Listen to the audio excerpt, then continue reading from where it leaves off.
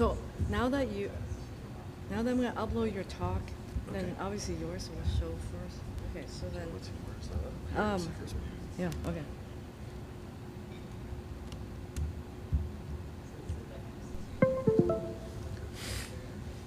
I'm sure show up here. Is it here?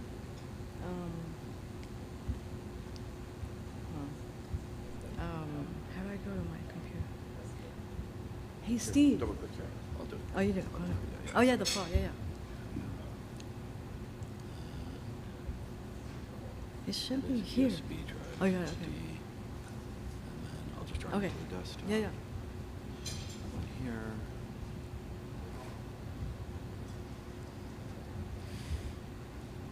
So who's getting the kids ready right now? Oh, Themselves? Yeah, themselves. That's good. No, they leave the house by like 6:45. Oh, really? They catch a school bus. And you said school bus comes in front of the house. Yeah. Uh-huh. So that makes Right it easy. at the end of the driveway. That's awesome. Yeah.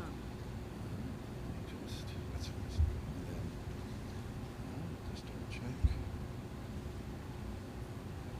Yep. Make sure that the video plays. Do you have any sound you want to test No out? sound, but I'm gonna test a video out. Mm. That's not the one. There. This is Chris Adams. Hey. He's Dr. Sunil Varma. Hey, how you So doing? he does everything for us. He does the AV stuff. Oh, that's awesome. He's like the liaison between us and the clinic staff. He knows everything that's going on. And he's like the head neck fellow. He teaches the residents all the Oh, setup. and you're a physician. Oh, yeah. Oh, PA. Oh, cool. Yeah. Oh, you're the head. Yeah. Cool. Yeah. So whichever. I don't know which talk is first, but use your. The DLs first. All right, sounds good. Yeah. Sounds good. There we go. And then I'll introduce you. Yeah. Okay. Sounds good. All right.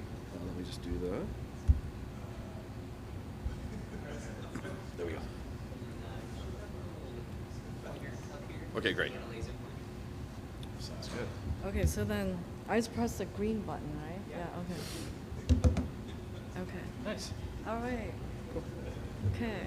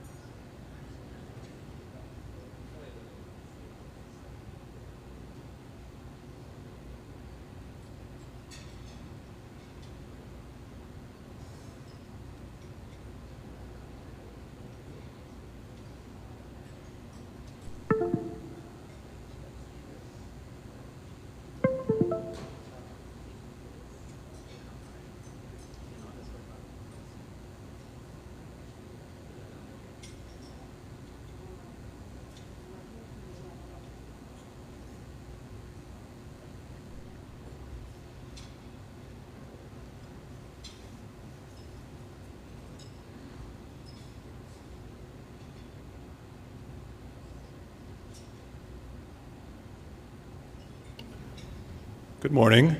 Welcome back. Excited for another a day of our conference. A couple housekeeping reminders. Again, a reminder, if you could download the WebEx Events mobile app, the instructions in the program for our feedback evaluations of the sessions. We really appreciate it. Then another reminder about our raffle. The drawing will be tomorrow. So if you can go ahead and get those, visit the booths and get your stamps, and the more you do, the more chances you have to win some of our prizes again. Those prizes again, our first prize, 2-night stay for free at the Lowe's Montana Canyon Resort, and also free registration for next year's meeting. So a reminder also that today we're going to be ending at 12:30. We'll have some bag lunches. Feel free to stick around and eat here, but if you want to head out and enjoy the outdoors, you can do that. That's where we're going to have the bag lunches. I think it's going to be a great day. It's clear, a little chilly, but plenty of opportunity for you to enjoy the outdoors this afternoon. So the hike that we had planned, unfortunately, we got word that because of the amount of rain that we've had recently, that it's not really safe to go. So we're going to cancel the formal group hike. I'm sorry about that. But there are a lot of other outdoor activities. Cimino Canyon State Park is pretty close by here. If you have a car, or I think they can even shuttle you over there. There's some things that don't require going into like any dirt path. There's some paved trails out there and a nice nature center. So that's one option. Looking for other ideas, please feel free to stop by our registration desk, and we'd be happy to give you some suggestions on things you might want to do outside. But again, unfortunately, because of the recent weather, we're going to have to cancel the planned group hike. All right, so let me turn it over to our first session of the morning, to Dr. Yip. Okay. Good morning. My name is Helena Yip.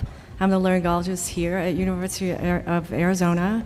And today I have the pleasure of introducing our guest speaker, Dr. Sunil Verma, who hails from University of California at Irvine, where he's been for his entire career. He is the only fellowship-trained laryngologist for Orange County, which serves a population of nearly 4 million people. He also has an MBA, and he's the Associate Dean of Clinical Affairs. So today he'll be giving us 2 talks. The first talk will be on something that we all do all the time, on direct laryngoscopy and improving our exposure. And then he'll also be giving a talk on Zenkers.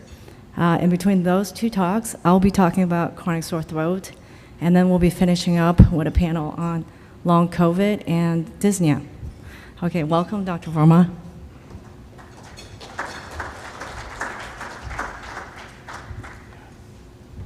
Thank you so much, Dr. Yip, and to the planning committee for a meeting I've read about quite a bit, living in Orange County, and finally glad to be able to attend this meeting. So thank you very much.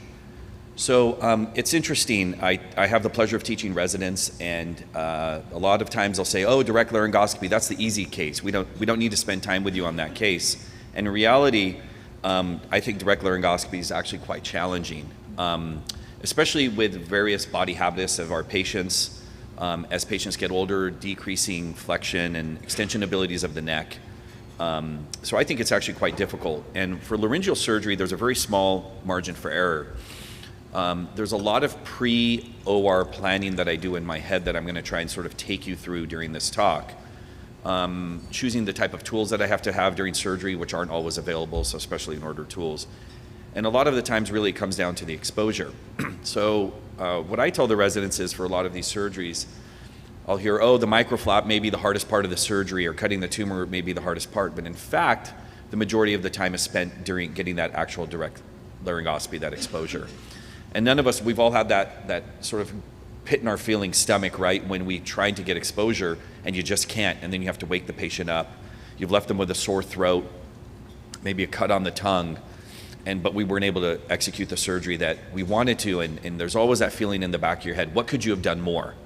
So I'm hoping that with this talk, it gives you a little bit about what you could have done more and what I try and do more in order to get that exposure. And even with these, obviously there's gonna be times where we don't get the exposure or not able to execute, but really want to minimize those numbers. And if we do know that's gonna happen, we should be able to give the patient an idea that it's going to happen preoperatively. So the first thing is just, do you have to operate on a lesion? So we see here a before and after of a patient. This was actually my first year in practice. We see these 2 lesions that are on the posterior aspect of the larynx overlying the vocal process. This is before and after. And these are vocal process granulomas. So these are vocal process granulomas, and this individual, after having been intubated, was a young gentleman, skinny guy, long neck, intubated for about a week, came to my office about 4 weeks afterwards with these lesions here. His voice wasn't really working, and he just felt like a discomfort in the throat. And so the gut instinct is, I want to go in there and cut these out. But in fact, you don't necessarily need to. And with granulomas, whether or not they're post-intubation or because of reflux or because of throat clearing or whatever habit, they often come back very, very easily. So I warn patients that if it's granuloma, while I can cut it out, and technically cutting it out is frankly relatively straightforward, there's a better than 50% chance that that thing's going to recur. So if I do cut it out, I inject a heck of a lot of steroids in the operating room. So I'll use Kenalog 40, inject a fair amount after I excise this as atraumatically as I can. And then I bring him back to the office around 10 to 14 to 20 days later to see if it recurs, because that's when it's going to start recurring.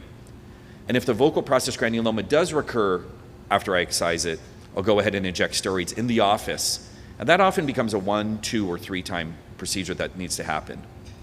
Also, as an adjunct for vocal process granulomas, just as important as making sure you manage them and don't manage them, is I put them on an inhaled steroid perioperatively or even preoperatively. So that would be like a Flovent, which is expensive and may not be approved. And the other thing is this is one of the few diseases that I aggressively treat for acid reflux. Since we found out that PPIs are not necessarily safe for our patients as we age, I've taken myself off of my own PPI. My mother was on a PPI and just was diagnosed with pretty bad osteoporosis. And so I personally don't like to use PPIs very often, but for a disease like this, I do. But by the way, they don't need to be operated on. So this gentleman was a post-intubation granuloma, so I injected him with steroids in the office. I put him on voice rest, and with time they shrunk. And it was because I was able to get him early on in the process. If I had seen these lesions 6 months later, a year later, I would have had to operate. So this was a patient that didn't need surgery.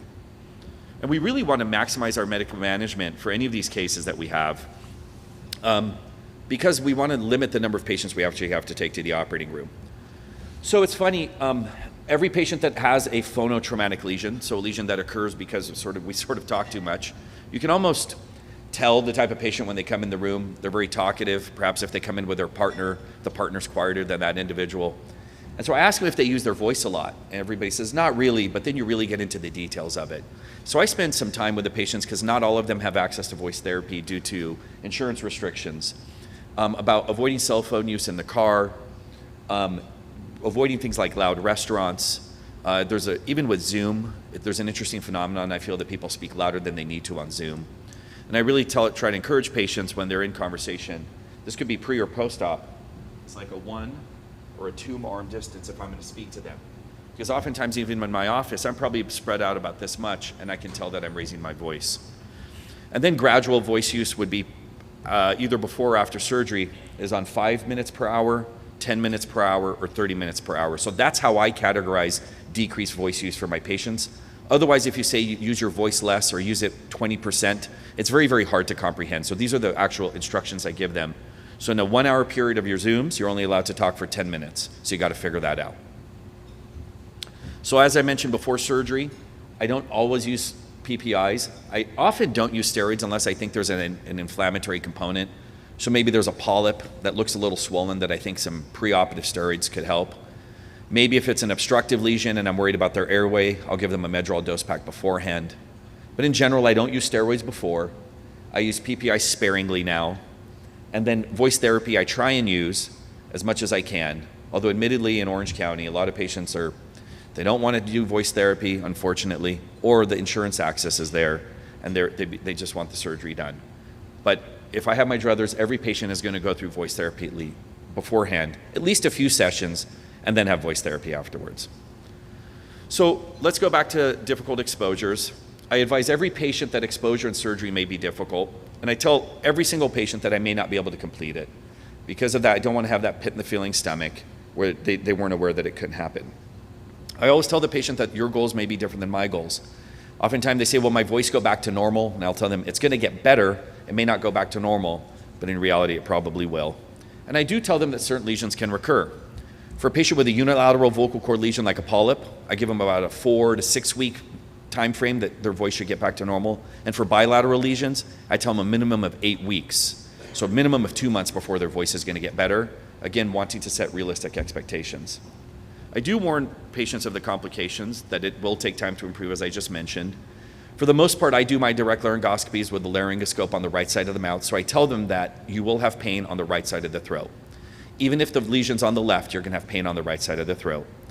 I warn them about the taste disturbance because this can be very off-putting. So some studies quote dysgeusia of 20 to 30% postoperatively, and I tell them it could taste like metal or everything may taste like salt. And a lot of this, frankly, is, I do a fair amount of medical expert work, so these are also lessons learned from reviewing cases that patients weren't aware. I often tell them about the loose and damaged teeth that can occur, because certainly this has happened multiple times in my operating room where a tooth breaks or a tooth is actually extracted inadvertently. I allot enough time for those with difficult intubation.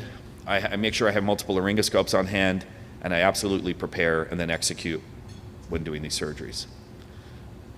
So I use tools that can use the least amount of damage. If we go to number 2 here, and I only use a laser if it's really necessary, and we'll sort of highlight that at the end. If I can do the surgery, frankly, with cold steel, I'll do it with cold steel. If I feel like I want to excise something and I want to get margins, I'll use a CO2 laser. But I don't use a laser for every single case. And so this is sort of the crux of the talk here. You see this view, you get the patient to exposure, and this is what you see. And that's all you can get. And that's frustrating because the lesion of interest actually lies in an area you can't see. So you have a great view of the right arytenoid, you got a beautiful view of the tube, but the cords you don't have a great view, and we've all been there. And it's extremely frustrating, it compromises our results, and it really questions the findings that we have. So what do? I do a really thorough assessment of the patient in the office, and I put this gentleman because he would be like the best direct exposure patient we have. He's got a long neck, he's super happy, so he doesn't care what his voice is afterwards. Has no teeth, but that's not the reality of our patients. So I do a pretty thorough look of the tongue, for any tori, I look at their tonsils, I look at their bite for an overbite or underbite, any micrognathia, look at a lateral view, and then I have them, for every patient I have them put their neck down and their neck up in the office. And I'm always surprised at the limitations and motions that exist. On the other hand, this is a not so perfect patient. This is a patient of mine with tracheal papillomatosis, who's a difficult exposure. You can see just for the way the anesthesia wanted was all these towels and some headrests in order to just get him intubated. So those are the more challenges we have. So let's talk about tori first. It's really important to have the patient lift their tongue up. I put a glove on and I feel for tori. This is our number one arch nemesis, to be honest with you. And it's often not realized by us as otolaryngologists when you have a difficult exposure. So just this month, I've had patients referred in that weren't able to be exposed by some friends of mine in the community. And indeed, it was a tori that the patient wasn't made aware of. So if they have large tori, unilateral or bilateral, I mention it to them. They'll say they don't know about it, but they'll also say, oh yeah, my frenulum gets caught, or it's hard to do dental x-rays, and I'm aware of it. And if they have a couple other things, like they can't extend their neck or they have large body habitus, I've sent patients to get the tori removed with oral surgery beforehand. And it's been great. So I let them know that I could fracture it. I've had some patients where I've definitely eroded the mucosa here and then a granuloma forms over the tori. So I let them know about that. And potentially there's reports that this could be a site of infection. But I really do feel that this is the number one most overlooked obstacle to direct laryngoscopy. Number 2 is endotracheal tube choice. This is up to us, and this is on us to be able to have. So there's something called the microlaryngeal tube, which is a picture here. So the one with an arrow on the top is a microlaryngeal tube, and this is a size 5.0 microlaryngeal tube, and this is a 5.0 regular endotracheal tube. What do we notice is the difference? Number 1, the balloon is actually more occlusive in a microlaryngeal tube, and the tube is actually longer. What does this mean? For someone who's 6 foot, someone who's 6.5 feet, you can intubate them with a 5.0 tube. You'll still have enough length that the tube is hanging out of their mouth. You can occlude their airway with a balloon, and you have plenty of working room around there. So the name of the tube is a microlaryngeal tube, and I use it for 100% of my non-laser cases. This was an absolute must when I started at UC Irvine 15 years ago. And anytime we have supply chain issues, which has become a reality after this COVID period, I get kind of frustrated because we have to have them on hand. It's the same price as a regular tube and allows you to work around it. I use a size 5.0 tube for just about everybody. I don't use size 6.0 tubes. If I have to leave a patient intubated for whatever reason afterwards and I'm worried about their airway, I still use a size 5.0 tube, and they do fine. Next question, famous question. Is the patient deep enough, you ask the anesthesiologist. My father-in-law is an anesthesiologist, and he and I laugh about this question because the answer from his end is always yes, and the answer from my end is always no. So just like I always use a microlaryngeal tube, I always have the patients paralyzed. Every single patient is paralyzed. The larynx is the most sensitive part of the body when you expose it, and they will start coughing and bucking, as every single person in this room knows. So I want them paralyzed. And this used to be an issue, right, when we didn't have Sugamidex, and we had to wait for the timing to get twitches back for the residents in the room if you're here. That's sort of more historic, but now we have a medication called Sugamidex that we can give and reverse the patient. And yeah, it's a couple $100 to give Sugamidex, but guess what? It's a lot less expensive than the patient sitting in the operating room for 40 minutes while they wake up. So 100% of my patients get fully paralyzed at the time of intubation with rock. If I have any question about it, I ask them to put on the nerve monitor, the twitch monitor, and make sure it's paralyzed. And you'll be surprised at the number of times you have to give a second dose of rock to get a patient paralyzed. So I absolutely believe in this one. Mouth guard. I started off with a mouth guard like this because that's what the anesthesiologist had in their tray. This was way too bulky. I couldn't get exposure. So now what I use is that cheap 50-cent, well, they probably charge $3, white plastic mouth guard, but I over-tape it. And I over-tape it with silk tape, not once, not twice, maybe 3 times across the entire thing. Reason for that is sharp canines, sharp incisors with that metal laryngoscope are going to erode through there, and the patients will have little chips in their teeth afterwards. And that's extremely off-putting for them. So this is another key, is you want to use a mouth guard that isn't too bulky. And again, millimeters matter in this game. So now we've kind of gone through, what we can do ourselves prior to putting that laryngoscope in, and then we talk about the laryngoscope choice. We have a whole host of instruments that we can use, one of them being the anterior commissure laryngoscope, which I've seen my head and neck colleagues kind of be the go-to, or other colleagues. I just don't use it very much. If I can't instrument through it, if I can't put 2 instruments through there, it's almost kind of a useless scope for me. Yes, it can be great for diagnostics if you're trying to confirm something that you were worried about in the office. But to be honest with you, I do more work in the office for diagnosis than I do in the operating room. It's not often where I see something in the operating room that I didn't predict in the office, just because we spend so much time doing laryngoscopy, flexible laryngoscopy in the office. So I do have an anterior commissure scope, and knock on wood, I don't remember the time I had to use it. Overall, the answer is fit the largest scope you can possibly put in that gets the most light in. Now, on the other hand, if you fit too large of a scope, they're going to have some dysgeusia, some of the oral cavity complications. But in reality, this is really what our, when we're picking laryngoscopes, that's what we want, be able to want as much light and to be able to instrument through. And I just mentioned to you that everything is always on the right side, the discomfort my patients feel. I really try and put the tube at this vector, my laryngoscope at this vector. I try not to put it over the middle of the tongue. So I move that. So my endotracheal tube, by the way, is always taped to the left, no matter what side the lesion's on. And I put my laryngoscope to the right. And I move that tongue over. I physically move it over with my fingers. And so that has afforded me, again, those extra millimeters. So endotracheal tube on the left, laryngoscope on the right, because I'm right-handed.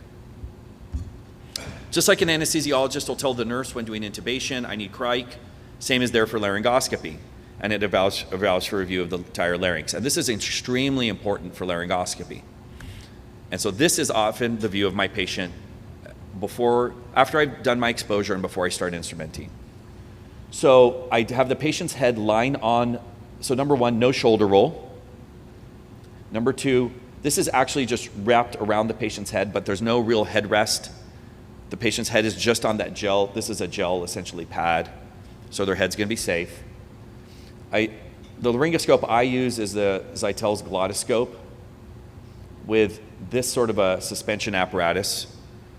This is extremely important to me, as much suspension as I can get, and then the cric tape. So the cric tape is there, wrapped around the entire bed, and 1, 2, or 3 pieces of tape there to bring that cricoid down, to bring that exposure. And oftentimes I'll do the exposure, put the cric tape on, take a look, something slips, cut all the tape off, do it over and over again. So surgery does take me a little bit of time, but the goal is to be able to view the entire anterior commissure with my laryngoscope to move the false cords out of the way and give myself as much room to operate. So this is that sort of first view that's like, you know, the view that we all sort of shudder at. And you're like, okay, I'm getting a little bit better with my cric tape, but I got to get it better. And that's the view I want to see. And you can tell the difference here, right? If you just stop here and you're like, I'm pretty good, and I try and use like an angle scope to look up, you're going to miss what's going on here, and you're going to miss the anterior commissure, and it matters. This stuff matters. Because why? Because at the anterior commissure, this gentleman has a web, and that was hard for me to notice in the office. He also has a lesion on the right vocal fold and some hypervascularity there. It turns out this actually turned out to be either was a dysplasia or a small malignancy. I can't remember anymore. Because of that web, and I knew there was some dysplasia here, I actually took my surgery over to the other side. But you have to have that exposure right in order to see it. So that's what really matters. So the difference between this and this still isn't good enough because we want to get the whole anterior commissure. So then I mentioned you want to examine, right, your anatomy. And while I use a microscope for every single case, I also use those straight telescopes for every case as well, because I feel like they provide an enhanced view and it only takes an extra minute. So in this case, we see a straight telescope, and nice view. This actually was a malignancy here. Nice view of the lesion here, noting that the contralateral cord is okay. What I thought was really cool about the 70-degree telescope is, wow, it's really kind of on that medial superior edge. As we look at our conus elasticus, right, that lesion doesn't wrap around. So when I'm thinking about the resection I'm going to do here, I don't have to make a huge wedge and leave this individual with a huge gap. I can actually almost skive off. But the 70-degree telescope is the one that tells me that. So I use a 0-degree and a 70-degree telescope.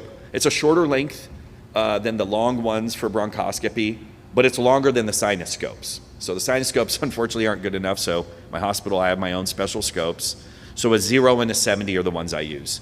And I do think they provide a good amount of information. I always use a microscope for my cases. I use a fixed, I use a focal length of 400 millimeters. Back in the day, we used to have to, take the lens off, the 250 lens, right, and then put on the 400 millimeter lens when we did laryngeal surgery. Now most of our microscopes we can manipulate the focal length. So I have a little bit longer arms. So about 400 to 425 is a good distance for me and allows enough room for that instrument to fit in. If I set my microscope up and I'm banging my instruments against the laryngoscope, it's probably at 350 millimeters and I need to back it up. And then goes on to tools. So the tools matter because that, in the end, is what's going to be causing that trauma to the patient, the trauma to the vocal cords, and is going to really allow us to remove these lesions. So we have 2 sets of instruments for us.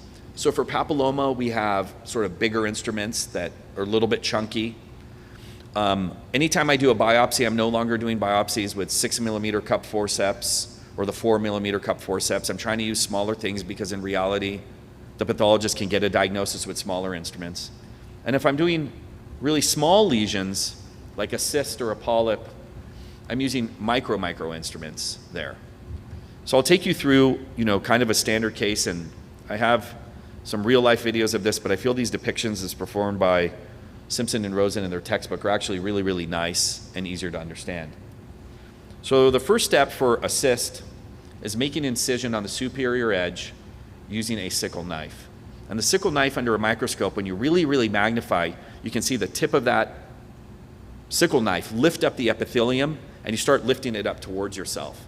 You want to give yourself actually an extra couple millimeters posterior and an extra couple millimeters anteriorly in order to have room. So don't be afraid to make your flap too big.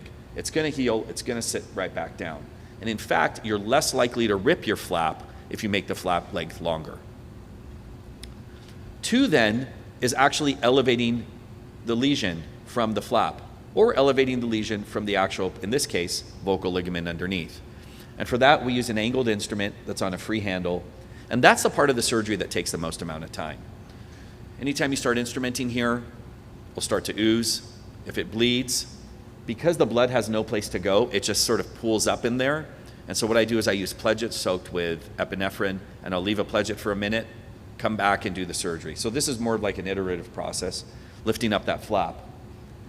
And then it's sort of at the end where I actually lift up the flap with the Boucher forceps. I do as much as I can without it. Then I'm going to start lifting it up and then remove that lesion. A couple things with cysts, I will say. Cysts are very attractive when you see them in the office. You're like, wow, this is going to be a great case. Half the time they explode when you're operating on them, and the recurrence rate is, 5, 10, 20%. So if sometimes with cysts, if we call it intentionally decompress them, we'll say in the op note, which really means it pops on me. I take some extra time to go in and find that lining, take that lining out and sort of core it out, and then I'll sometimes even inject steroids into there. For polyps, which the bottom here is depicting, a little bit easier to do. You lift it up and you actually excise a little bit of that polyp, you remove it, and then lay the flap down as best as you can. I also like this image because after you remove it, every image here has this beautiful lineup of the flap. That never happens. So even though I say the lesions, the edges of the lesion the edges of the microepithelium co-opted one another nicely at the termination of the case, they don't really do that, to be honest with you. There's actually a gap, and the gap heals. So I think that's really important for us if you're doing surgery to know that that's okay to have that gap. It was one of those things like in fellowship, I didn't necessarily it didn't comprehend. And then I was doing my surgeries as an attending, and there'd be these large gaps, and I got nervous about it. And so I actually went through textbooks, and I'd go visit some other laryngologists and realized I wasn't the only one. So that's why I'm mentioning it to you. And the last thing I want to touch on before we end here is laser, to laser or not to, and when do I use it? So for polyps, cysts, those are all done with cold steel. For anything where I'm going to take any cancers, and I do a fair amount of cancer work, I'm going to cut it out with a CO2 laser. By the way, for a CO2 laser, I do use a laser-safe tube. The tube that I use is called 10X. I think they have some representation here. I'm not sponsored by them in any way, but they definitely sponsor my practice in that without that tube, I can't do the surgery that I need. So carbon dioxide laser is used for cancer and for cutting out subglottic stenosis and those granulomas that you saw. Why do I use it for the granuloma? When you make that cut around the edge, there's going to be a little bleeder there that's super annoying. I don't pre-inject with epinephrine or anything like that. I just look out for that bleeder and have a small bovie cautery, or I defocus that carbon dioxide laser to stop the bleeding. But for the most part, I'm not using a fiber-based laser anymore in the office. I use pretty much everything with a micromanipulator. And the reason for that is it takes familiarity on the part of the team. If I only use an instrument once in a while, nobody knows how to use it. So I know how to use the Microman, so we use it for just about every one of those cases. And then when do I use a fiber? I use a KTP fiber for papilloma and for vascular lesions. And the reason I like the KTP fiber is it allows, when you use, the earlier studies with these photoangiolytic lasers showed that when you laser the papilloma, the epithelium separates from the basement membrane. And so then that papilloma can be shut off, and then you just have that basement membrane underneath. I still follow the anterior commissure rule with all of these cases. If I get within 2 millimeters or 3 millimeters of the anterior commissure, I don't do surgery on both sides. So I pick a side, and then I'll say in my op note in the findings section, not even in the body, I'll say the left anterior was left alone intentionally to prevent a web. So when I see them in the office, it really calls out to me. In fact, in my findings section on my operative note, I note if it was a difficult exposure, if I used anything different than a Zytel's or a microlaryngeal tube, if I had to put a lot of crike pressure, so if I have to go back, it's all written there in the front. So I can sort of remember that. Or any challenges we had with a patient maybe needing more rocuronium or something like that. I don't use the microdebrider. I feel like it's difficult to manage. I feel like it bleeds too easily and I can't control it. So I've abandoned using the microdebrider. And once in a while I'll use a co-blader like on a subglottic stenosis or something like that. And in select cases I found it to be very advantageous. But if you ask me my workhorse, it'd probably be this guy and this gal right here, or this gal and this guy. So with that, I love doing microlaryngeal surgery.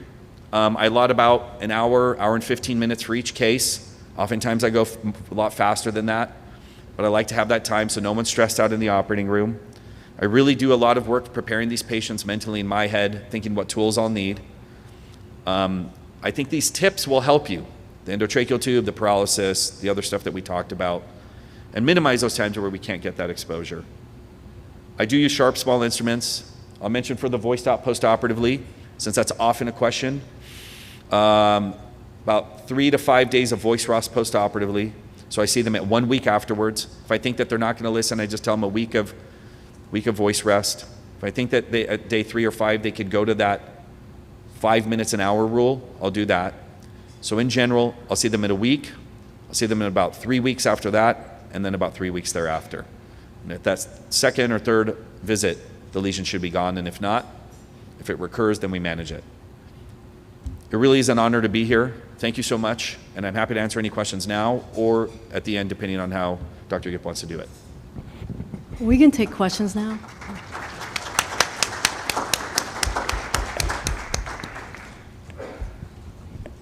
Go ahead.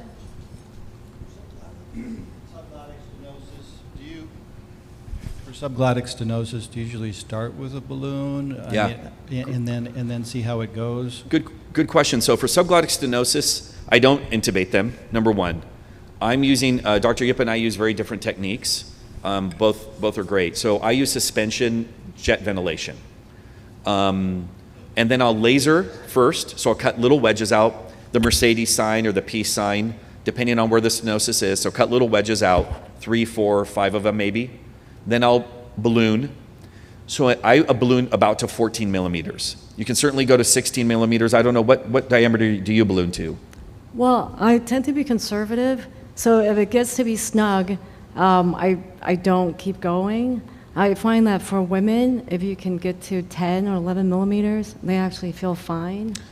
So I'm a little bit more aggressive than I do 14, but I won't go higher than that. And then I'll inject steroids, Kenalog 40 at the end. I've had one cricoid fracture, and that was a patient where I was over-aggressive in my laser. In hindsight, I remember seeing a little piece of cartilage. I balloon dilated her to 14. We realized afterwards she had some sub-Q air. We left her intubated with a size 5.0 microlaryngeal tube overnight. Went in the next day, just put a drainage tube. She's still fine, no trach. She's still one of my patients, and she's actually had subsequent surgery with no problems. So I learned a lot from that case not to be over-aggressive with the laser, and I realized that 14 was a max I was going to go. I didn't do 16, but so I'd like to tell my failures too, so we can all learn from them. So hopefully that was helpful.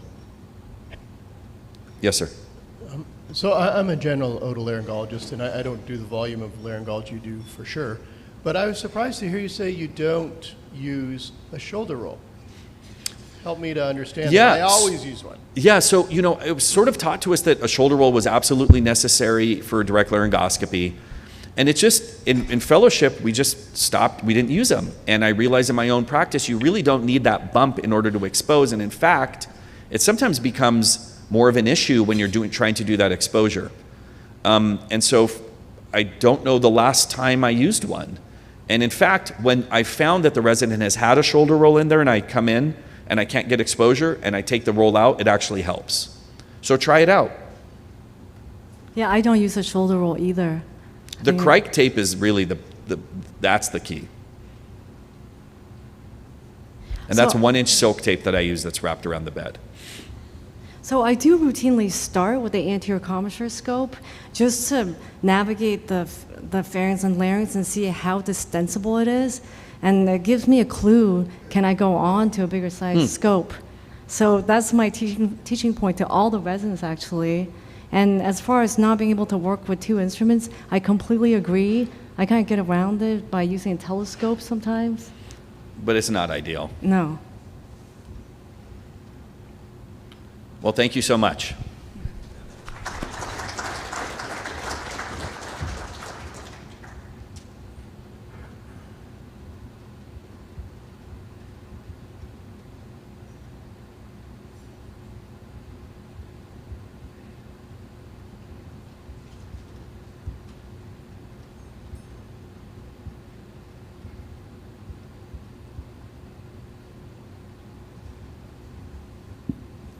All right, hello again. My talk today is on chronic sore throat, which I'm sure all of you guys deal with every single day. Just to give you a little background, I actually did general otolaryngology for 9 years in the Bay Area before coming to Arizona, which was around 8 years ago. So I'm a crossover. So this talk will actually not just encompass the throat. I'll start out from the mouth, going all the way down to the larynx. Coming out of residency, we learned all these esoteric things, but all these very common, everyday, benign conditions of the mouth and throat I had no idea about. And it's through practice that I had come up with my own set of treatment methods that I found helpful. So first of all, I'm sure you've seen burning tongue syndrome. Someone comes in, they say my tongue burns, and yet there's nothing wrong with it. Spicy foods may hurt the tongue, or they're just intolerant of certain foods. So I actually find gabapentin to be very helpful, and throughout this talk, I'm going to mention gabapentin probably 100 times. It's my favorite medicine of all time. So anyways, I'll give you the dose later, and this was corroborated actually by a review article. So I see it more as a neuralgia. And people really do just need the reassurance that they don't have cancer. So if you've done a thorough exam and you've done a laryngoscopy, there's nothing jumping out at you, I don't think you need to order a CT scan. Unless the pain is unless it's not a burning pain, unless it's a deep pain, then I would get a CT. All right, so this is familiar, right, to everyone. So recurrent aphthous stomatitis or canker sores. So if it's what's called minor, which is 1 to 6 ulcers on the inner lip, cheek, or tongue, I would just apply topical triamcinolone cream. Now, if it's deeper and more diffuse, I just give them systemic steroids.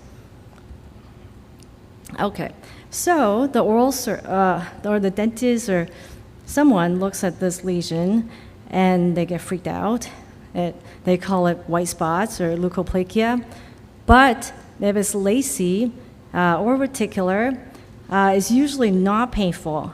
It's lichen planus, and it's controversial whether or not there's a malignant transformation rate. So it's quoted at maybe 1 to 3%. I don't think you necessarily need to biopsy it unless it looks different. And because it's usually on the buccal mucosa, it's easily monitored by the patient. So if something looks different, you tell them, come back in. Now, there's another type of lichen planus which is erosive. This can be very painful. And again, you can just rub some oral base on it, which is triamcinolone. If it doesn't get better after a week or two, then I tell them to come back, and I'll happily do a biopsy. And I get this all the time. I used to. My tongue looks this color. What should I do? I tell them, look, I don't practice Chinese medicine. If I did, then it would take on a whole different meaning. I don't know what it means, but don't worry about it. And then there are these benign conditions of the tongue that they come in with. There's a fissure tongue. It looks kind of ugly, but again, don't worry about it. Just make sure food doesn't get trapped in the fissures. And there's something called geographic tongue, which means the papillas gone from certain parts of the tongue. It makes it look like a map. And again, there's nothing to do about it. Okay, well, everyone can tell what a uveitis is. So people could get isolated incidents of uveitis. They get better. But what I found is over time, the uvula can get longer and longer to the point where it's tickling the epiglottis. It can certainly cause globus and chronic cough. So in those cases, you can trim it. Okay, so this is another thing that patients get sent in for. I have thrush. My primary care doctor told me I've got thrush. I've been on magic mouthwash. I've been on diflucan. Okay, so I think if it's stuck on like this is thrush, and there's usually some history of inhaled steroid use. But I see this on the tongue base all the time. So I think this is just normal coding, and it doesn't need to be treated. But because we need an explanation for this chronic sore throat, that's why I think thrush gets diagnosed a lot. And there's no harm in giving somebody magic mouthwash for a little while. But when they come in with a chronic sore throat, it's very important to delineate what is this pain. Is it just a soreness? Is it some kind of discomfort that's hard to articulate? Is it tightness, like someone's wringing their neck? Do they feel really swollen inside? Is it a dull ache? Is it this phlegm that they can't hawk up or swallow? So ask a few more follow-up questions. And because I think the larynx and the pharynx are tightly connected, if they feel discomfort in one area, oftentimes there are all these accompanying symptoms. So it's very important to ask them, if you feel tight in the throat, are you hoarse? Do you have trouble swallowing? Are you short of breath? And then is it painful to swallow? Is it painful to speak? Now the last question I don't often ask this is, do you have ear pain? When I do suspect cancer, I'll ask that. Okay, so I'll move on to these pain syndromes. So this is not a talk on atypical facial pain, which deserves its own talk. This is on chronic sore throat. So I want to cover some of these pain syndromes that we've heard of, but we don't exactly know what to do with. So I actually don't treat Eagle syndrome. Dr. Wong here has started a practice. He doesn't really want to widely advertise it. So anyways, what is the Eagle syndrome? By the time they make their way to see him, it's a nicely packaged deal. It's a radiologic finding of an elongated styloid process or an ossified stylohyoid ligament. But what would prompt a CT scan in the first place? These patients usually have exquisite pain in the tonsillar fossa, maybe on swallowing or on neck movement. And then what causes that? So a lot of times it's post-tonsillectomy, and it's thought to be scarring. And the scarring then irritates all the cranial nerves, including 9, 12, 10. And then there may be irritation of the carotid artery, which could cause pain. Now, just because you have an elongated styloid doesn't mean you'll get pain. So if you do the math, only 0.16% of people with this condition will be symptomatic. And there's a female predominance with a ratio of 3:1 for female to male. So some people think maybe hormones play a role. Okay, so here is a series of CT scans on the same patient showing how the styloid process is elongated. So the normal length is 2.5 centimeters, and anything beyond that is considered to be elongated. And this is a surgical view of a resected styloid process. And the goal is to try to resect as much as possible, so you follow it up to the skull base. The thought for some experts treating this condition is that the angle matters. So let me back this up. So if this angle is if it's a certain angle, it can press on the carotid. Okay, so we all know what tonsillitis is. I just want to mention that I used to get these all the time. I have a white spot on my tonsil, and I just tell them it doesn't look like a tonsillit. I just tell them it's a mucosalized tonsillit. Don't worry about it. And then for an old person, with unilateral tonsillitis, I think you have to be thinking about tonsil cancer. Okay, so if someone's palatine tonsils are gone, and yet they come in with this chronic sore throat that's located kind of at the same level. So if they put their hands up pretty high at the level of the submandibular gland, then I tend to think that it's tonsil in origin. So then, let me play the video here. So I see these punctate ulcers on the tongue base, and there's no other explanation for their sore throat. Then I just treat them with an empiric course of antibiotics for 3 weeks. If it's refractory, then maybe I do a couple more rounds of antibiotics.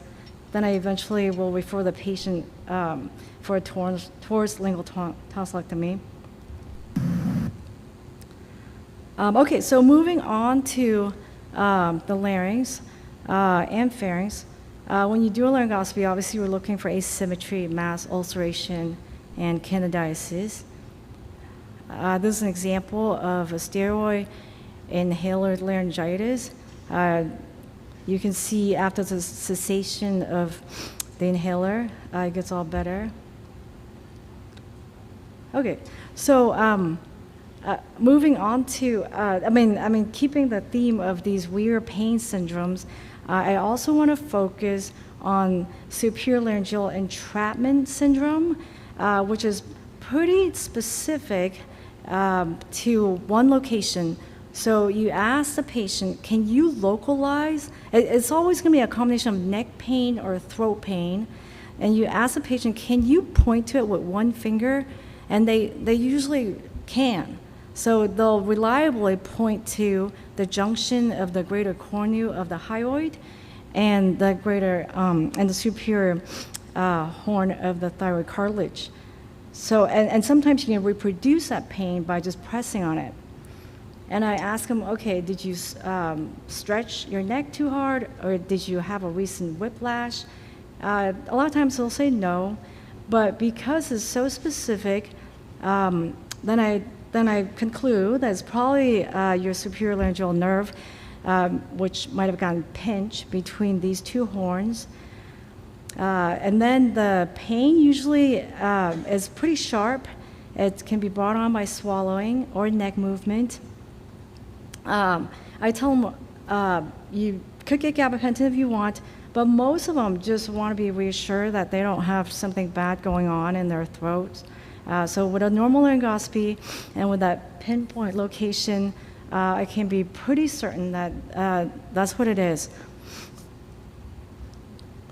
So there's a study from 2019 in the ENT journal where on a series of 19 patients, bilateral SLN blocks were done with steroid, and it was found to be helpful. So certainly you could also inject with steroids. My experience is that with SLN blocks in general, for cough or for throat pain, I haven't had great success. Okay, so this the other day this patient comes in and said, well, I think I have hyoid bone syndrome. I didn't know what it was. So I looked it up, and it's basically a continuation of Eagle syndrome. It has to do with an inflamed and calcified stylohyoid ligament. And the characteristic is that the epicenter is at the tip of the hyoid bone.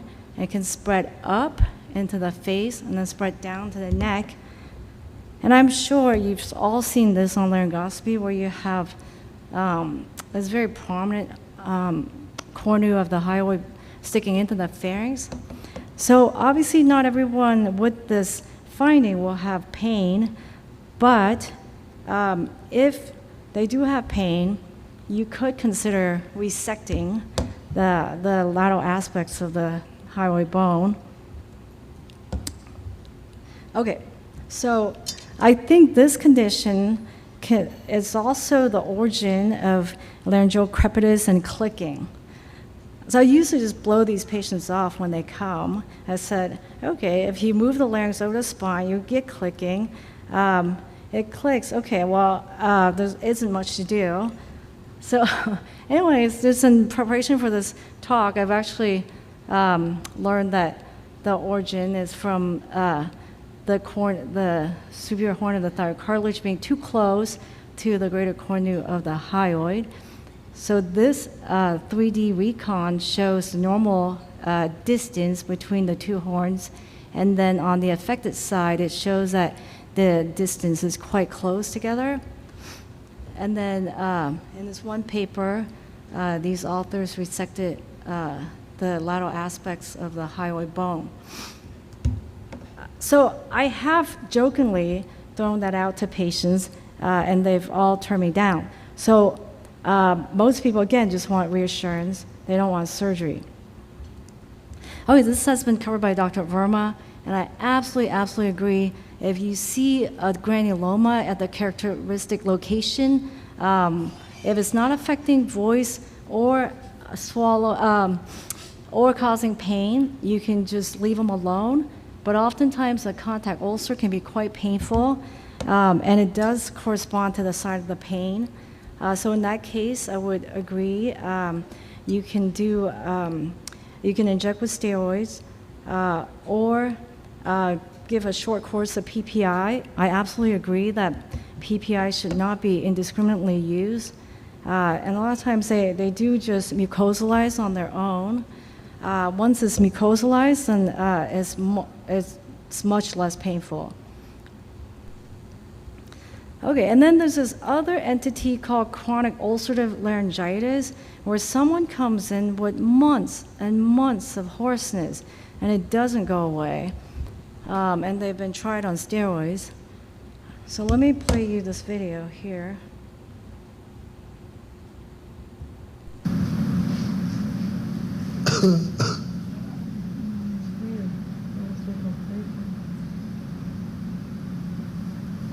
It looks pretty gnarly. Yeah. It's really thickened. Okay, so I just start them on an empiric treatment with antibiotics and antifungals. Usually that does the trick. Now, if it doesn't go away, I would recommend a DL and biopsy, and I've had isolated cases of isolated TB or cocci to the larynx. So if you throw steroids on these patients, it would only make matters worse. But if they get on TB-specific therapy and cocci-specific therapy, the lesions go away. Okay, so this is what it looked like after the empiric treatment with antibiotics and antifungal on the same patient. So there's still a little bit of membranous ulcerative lesions, but it's a whole lot better. So this was a study from 8 institutions of 15 patients with idiopathic ulcerative laryngitis, and they all got better with medical management, and they were left with just some vibratory deficits. Okay, so idiopathic ulcerative laryngitis kind of looks like chronic ulcerative laryngitis. So they can just have different looks. I mean, these are all just mid-membranous and bilateral.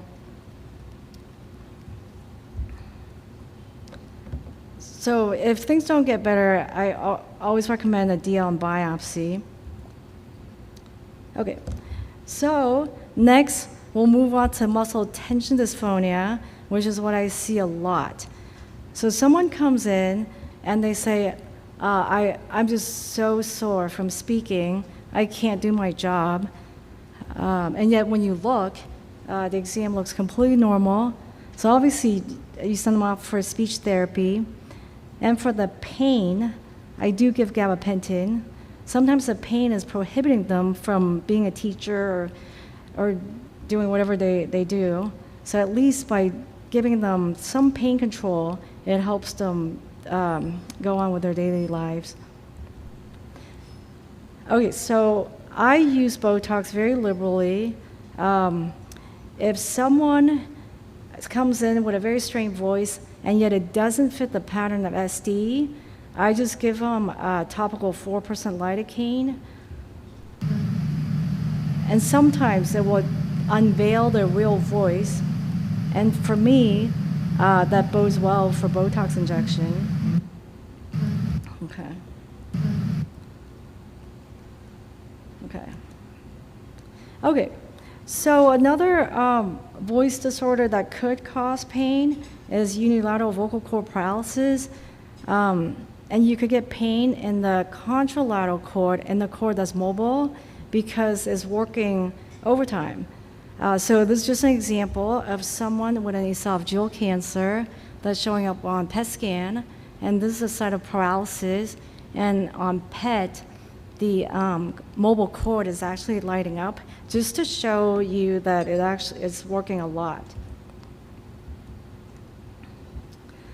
Okay, so here's an example of someone with a persistent sore throat, and you do see a slight asymmetry in the piriform sinuses, and this affected side is more full, but you don't see any obvious exophytic or ulcerative lesions. So I would recommend in this case that you do a thorough workup for cancer. I would image with a CT neck, DL, in order to see the apices of the piriforms, post-cricoid area, and vallecula. I still think a DL is the best way to explore the areas that can be hidden in an in-office laryngoscopy. Okay, so for odynophagia with dysphagia, it can certainly originate from a cervical osteophyte. So this is an extreme example of a cervical osteophyte. Now, just from CP achalasia, you can also get some odynophagia, although it's not common. So usually for dysphagia, a CT scan is not in the workup, but if there's odynophagia, I definitely would get a CT scan. And then for me, if there's nothing obvious on laryngoscopy, and yet the odynophagia is severe, I would just give them a course of Miselex troches to treat potential fungal esophagitis. A lot of times that will take care of it, so the patient doesn't necessarily need an EGD. But if the Miselex doesn't do the trick, then I would refer them on to the GI specialist for an EGD. And then I do just get an MBSS as well to see if there's any kind of esophageal spasm or any kind of esophageal motility. No, I'm sorry. I would get a regular esophagram. MBSS would be obviously just localizing disorders with the pharynx. Okay, so if the exam is normal, but there's a whole lot of what I would classify as laryngeal hypersensitivity, including globus, cough, tightness of the throat, I would just go on and start them with gabapentin. So for gabapentin, I start with 100 milligrams TID for a week, followed by 200 milligrams TID for a week, and then 300 milligrams to stay on. So that would total out to 900 milligrams a day. Now, if you want it to be really easy to prescribe, I've actually switched over to 300 QHS for a week, and then 300 BID for a week, and then 300 TID as a regular regimen. And I tell them, let's try it for 3 to 6 months. It is not something that you need to stay on for life.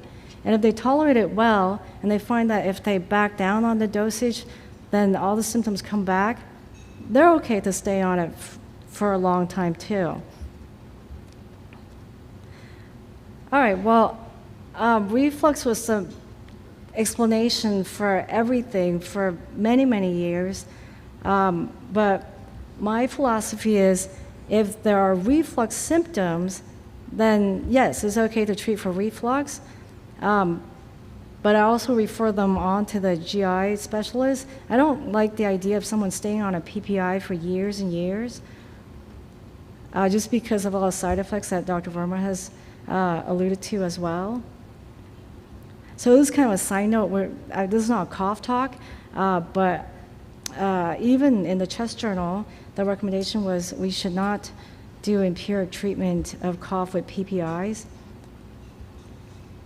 Okay, so in conclusion, chronic sore throat can be very challenging to treat. For me, localizing the discomfort is very important and calling out maybe what the culprit might be. And then in the absence of reflux, I would minimize the use of PPIs. And then I find gabapentin to be super helpful in everything. So anyway, so we have time left. Do you have any questions? Go ahead. Yeah, Dr. Lara?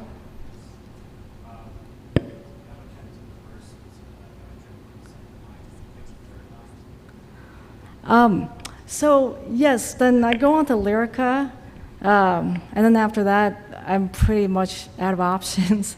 And then I go on to the superior laryngeal nerve block if there's an indication for it.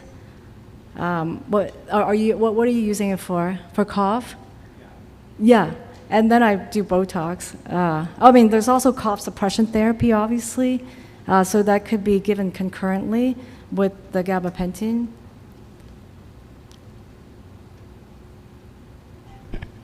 Yes.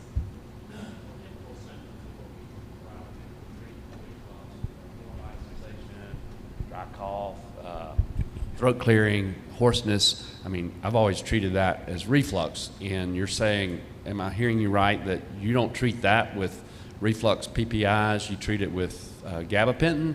Because I get really good responses. Do you? For most of those patients in my practice, and I have, I try to get them off, but oftentimes, as soon as you start getting them off of it, all the symptoms recur. So, I don't know that. So, am I hearing you to use gabapentin instead? Yes. So in my practice, I just haven't found PPIs to be that helpful. But so I see people with a chronic cough for decades. So yeah, going back to Globus and throat clearing, I think of it more as a neuropathy. So yes, for years and years, we've attributed everything to reflux laryngitis, but the trend is to go away from PPIs. But if you're getting good results, I would say, yeah, stick with it. Yes?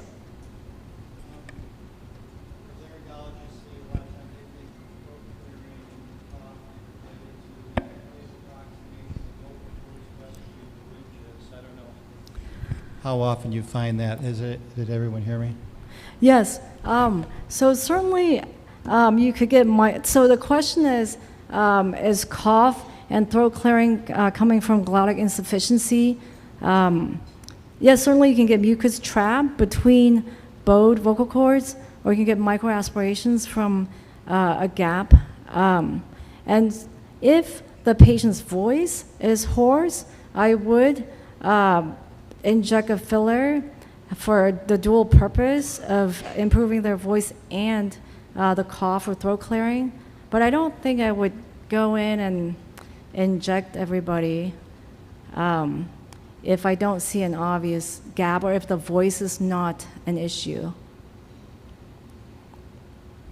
Yes? Yeah, I've had pretty good success with superior laryngeal nerve block. Okay. But you said you haven't, so I'm just curious, what was your technique? And I'll let you know mine. Well, I do a one-to-one injection with triamcinolone and then 1% lidocaine with epi. And I just kind of palpate the lateral aspect of the hyoid, and then I go 5 millimeters down, 5 millimeters medially, and then I just inject with a 27 gauge needle. I went over my results. My results seem to suggest there's a 50% response rate, but just overall, I just haven't found it to be a magic solution to these pains. What's been your experience? So I do similar on the hyoid.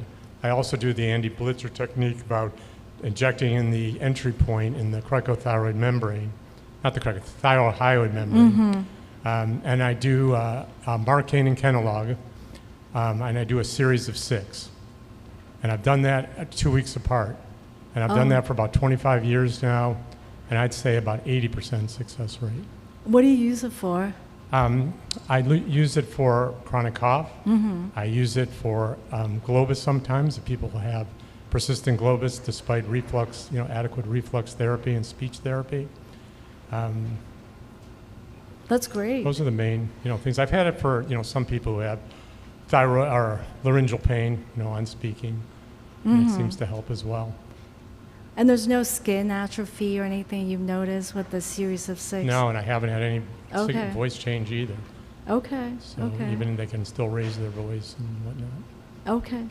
That's great. Yeah, go ahead. I'm wondering how many of those could be carotidinea instead, but those would probably respond to an NSAID, I assume.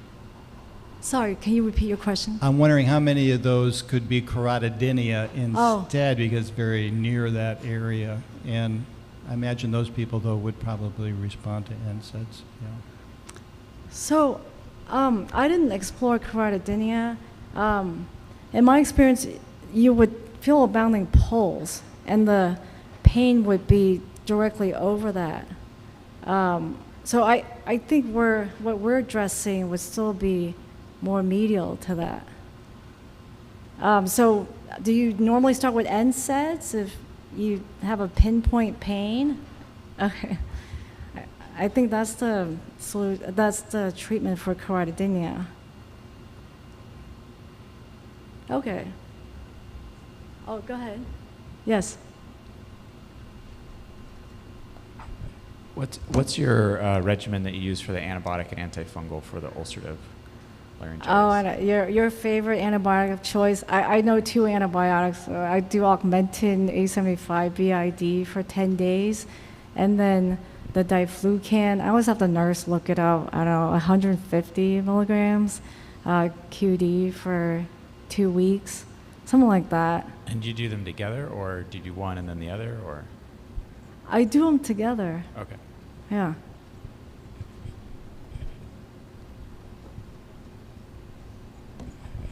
Do you worry about liver function when you do the antifungals? Oh, good question. No. Should I be? Okay. All right. Oh, okay. One more question. If burning mouth syndrome fails gabapentin, have you tried Klonopin? Oh, sorry. Can you repeat the first part of Do you the have any question? experience treating burning mouth syndrome with Klonopin? No. Have you? Quite a bit, actually. And that works? Yeah. Okay. I get a great response from that. It's not my own.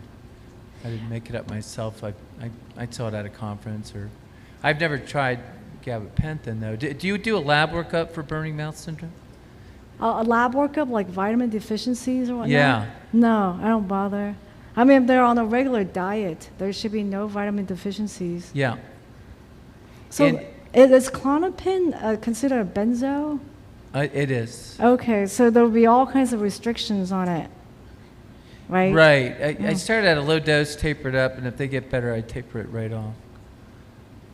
And some of them come back, but some don't. Okay, well, gabapentin, there are no restrictions, and as far as I know, it's not addictive, although Right. I think in some places it is a street drug. Oh, sure. Absolutely. But so far, patients are able to get off of it very easily, and is well tolerated. Yeah. Hmm. Okay, thank you. Oh, sure. Yes. How do you even get it? I think I've heard of it. Yeah, you can get it online from a company, not online, they have a phone number. Candy Craft is the company. And so they'll take capsaicin, which, affects the substance P level in the tongue. So they just suck on these candies, and then it just desensitizes the tongue.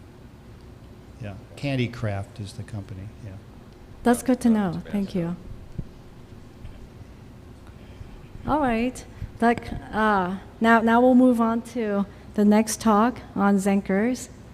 Dr. Verma.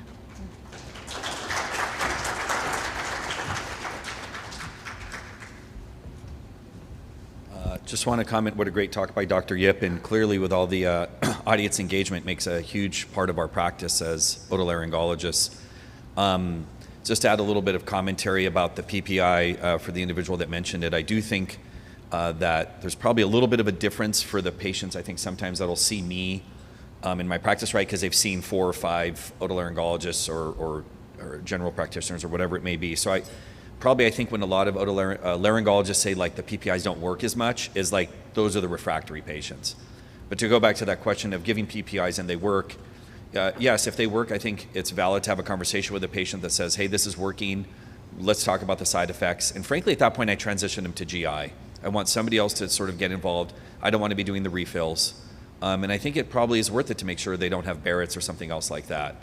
But I do think that you're right, you can take them off of it and the symptoms come back, and then we are in a little bit of a quandary, and it's up to the patient to decide which is which. And another sort of commentary was, it's interesting, all of these conditions you mentioned from the Eagles was the first one we saw as a field, to sort of thyrohyoid syndrome, to the hyoid bone. It's all this ossification of these ligaments that can overlap with one another and cause these discomforts. And so that point tenderness is really important. And again, yeah, gabapentin is a go-to, but great comment on the Klonopin and some of these other medications that you mentioned. I mean, it just sort of shows the diagnostic dilemmas we have. So on something a little bit different is Zenker's diverticulum. So we'll just go through a little bit about the etiology and how we treat it surgically and non-surgically, and I'll probably limit my talk here to endoscopic surgery because that, frankly, is the majority of how it's carried out across the nation. This was I gave this talk last in Singapore. I was very fortunate to go there.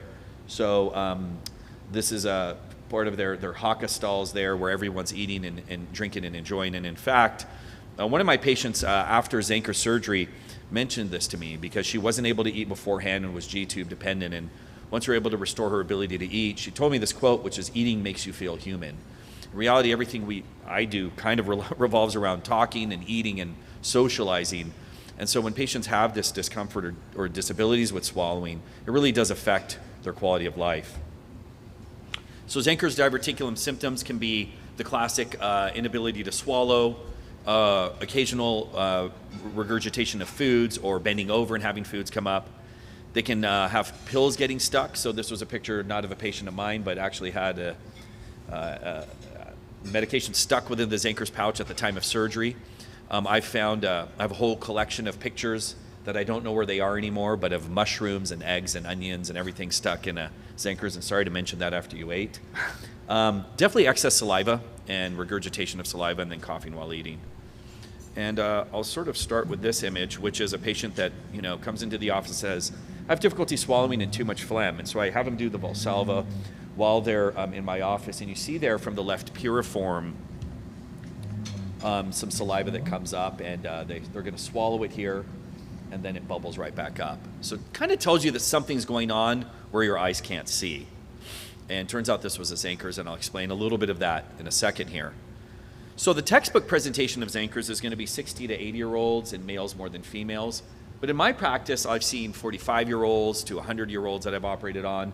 I've seen pretty much equal distribution of males and females.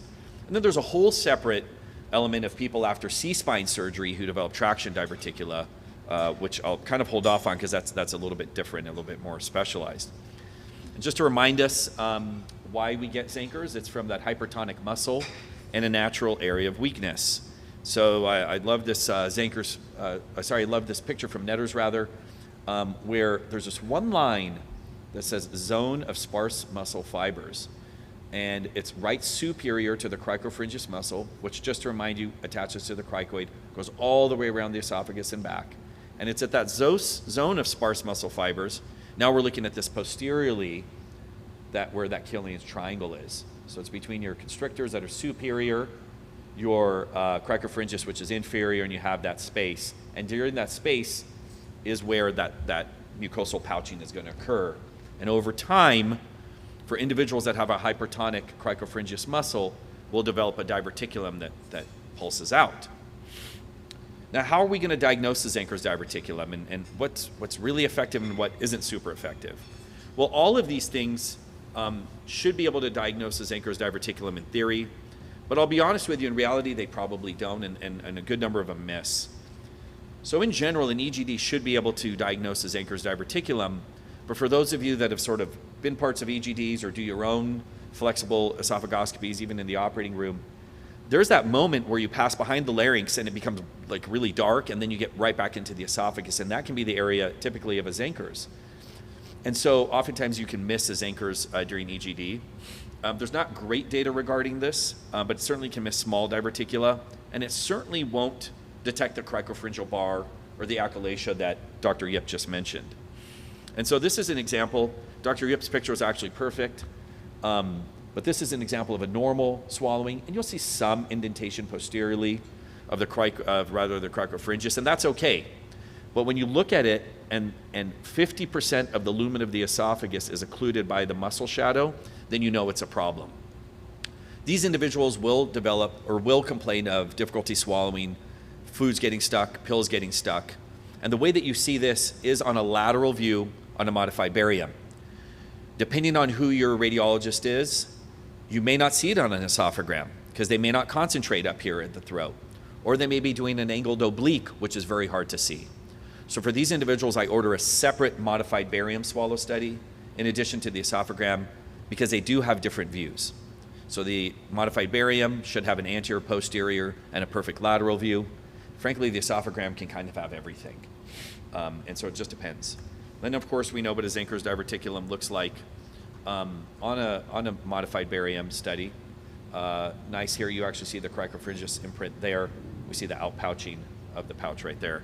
And when we measure the pouch, you can measure the neck of the pouch, but generally when I'm measuring the pouch, I'm measuring from top to bottom in order to help me identify what the size is, and we'll talk about the size in a minute and why that matters.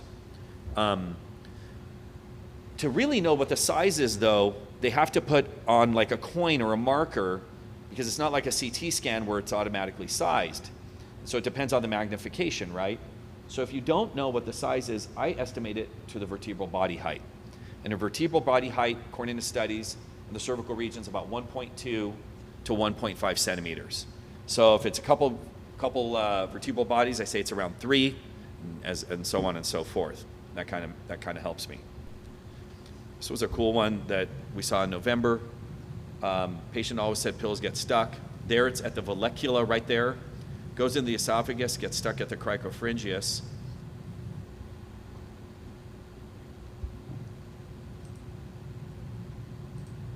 And now they're trying to swallow it. That was actually in the pouch right there. So that's kind of a cool thing of seeing that a pill actually gets stuck in the pouch, to just sort of affirm that these things happen. And not the first time I've seen it, but certainly the first time I've remembered to take my phone out and record it. As a matter of just being comprehensive here, should differentiate what a Killian-Jamieson diverticulum is from a Zenker's diverticulum. A Zenker's diverticulum here on our lateral view should be posterior, which they don't even do it's more here, right? So this is our Zenker's diverticulum, which occurs above the cricopharyngeus muscle. A Killian-Jamieson can go above or below, and it's lateral, so it's a sideways pouch. So this is an anterior-posterior view, and you see the esophagus there, and lateral to it you see a pouch. You will not see that with a Zenker's diverticulum. So again, a Zenker's diverticulum, on an anterior-posterior view, you will not see it pooching out laterally. It will actually it will be over that shadow. And then on the posterior view, the lateral view, it sort of looks in line with the esophagus, right? Because it is. And as radiologists say with plain films, one view is no view. You need two views here in order to determine if this is lateral or posterior. And it matters, because Zenker's diverticulum are going to be treated different than Killian-Jamieson. But what can we look at in office? And so that increased mucus that you saw really got me curious. And I use a lot of flexible endoscopic evaluation of swallowing in my own office. I'm not fortunate enough to have a speech pathologist with me in the office. So I do it on my own with a medical assistant. So we give blue dyed applesauce to patients, blue dyed water and cracker. I found it was very interesting as a sidebar. I was fortunate enough to go to Qatar and lecture, and I spent some time in Doha at the University Hospital, and they actually give sandwiches during their fees, which I thought was pretty cool. They had dietary there, and So sometimes I'll actually tell patients, come on over, bring some pills, bring anything you want if you want me to test it. So this is our blue dyed applesauce. And this is just a little snapshot of what happens after we have them swallow. So we evaluated this and published on it. And this is what it really looks like in reality, in real life. So this is a patient, we give him the blue applesauce. See a lot of motion there. Scope is in the nose. I use 1 spray of topical anesthesia in the nose. I don't give much more than that, maybe 2. So the patient goes ahead and swallows. And then afterwards, after they swallow, starts to come back up. And you're going to see it fill the piriform there. Swallow again. It's going to come back up, and it does that over and over. So that's a positive post-swallow hypopharyngeal residual or regurgitation. And in our study, I won't go over the results, but it was very highly predictive of having a Zankers. Interestingly enough, the folks with the really large Zankers, it was a little bit less predictive because the pouch is so big that they don't regurgitate. But for small pouches, it's a really good sign. So that, between that and the mucus that you saw, can point out to you that this patient has a Zankers. So what can we do once we diagnose the Zankers? We had the idea of what's going on in the office. We confirm it during the modified barium. What are our options? Certainly one can observe. We can do temporary and permanent interventions. In terms of observation, I tell patients that the size of the pouch is going to increase over time. So if you're in good health and you're expected to live another 5, 10, 15 years, this is probably going to become more symptomatic for you. And the reality is it is easier to manage small pouches. As they get larger, we have to resort more to open surgery, and so that becomes more challenging. I also tell patients, while your dysphagia may be a bother now, if you become weaker, it's going to become a real issue. So a number of stories of patients ending up in the hospital with other issues, femur fracture, something else, where they had a minor dysphagia before, and then all of a sudden when they become compromised, they have pretty severe dysphagia. And then a swallowing study done as an inpatient by the hospitalist service shows as Zankers. And I've seen that in that when they become weaker, it becomes more of a problem. And we do let them know that not treating them leads to decreased quality of life and certainly the risk of aspiration. And the aspiration typically occurs at night when that happens. And I have seen now, as the practice has gone long enough, a handful of patients with known Zankers that come in having aspirated and admitted elsewhere. So this is a little hard to see. I apologize, but it really says what happens before and after. So the black bar is before symptomatically, the white bar is after. This axis is how often a patient said yes. So patients stopped avoiding foods, stopped regurgitating, the pill stopped sticking, they stopped choking, they stopped coughing, et cetera, with actually being treated. So it does improve the quality of life. So our intervention is going to be disabling the cricopharyngeus muscle because that muscle is too hypertonic. Is squeezing like you would on a hot dog balloon or a balloon for kids at a party. And then above it is where you're pooching out, which is a zone of sparse muscle fibers. So we need to disable that. So probably the easiest way to do that, to temporarily disable that, is to balloon it. So either you or have your GI doctor, and this patient doesn't have his Zankers, but has an esophageal stenosis, but you go and put a balloon, stretch that muscle out. So going backwards, you're stretching out the cricopharyngeus, and they should have some benefit. A lot of my partners do Botox for this. I don't. I've not had great success for Botox. Not sure why. I think that sometimes the Botox can diffuse and cause dysphagia. These are generally folks that are, over the age of 60, then over the age of 70, so maybe highlight some other dysphagia they may have. So I don't really, frankly, use Botox, but that's kind of an unpopular opinion. A lot of folks will use Botox to disable that muscle. So the dilation's a great one for somebody who doesn't know if they want help, if they're not really into surgery, or they feel like, they're maybe not of the best medical health, and certainly the balloon dilation can be repeated. But oftentimes after 1 or 2 balloon dilations, if the person is healthy enough, they end up wanting more surgery, or they like definitive surgery. And then you have to decide between an endoscopic surgery or an open surgery. And I do warn patients that open surgery, actually both of them, these are risky surgeries with high infection rates. The national rate for endoscopic surgery infections around 10%, and then for open surgery, somewhere around 15 plus when you look at big studies. And that's very high. That's higher than almost everything we do that's not cancer surgery. So again, we got to cut that muscle, and here it's in green, and I keep showing you a picture of this muscle. So how are we going to disable it? Either endoscopically with a laser or stapler, or open with a knife. So we'll go through that. So how do I decide between endoscopic and open surgery? This is where size matters. For individuals with a cricopharyngeal, so first of all, you can do anything open if you want, but I really restrict my open cases. So anything that is a cricopharyngeal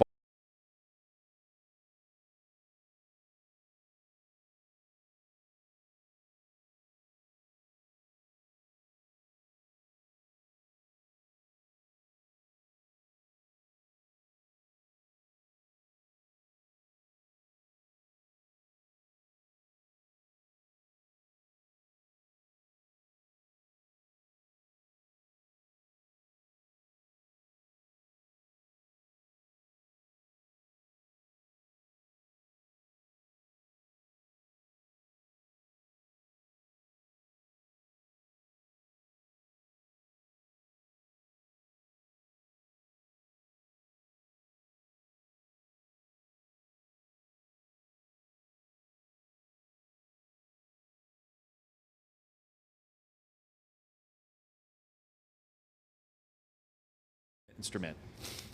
This one you have to be really, really careful. You're going to see your larynx, you're going to dip behind there, and then I go very, very slowly. It's sort of like watching a cruise ship come into port. It comes really fast, and then when it's actually parking, it's a really, really slow process. That's me getting this into the esophagus, because we've had some incidences of less experience, of our trainees, frankly, perforating, and that scares me quite a bit. So I do all of these exposures. So I put one lip into the esophagus and one lip into the, one lip into the esophagus and one lip into the pouch. I really like this view here, so just bear with me as we talk about it. So this is a patient with a pouch. This is a patient with a normal esophagus. So you see the esophagus here, and then you see the cricoid. But then when you see, this is with a patient with a pouch. So I have one tine in the Zenker's diverticulum, one tine in the esophagus, and what lies in between but the cricopharyngeus muscle. So hopefully that helps. If it confuses you, just forget that I showed that there.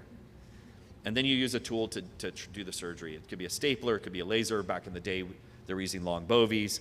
You could frankly use a long harmonic, but I use a laser. So this is surgical position. You see your pouch down here. You see your esophagus. What I always do then is I want to prove to myself I'm in the esophagus. So I go into the pouch, dead end pouch. Then I go into the esophagus and make sure I can pass this. That way I know I haven't done some weird false track something or other. You can even, you know, in fairness, you can actually make a mistake too in exposure. And this can be confused for the interarytenoid mucosa there at the cricoid. So when you go and you place that laryngoscope, you actually want to take a step back and make sure that you're almost hubbed and you sort of feel that you're down deep in the esophagus. If a lot of that laryngoscope is hanging outside the mouth, you haven't gone deep enough. So these things can happen. So now I've proved to myself 25 centimeters that that's the esophagus. Then we use this is actually me taking a resident through it. They're really great at this. So this is a carbon dioxide laser line of sight. Just sort of beep, beep, beep through there. You see the horizontal muscle fibers coming apart.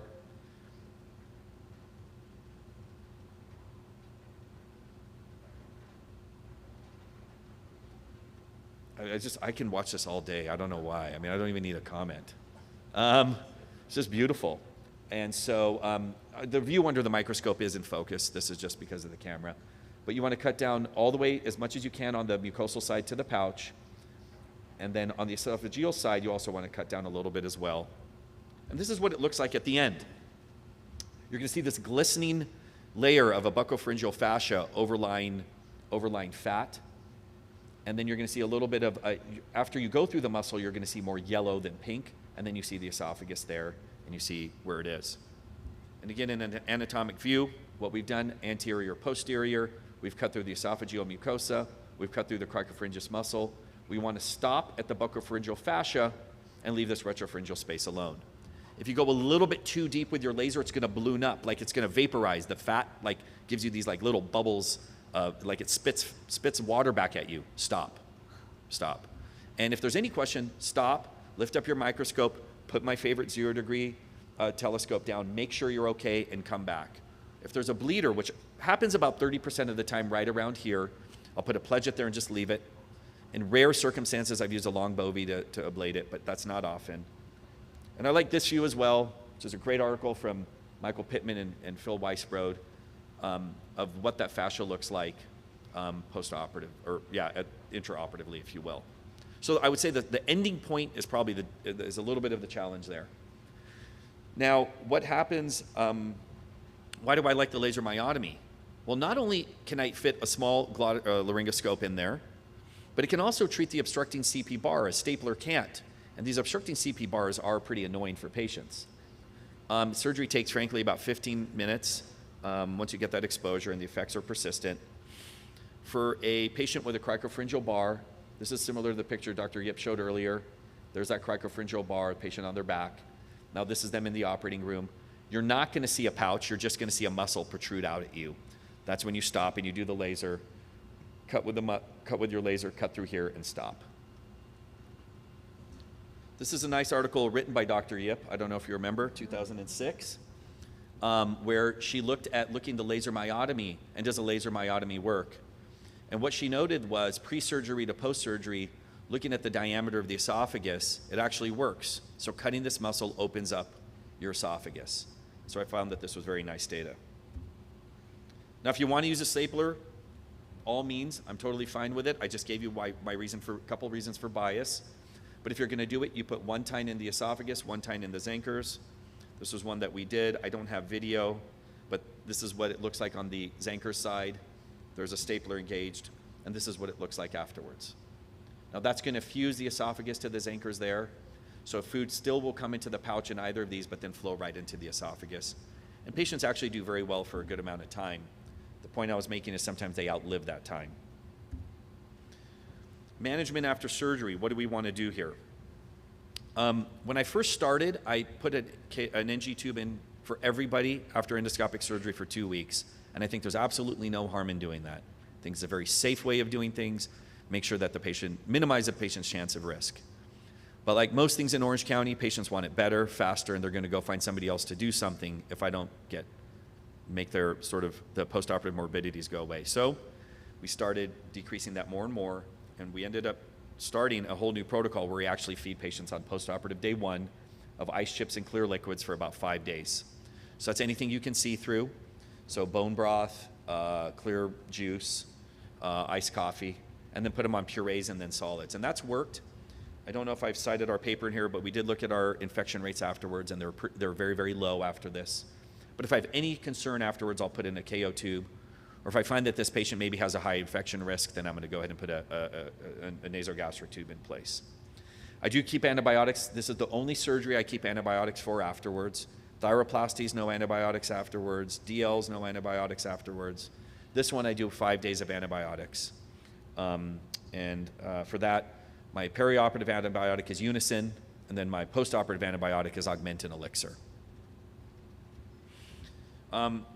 Because the infection rate's actually rather high for these, if a patient has a penicillin allergy, now I send them to our allergy and immunology department to desensitize for penicillin if I can. And the reason for that is if the alternative to penicillin is clindamycin. Clindamycin has been shown to have a higher risk of fistula formation and head and neck surgery. So I don't want to have to rely on that. So I'd rather go through the desensitization process with penicillin, and it actually has made a huge difference for the outcome of these patients. So when looking at these, stapler or laser, which one? Either works well. I explained to you why I like laser, but if you want to use stapler, I think that's great as well, and I'm sure your patients do very well. So in closing, and to get us back on time schedule here, Zenker's diverticulum occurs more often than you think. Multiple studies may be needed to diagnose. The treatment is over 90% effective, to be honest with you, and patients do pretty well after surgery. And again, this is a picture of Orange County here. Honestly, it's beautiful here, so I don't know why I'm showing this, but it's very nice to meet all of you. Thank you.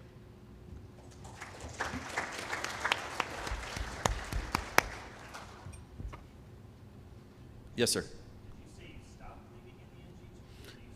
So I very rarely put an NG tube down now. The protocol that I showed where I'm feeding them clear liquids on day 1 through 5 is what I use now. Do you use pre and post manometry? Yeah, great question. One of the slides I wrote manometry on there. Manometry is highly suggestive of having increased pressure at the cricopharyngeus, but is not diagnostic of a Zenker. So I don't use it pre or post. I don't find it of much value. And frankly, I find it confusing when a patient comes in with a high tonic pressure on manometry and there's no finding on modified barium. The most I would do for those folks is offer them a dilation. I would not do a laser myotomy on someone unless they have a radiographic finding. I will not rely on the manometry alone. I don't think the science is good enough.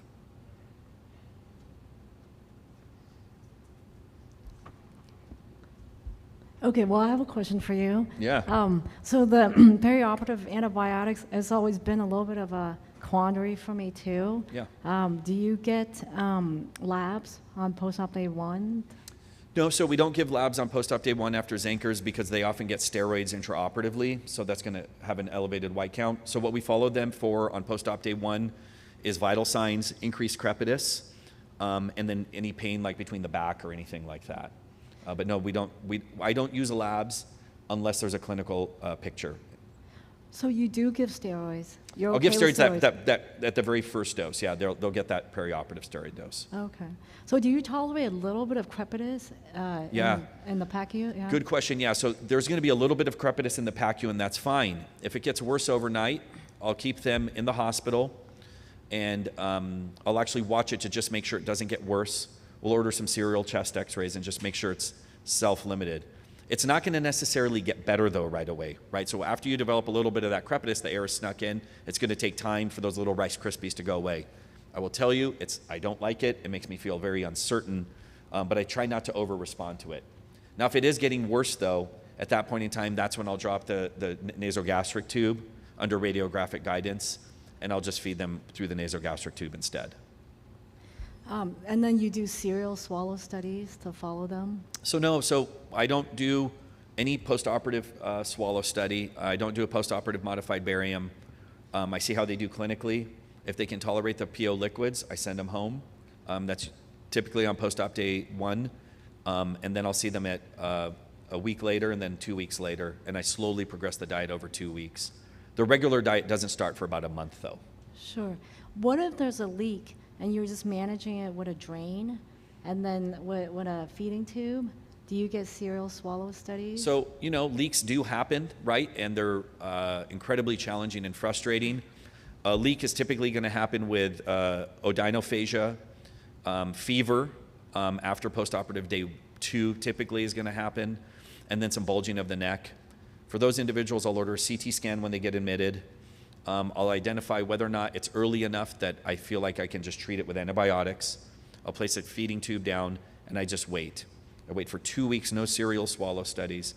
I wait for about 2 weeks until they've clinically improved. White counts will be followed at that point in time with no steroids. And once normalized at that point in time, we'll order a postoperative swallowing study 2 weeks later.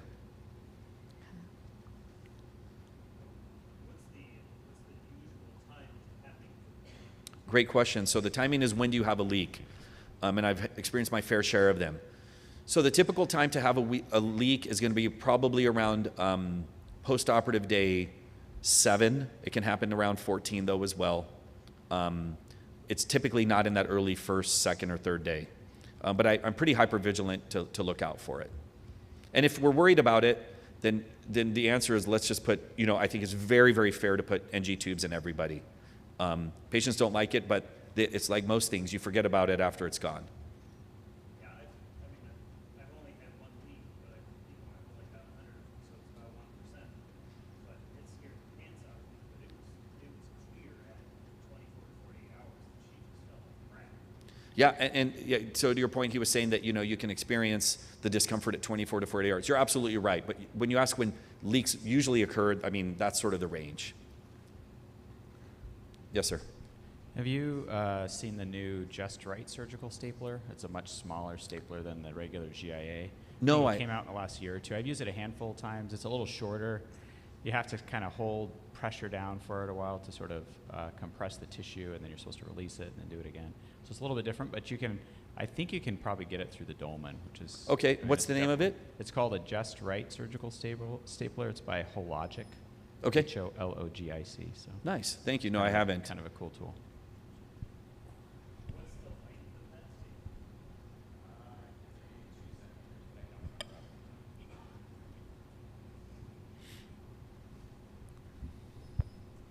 Yes, sir.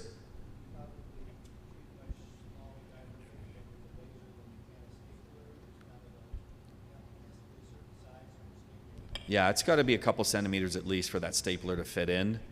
And the laser, you can easily treat a 1 centimeter pouch and make them very, very happy very quickly. For your infection, sir, are you using laser or stapler? Yeah. Yeah, I think the stapler infection rate is certainly lower than the alternative. When you say infection, are you saying leak? Leak infection, yeah. I mean, sort of, yeah, yes to all of the above. Yeah, I won't even try something under 2 centimeters with Yeah, a stapler, and 'cause it won't go to the no, last exactly. The centimeter. stapler won't go, and those patients can be very, very symptomatic, and I don't want it to increase in size, which is why I love using the laser for those. I've seen, in trying to start this, I've seen people kind of incise the mucosa and then elevate it and cut the muscle, leaving the mucosa. In the Bother with In that? the end, I just cut through the, I mean, it's such a fine line. You cut the mucosa, you cut it, you cut the muscle, and it folds right back up. Okay. Yeah. What's your laser setting? Laser setting, I use a carbon dioxide laser on 10 watts. I use a super pulse mode. It's not a continuous, it's the, what is it, like the intermittent repeat, right? So it's on, off, on, off. It's really, I use it luminous AccuBlade, and it's the default setting now. Same setting I use to cut a cancer out too, or doing a retinoidectomy for bilateral vocal fold paralysis. It's always the same setting. I was curious, I never trained with the laser, but I always modified the stapler. I Yeah. cut the tab off so I could get it down into the diverticulum. Yeah. So what we're talking about there is, if you look at the stapler picture right here, up until about this point is where the staples go, so right to here. So the modification you made was you probably broke this blue piece off, or you broke that off so that you could hub it. You could hub it. I use a big bolt cutter, and then I drill it with an ototome. Yeah, you know, that's an experience of a lot of people of modifying that. Once you modify this, then right, it becomes something that you're using off label, and then when so I just don't do it. I don't even think the university will allow me to. But yeah, you can definitely hub it so you can get more in there. Yeah, Paul Flint used to cut that thing off Yeah. and he'd bring in a Dremel tool. Yeah. I always kind of felt like, how would the lawyers say it in court? It's just you're modifying something that's been FDA approved. So, Dr. Flint, you had a bolt cutter? Yeah, in the operating room, and then, Tell me it's just, more about that. yeah, not something it certainly works. I don't want it, the logic of it absolutely works. I don't, just maybe from a medical legal standpoint, I'm a little hesitant.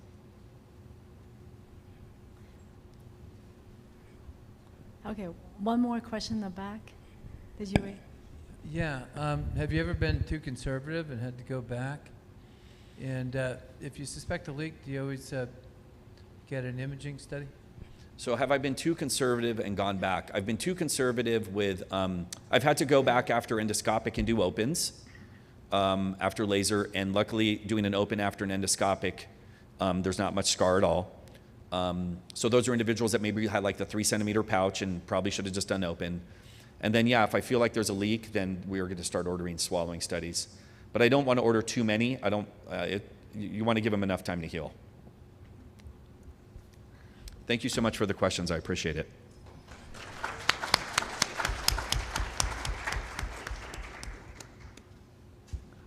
All right, next we'll have our panelists come up, please.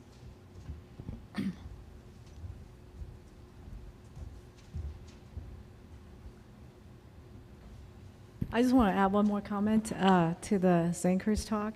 So I agree with Dr. Verma that Botox to the UES, for me, has not been a good thing. Patients come in and they bitterly complain of not being able to swallow for sometimes months. So anyways, yeah, I don't do it. Okay, so next we'll start off our panel with Dr. Arista Chand. She leads our interstitial lung disease program as well as lung fibrosis program.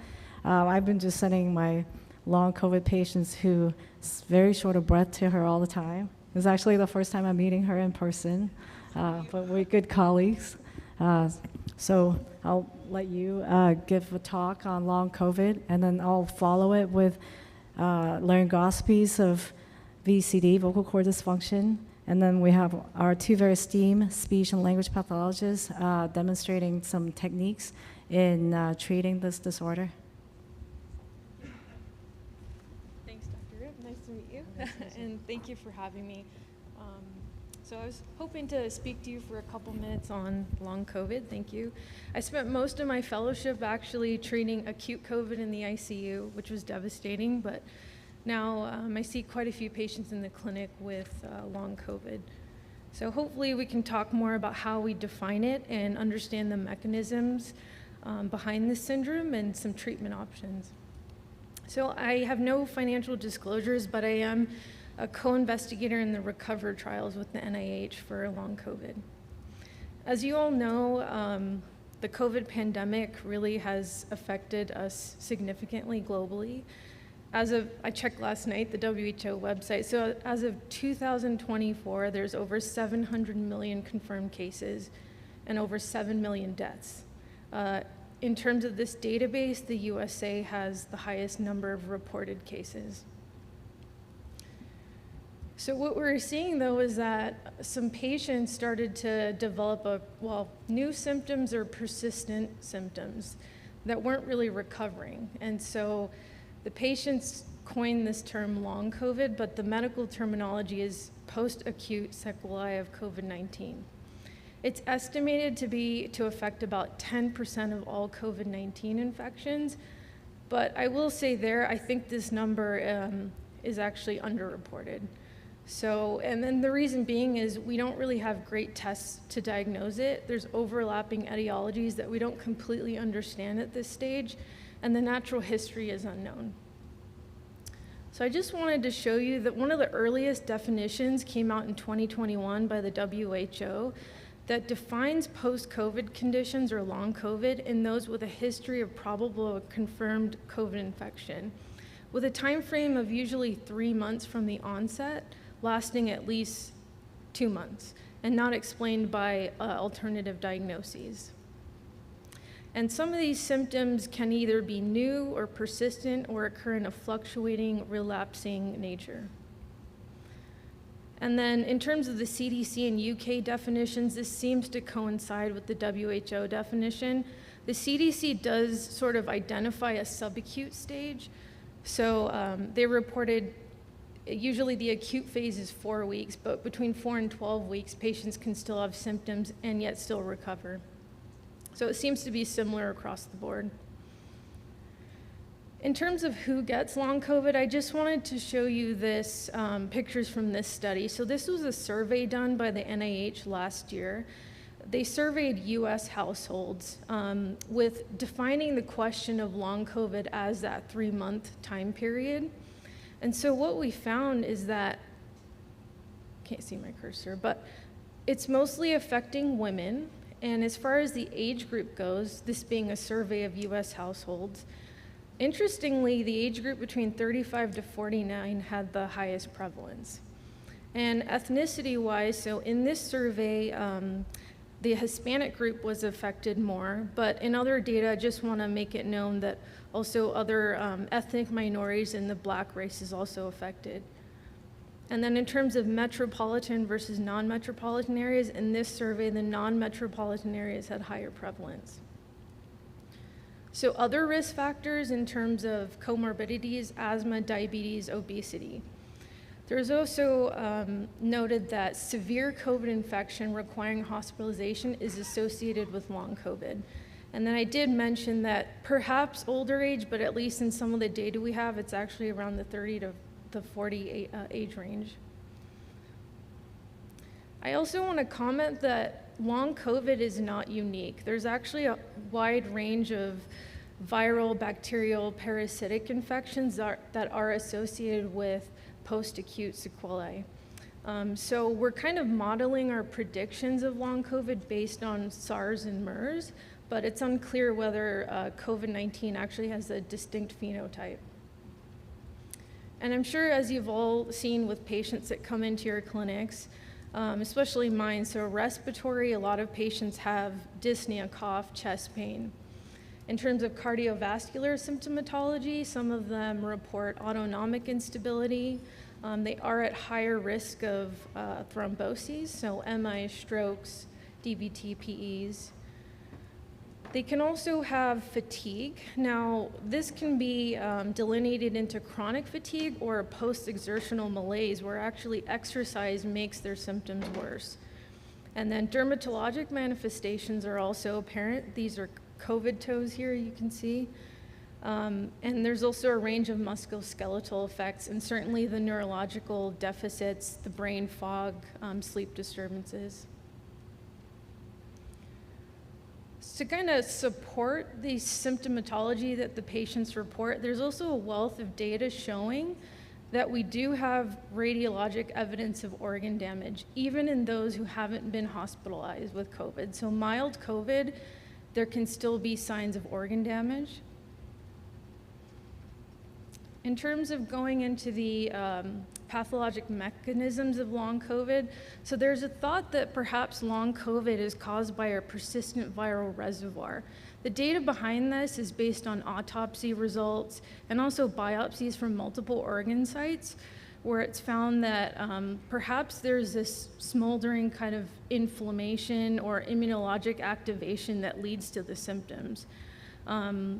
One of the studies actually down here in this picture looked at plasma levels of the spike protein and found that that was higher in patients with long COVID.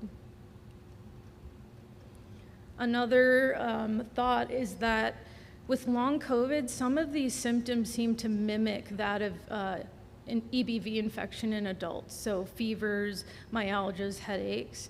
And so this is where the research has kind of delved into, well, is long COVID a side effect of viral reactivation? And there's actually one study I looked at here that found that, in fact, that may be true. In patients with some of these symptoms, they do have viral reactivation, at least with EBV and HHV6. This was not found with CMV, though. Another thought, especially with patients who come in and they complain of dyspnea, desaturation, diffusion impairment on PFTs, and yet their imaging really looks relatively normal, might be explained by endothelial activation and microclots. And I mentioned before that these patients are at high risk of thromboses, also found in autopsy results as well. And so it's thought that perhaps long COVID is due to perhaps the spike protein leads to abnormal protein folding, amyloid deposits, amyloid clots, and also, higher cytokines as well, leading to poor functional status. There's also a wealth of data showing that perhaps there's immune dysregulation causing long COVID. Gut microbiome changes are found in long COVID patients, and that may lead to a sort of a pro-inflammatory cytokine state. So kind of getting into treatments, there's no accepted treatments yet, but certainly, with all the research that's going on, we're getting there. There's a wealth of ongoing clinical trials looking at immune dysregulation, anticoagulation in long COVID, microbiome as well. There's recover trials going on looking at using antivirals for use in long COVID. But something that I commonly do in the clinic is send patients to pulmonary rehab. So does it work? We know that pulmonary rehab works very well for chronic lung conditions like COPD and IPF. It helps with quality of life, diffusion impairment, 6-minute walk test. If we use that and correlate it to patients with long COVID, I think overall we can say yes, with the caveat that in patients who have orthostatic intolerance or post-exertional malaise, perhaps your standard pulmonary rehab may not be useful for them and they need a more individualized approach. So I kind of looked at, different groups with long COVID. Certainly in those who've been admitted to the ICU, have severe ARDS, they suffer from critical illness, myopathy, polyneuropathy. Pulmonary rehab is very beneficial for them. When we look at the patients with mild COVID, we also see a benefit there. So this was an Austrian trial it was a small study, but they looked at a 6-week outpatient pulmonary rehab program, so a little bit shorter than what we usually do here at Banner. And there was an improvement in 6-minute walk distance with a number needed to treat of only 1.42. There was also an improvement in diffusion impairment, FEV1, and muscle strength. And when we go into our large meta-analyses as well with JAMA here, this looked at all patients, all comers, so severe and mild, hospitalized and not. And there was an improvement in 6-minute walk distance, dyspnea, and quality of life. The other sort of parameters like FEV1, FVC cross the midline there. So unclear if there's a clear benefit there, but I think overall I end up sending most people to pulmonary rehab anyways. So I just wanted to end with this slide. It looks busy and it's complex because long COVID is complex and we don't fully know the natural progression, but I did want to mention if you had any patients that were interested, you know, there's many clinical trials out there just to get involved that may provide benefit, and happy to see anyone at our pulmonary clinic. Thank you.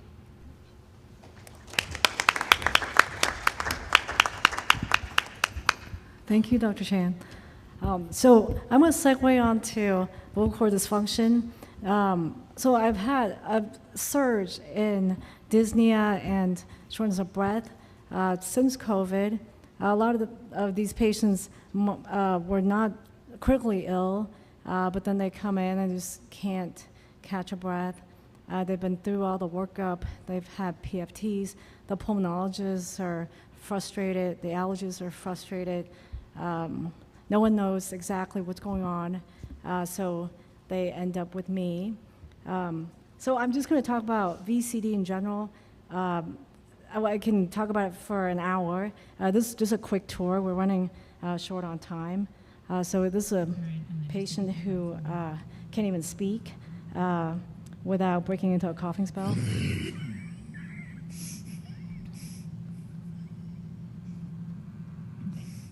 She takes in a deep breath and she starts to cough.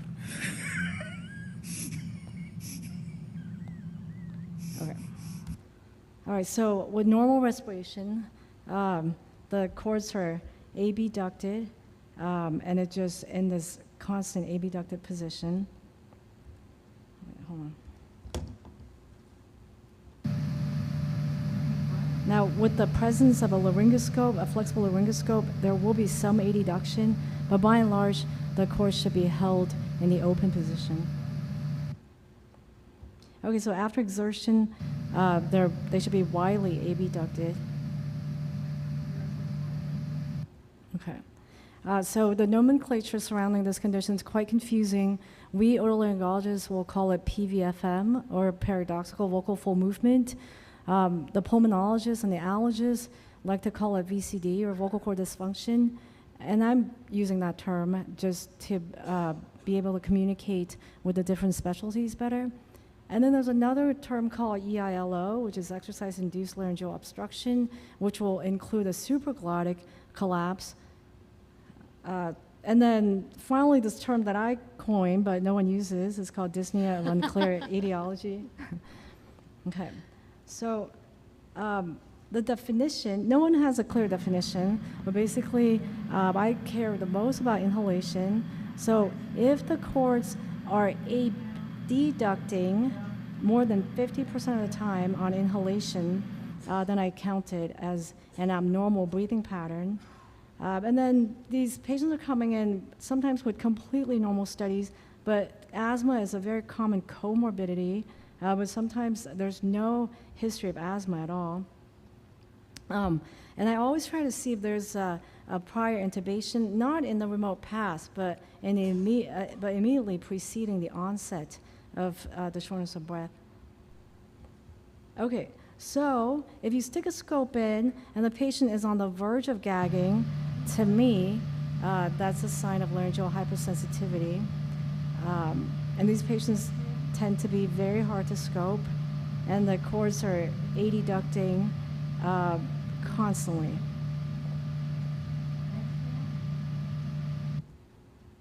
Okay, so this is an example of paradoxical vocal fold movement.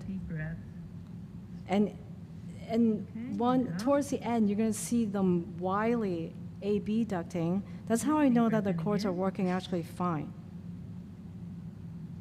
Wait, I'm talking over this. Wait, let me just. Big breath in. Big deep breath. Okay, and out. Okay, big breath in again. And out. Good. Now say E for me. Big breath. Okay, so this is an example of exercise-induced laryngeal obstruction.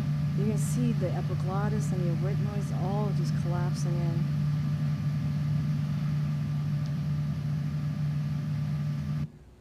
in. Okay, so it's important to not miss a bilateral cord paresis. So I want you to look at this, and the cords are just not abducting well at all.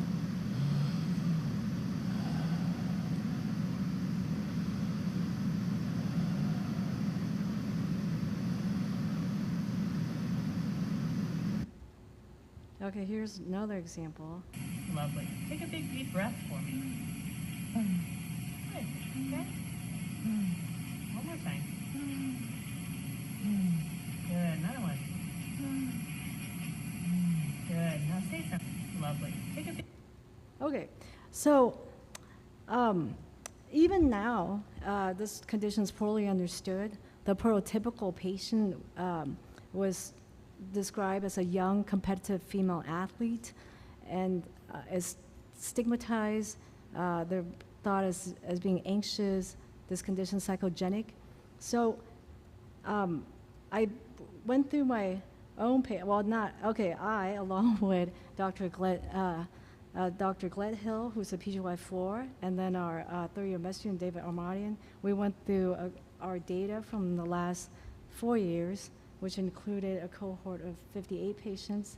And then definitely there's a female preponderance, but the mean age is actually pretty high. And then there are different triggers, including exercising, chemical irritants, speaking, allergies. What I want to highlight is that the laryngoscopy findings can be abnormal or normal. It's split pretty evenly. The important take-home point is that regardless of laryngoscopy findings, they all had pretty good response rates to speech therapy or breathing retraining exercises. I see the clock flashing, but do we get to go on for 10 more minutes? Okay. Okay, thank you. Okay, so here, for the very refractory patients, I do inject Botox, and that's to inhibit the adduction. Okay, so now I'm gonna hand it over to, so actually, Dr. Verma, can you add to any of this? How would you manage them? Yeah, so I don't know what the experience of the audience is. First of all, I think a lot of great points. I find that a lot of patients aren't symptomatic in the office, that it's a lot of, when I'm exercising, and I see a lot of young kids with this, 12 to 18-year-old tennis players, swimmers, whatever it may be, soccer players a lot.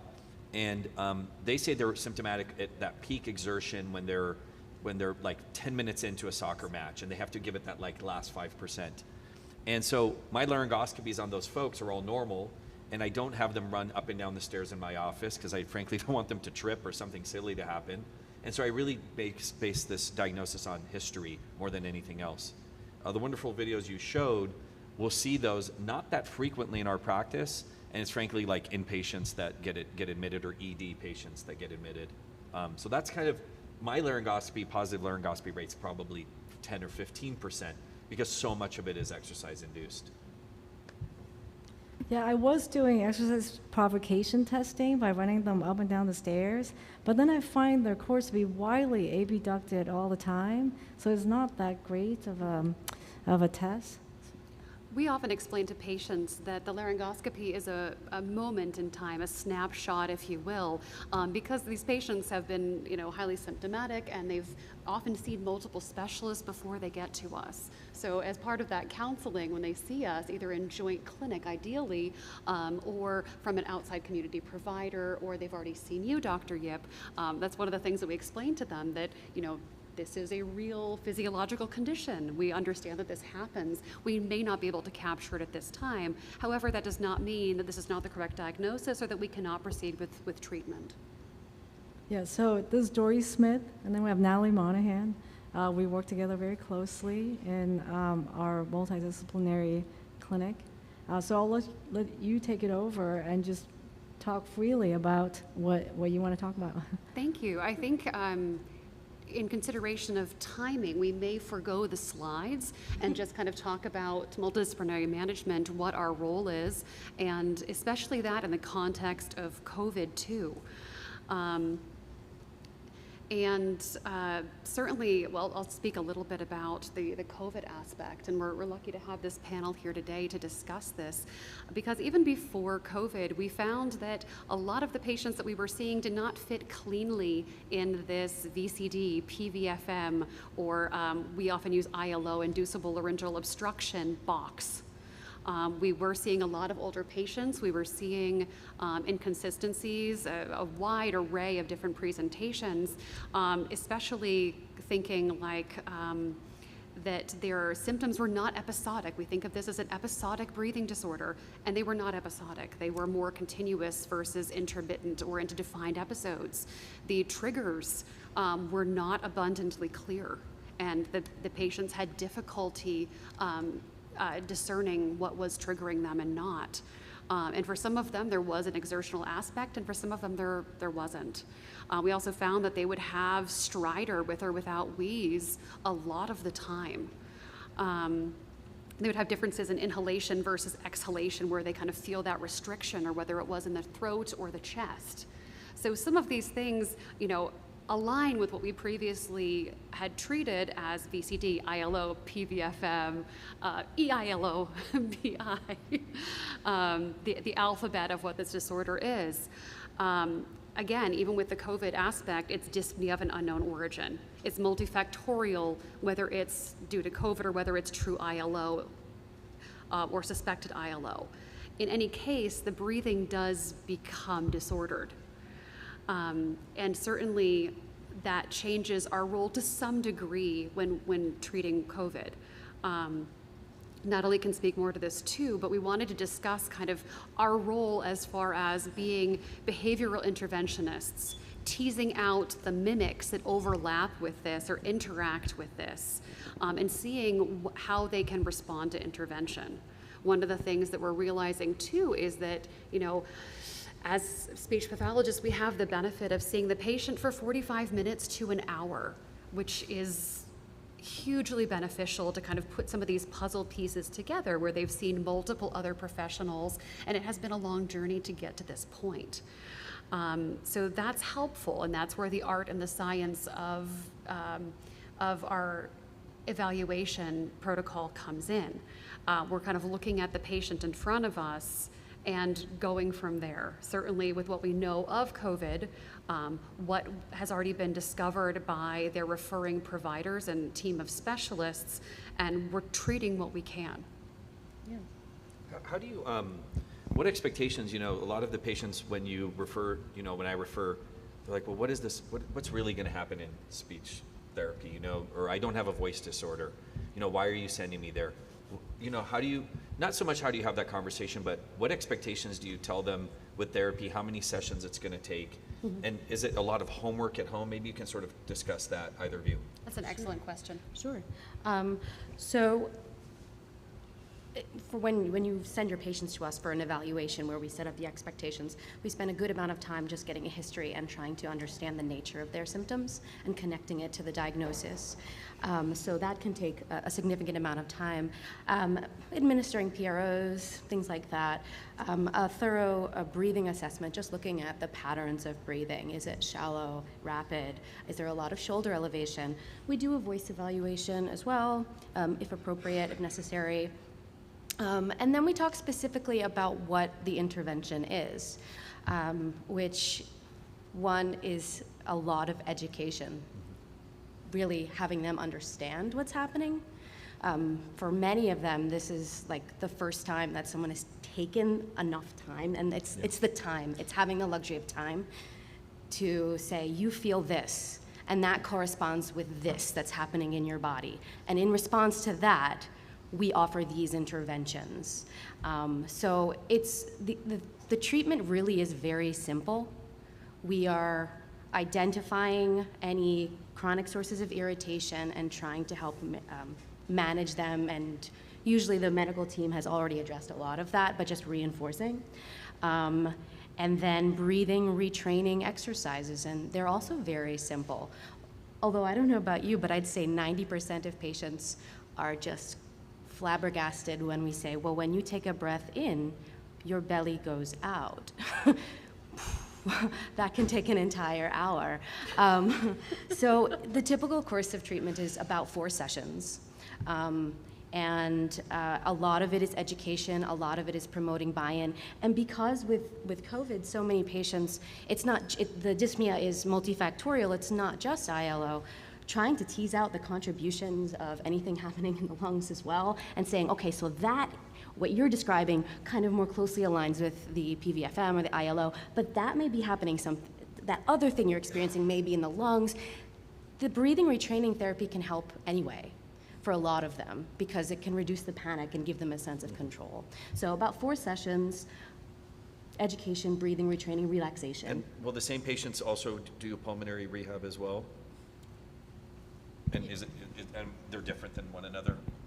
Well, I think if they're coming to me with dyspnea, I'll do the gamut of workup, PFTs, CT, all that, and I will try pulmonary rehab, especially if they tell me, well, I haven't really been back to my, pre-COVID exercise status. So there's an element of deconditioning there, and so I think pulmonary rehab will definitely help with that.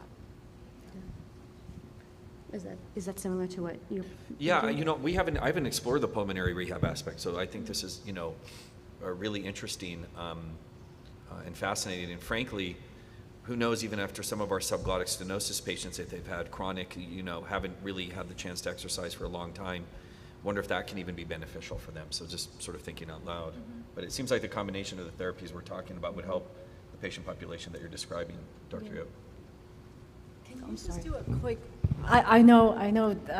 BCD, breathing retraining exercises, are much more than just the slow hiss and the slow breathing in and out. But do you think you could just do a quick demonstration of the basic techniques? Obviously, it's just scratching the surface.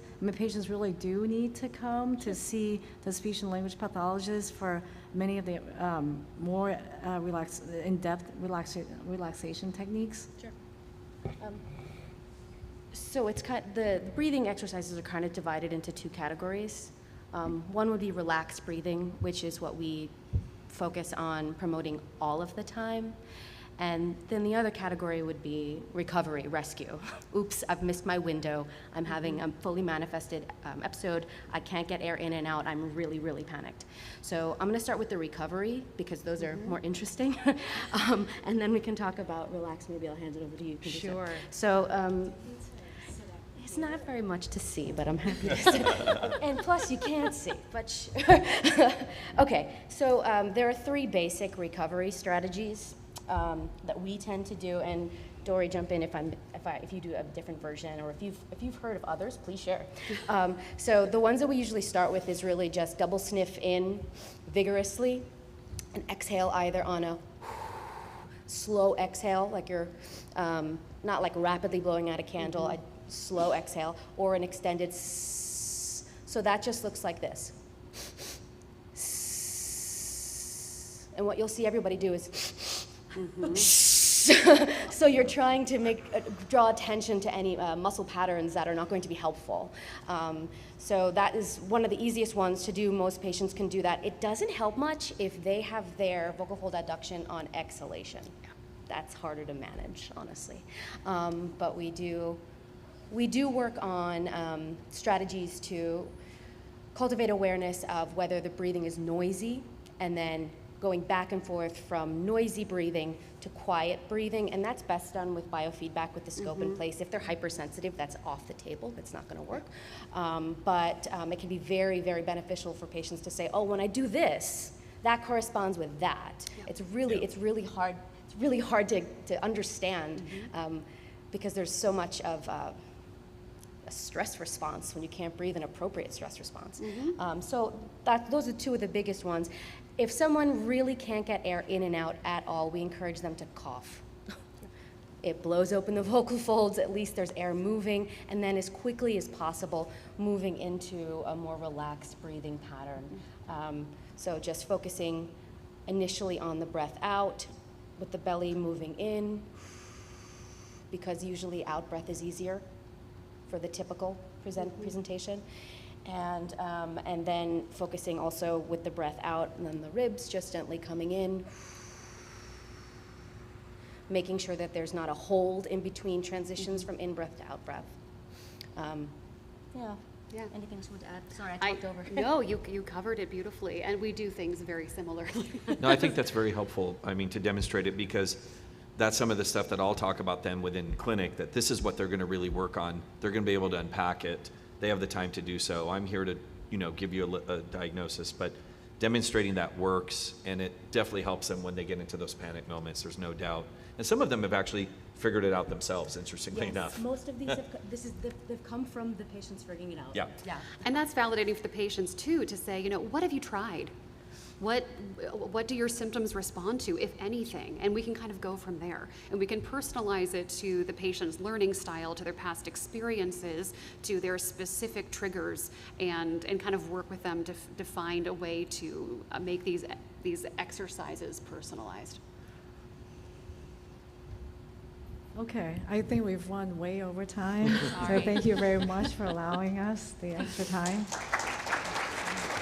It's nice to meet you. Very nice talk. So you're welcome to come up to the panelists to ask questions afterwards. Very nice to meet you guys. Thank you so much. Pleasure to meet you. Thank you for your presentation. Yeah. Are you taking nice to meet you? Let's take a picture. Oh, yeah.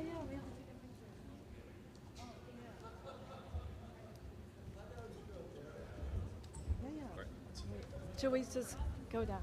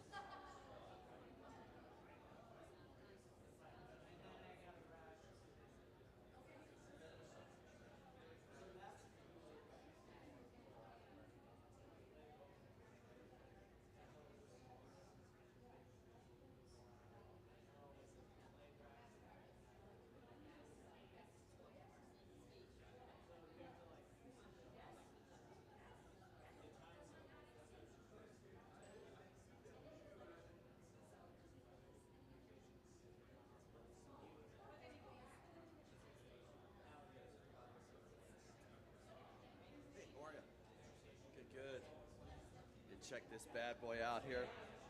You need a USB-C or do you have an HDMI port on there? I have.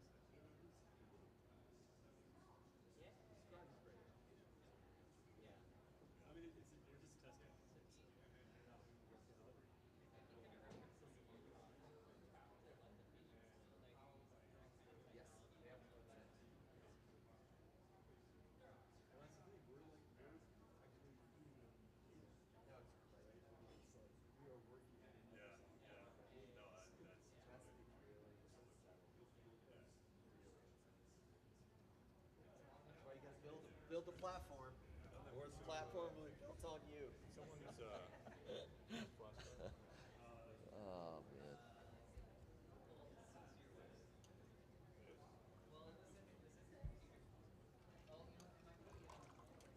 Oh, did you leave your platform? Yeah. Okay, yeah. Good. Yes. Yeah, yeah.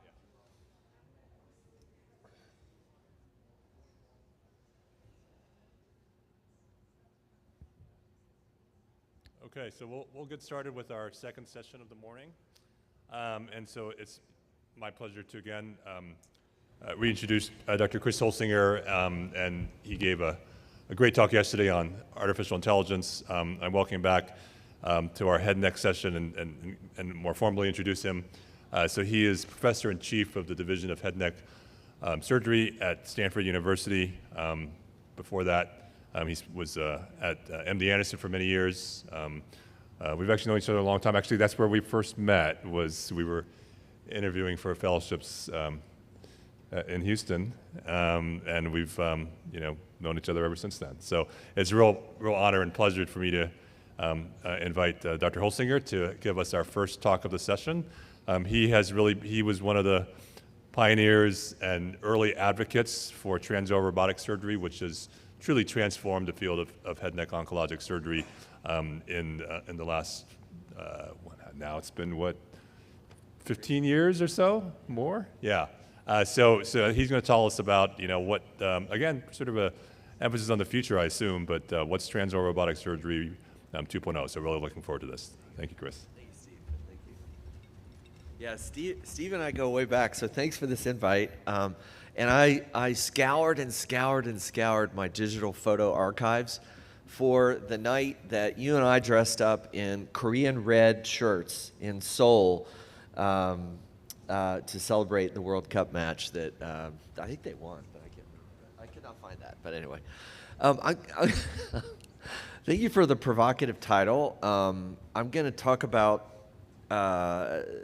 you sort of gave me a little bit of a blank slate, and so I filled it with some what I think are interesting technical details about the use of the new single port system.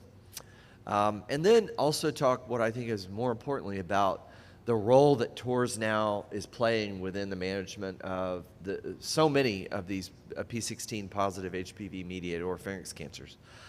I'm going to argue, in fact, here are my disclosures. I have no relationship with Intuitive or other robotics companies. I'm going to argue now that TORS and frontline surgery that can be done by us and our specialty is really the only means of de-escalating a disease that has for years felt to be de-escalated with frontline radiation. And I think there's some really interesting data that are going to share that. And then I actually want to propose, I don't know if our Academy president is here yet or what has come and gone, but I want to actually ask the question, should TORS be part of the basic skill set of an otolaryngologist who's interested in head and neck surgical oncology? I think the answer might be yes. But let's get on with the talk here. I want to talk about this new system. I did help roll this out and had worked on its development for years in the lab with Paul Lalagan, Mike Ikeda, many others. And in March of, gosh, that was 5 years ago, this was FDA approved for transoral otolaryngology just of the oropharynx.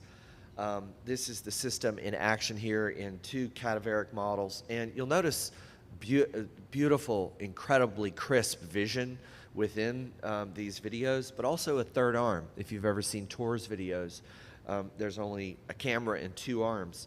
Single port allows us to get 3 in there. We're going to talk a little bit more about that. We published that same year in 2019 what's called an investigative device exemption clinical trial result in JAMA Oto. It was a multi-center trial. You see all the authors there across, it was an international study across multiple institutions, including Penn, of course, with Greg Weinstein, based out of Stanford, and with Scott Magnuson in Florida, Celebration Health. And actually the very first use of this device in otolaryngology patients in a human being, not in a cadaver lab, was in Hong Kong with Raymond Tseng, whom you mentioned yesterday, and also Jason Chan. They did a series of 7 cases to show the feasibility and safety of doing this, and then we rolled out the whole randomized, non-randomized, but prospective clinical trial. You see here that all the endpoints that you would be concerned about were addressed. No major blood loss, no transfusions, very few perioperative trachs. We can talk about who needed those. 1 for sleep apnea, 1 for a Hong Kong patient who'd already had MPC, and very few patients needed long-term tracheotomy tubes and so forth. Now I'm going to just pause right there. This was a really interesting clinical trial done in 4 very different places. But in this video, which is the last time I'm going to show this video, I want to show you what this new system can do. You've probably never seen the larynx like this in such a dramatic way. This is a supraglottic laryngectomy done, again, in a cadaver with the endotracheal tube placed.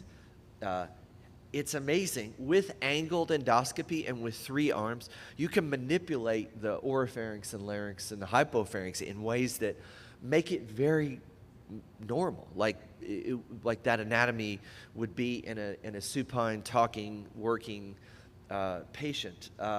You see here in Unity the vocal cords, the piriform sinus over here. This is the clipped superior laryngeal artery. And then you, with that 3rd arm pulling up, you can see everything all at once. Whereas if you do partial surgery, you only have this one view or that view. But it allows a really interesting view, once you figure out how to use it, because there is a learning curve, about this really intricate area of anatomy. But nonetheless, back to the data here.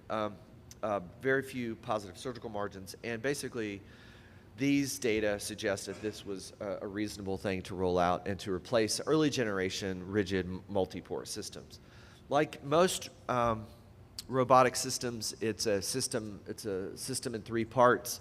You have the end effector instrument arms coming out through here. You sit down at a surgeon console, and this is the guts.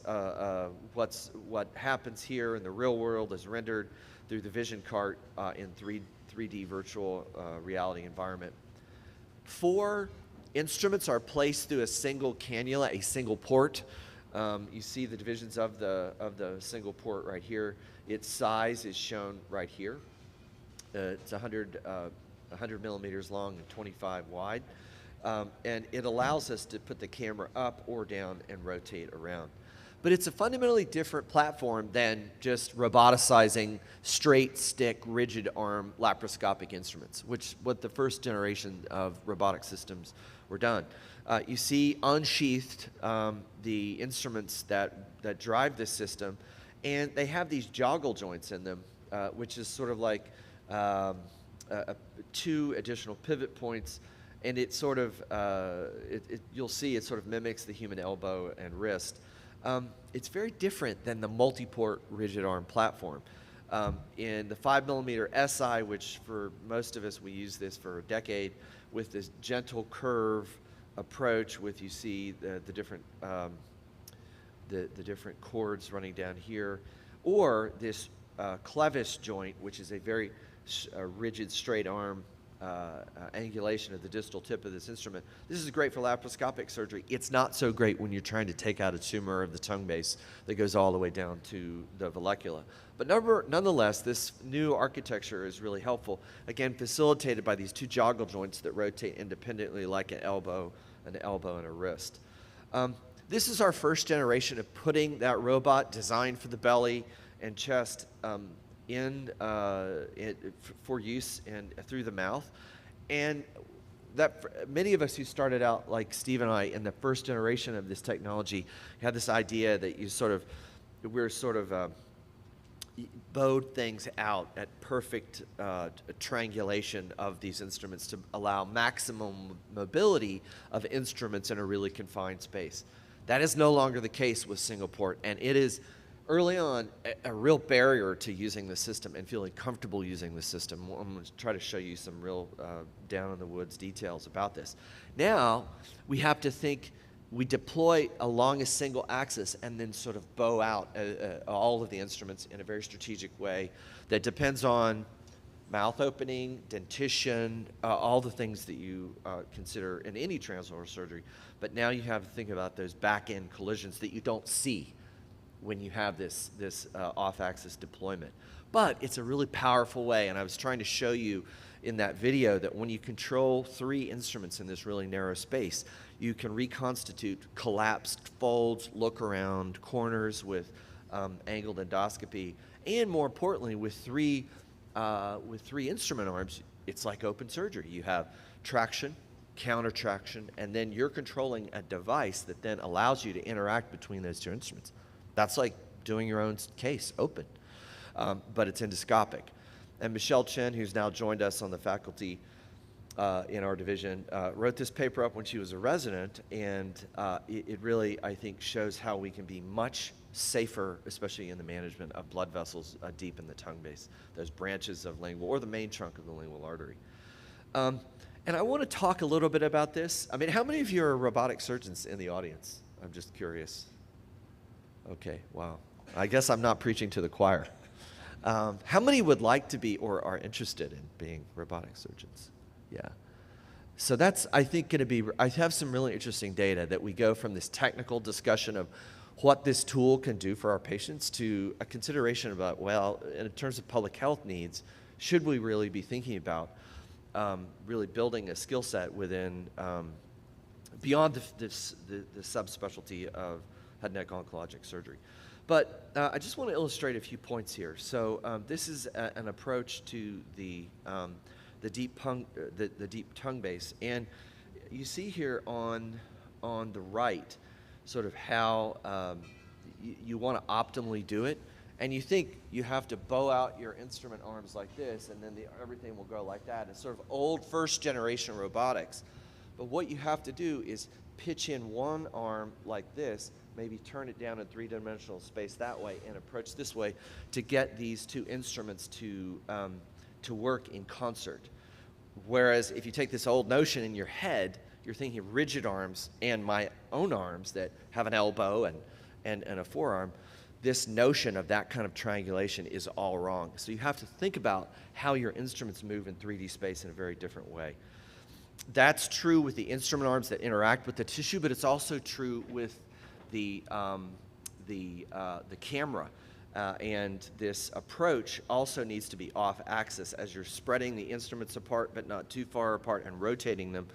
You also have to take into account how the camera is deployed. And so for a shallow approach, use this, but I'm going to talk about this in a second.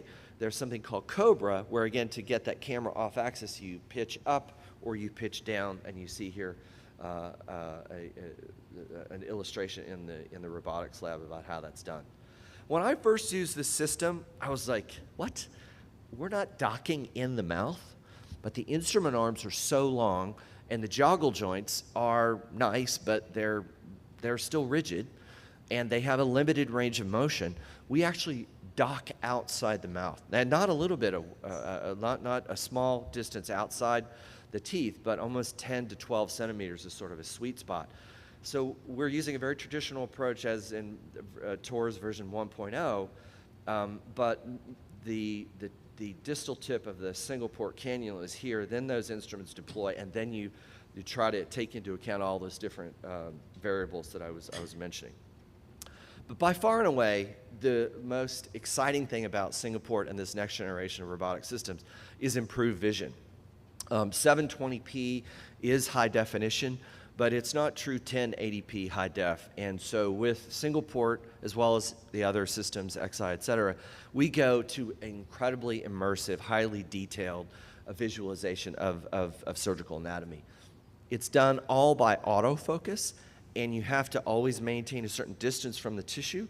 Before, on first systems, we could control with a plus and a minus optic pedal how we could see, but now we have to rely on a computed autofocus, and that takes into account lighting and a variety of other issues. And so thus we have to use this sort of Cobra position that I mentioned before.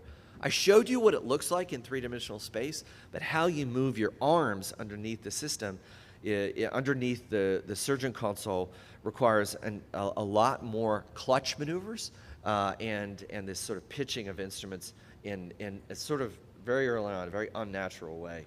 And perhaps there's interest, we can talk about that later.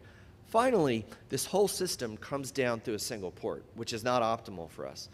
And if you do that with the FK, which you see here has this bar, that you have this big wide view here and a big wide view over there, and right in the middle, the aperture that you need to be the widest is the narrowest. And so oftentimes you have to dock this single port. This is in a cadaver lab from when we're teaching our residents how to use this. You have to sort of, if you're approaching the right, you got to come in from the left and vice versa. So that's a really important part of this.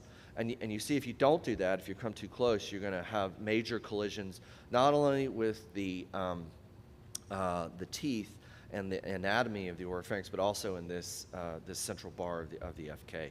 We desperately need a new FK for sure. So with that, I'm just going to talk a little bit about some of the instruments we have for the first time. A bipolar that allows us to have a much greater control of bleeding. Before, we did not have a bipolar capability of our dissecting forceps. We have scissors, and we have the same sort of classic monopolar spatulated cautery tip.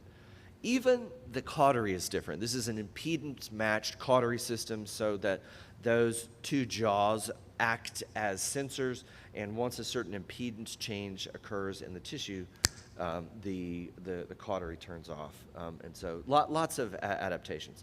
So how do we put all this together? There's one final interesting piece, is that with 4 instruments, one of them being a camera and essentially 3 operating arms, we obviously cannot manage 3 arms. And so we actually have to learn some footwork to use the system, where you'll have a 3rd arm there retracting, then you have to hit the pedal, and then manage all these to put the whole operation together. And this is what it looks like. A very brief video with everything working together. And also, hopefully, just a little bit of a glimpse of how the surgery is done, and also that vision piece. It's a tumor in that deep glossopharyngeal sulcus area, and this shows you the value of using all these different instruments coming in here and then dividing those features. This is the styloglossus muscle that you see rendered in incredible detail. The styloglossus muscle is fanning out into the tongue base. The tumor is now pulled away here. You see clips, non-robotic clips, that are placed on branches of the facial artery and vein right there, and the operation is completed. It's really compelling technology for the oropharynx. It has limited applications in the larynx still.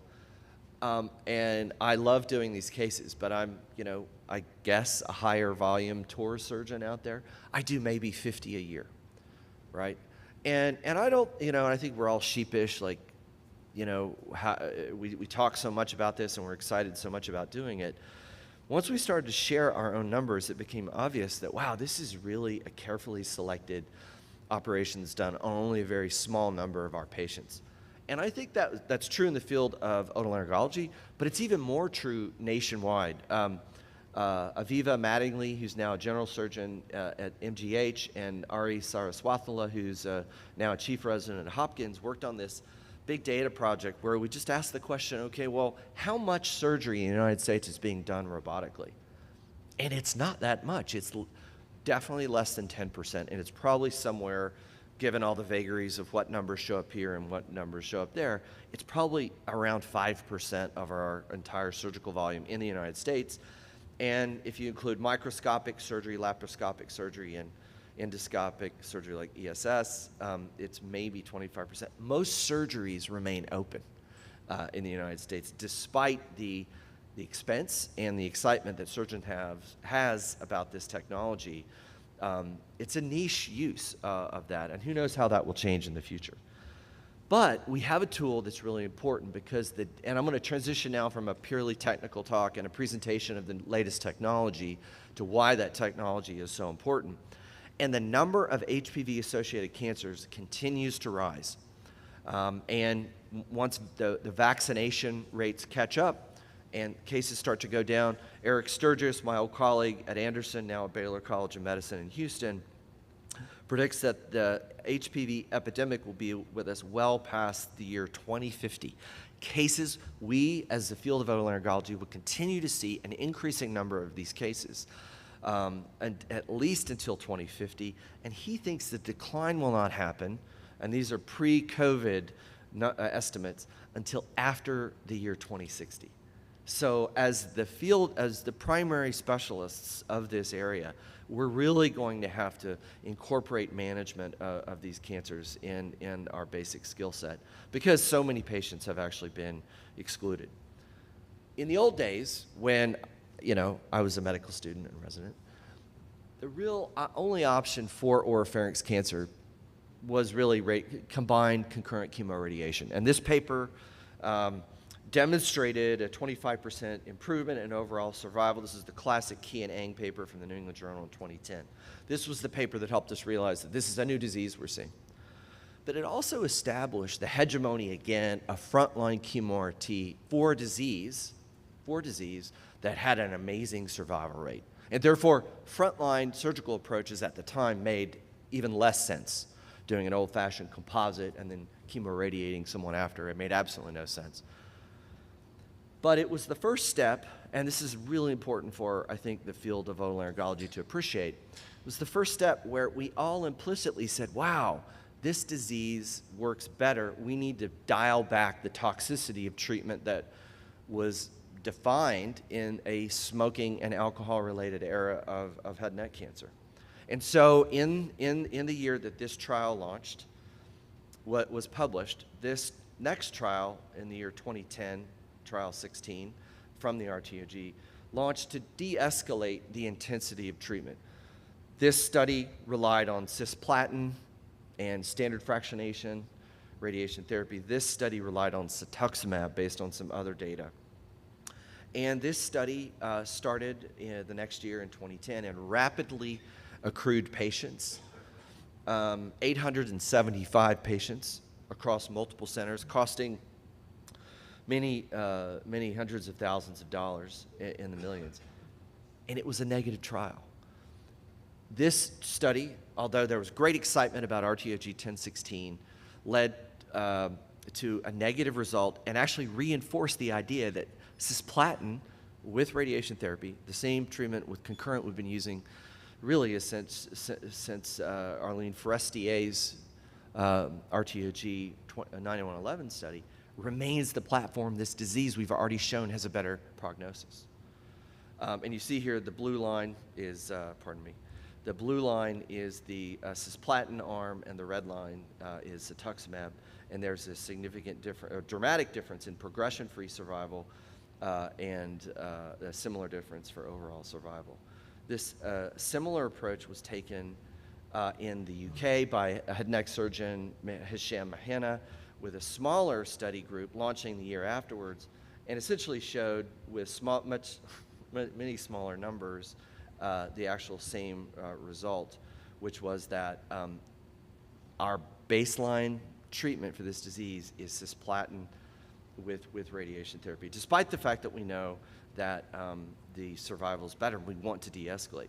So Suyam, my colleague just up the peninsula, did some really important work investigating in very select patients a de-escalation regimen where we'd stick with cisplatin but dial down the radiation to only 60 gray.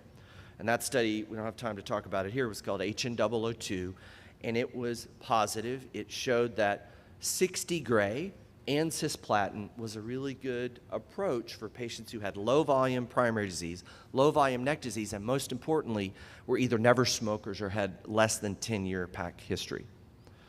And so, oh, here we found it. We finally found a way that we can de-escalate this treatment. And based on HN002, HN005, I apologize for the acronyms here. It's too early in the morning for this, but hopefully you've been freshly caffeinated. This study launched a couple of years ago and studied the baseline regimens that were established in the earlier trials that I covered, which you see here in our control arm, and studied two really exciting regimens. The HN002 arm, the 60 gray, a true de-escalated radiation therapy dose, plus cisplatin, given only twice, not 3 times, as in the old days. and 60 gray plus the immune checkpoint inhibitor nivolumab. And this was a nested phase 2-3 study so that the winner of these two new experimental arms would be finally compared to the standard arm here in the final phase 3 study. And everyone was super excited about this. Like, finally, we're finding a way to do this.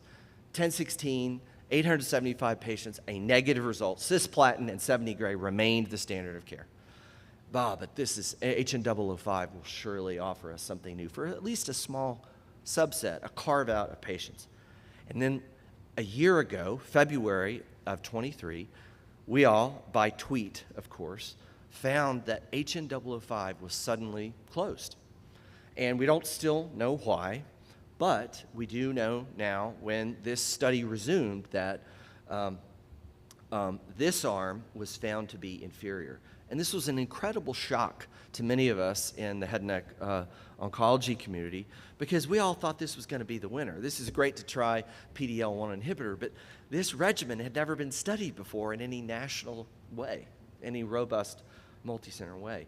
And so now the de-escalation study is trying this ongoing HN005 de-escalation study uses a very experimental and novel regimen and compares and is being compared to this baseline regimen. This phase 3 should be launching soon. And so it begs the question, maybe that regimen that we've never really studied in any robust way will be our new regimen of de-escalated treatment for a disease that does really well. But I think actually we may be back, not stuck with, because it cures patients, but we literally may be using a regimen that dates back to the late 90s for this disease. And so I would argue, actually, that frontline surgery may be the only way to rationally and with an evidence-based way de-escalate the treatment of this disease in a very selected group of patients. And why do I say that? Because of this trial. Bob Ferris, the head and neck surgeon from Pittsburgh, who's now Cancer Center Director, and Barbara Burtness, a medical oncologist from Yale, supported surgeons in 2013 launching this randomized prospective clinical trial, and this is the schema that you see here.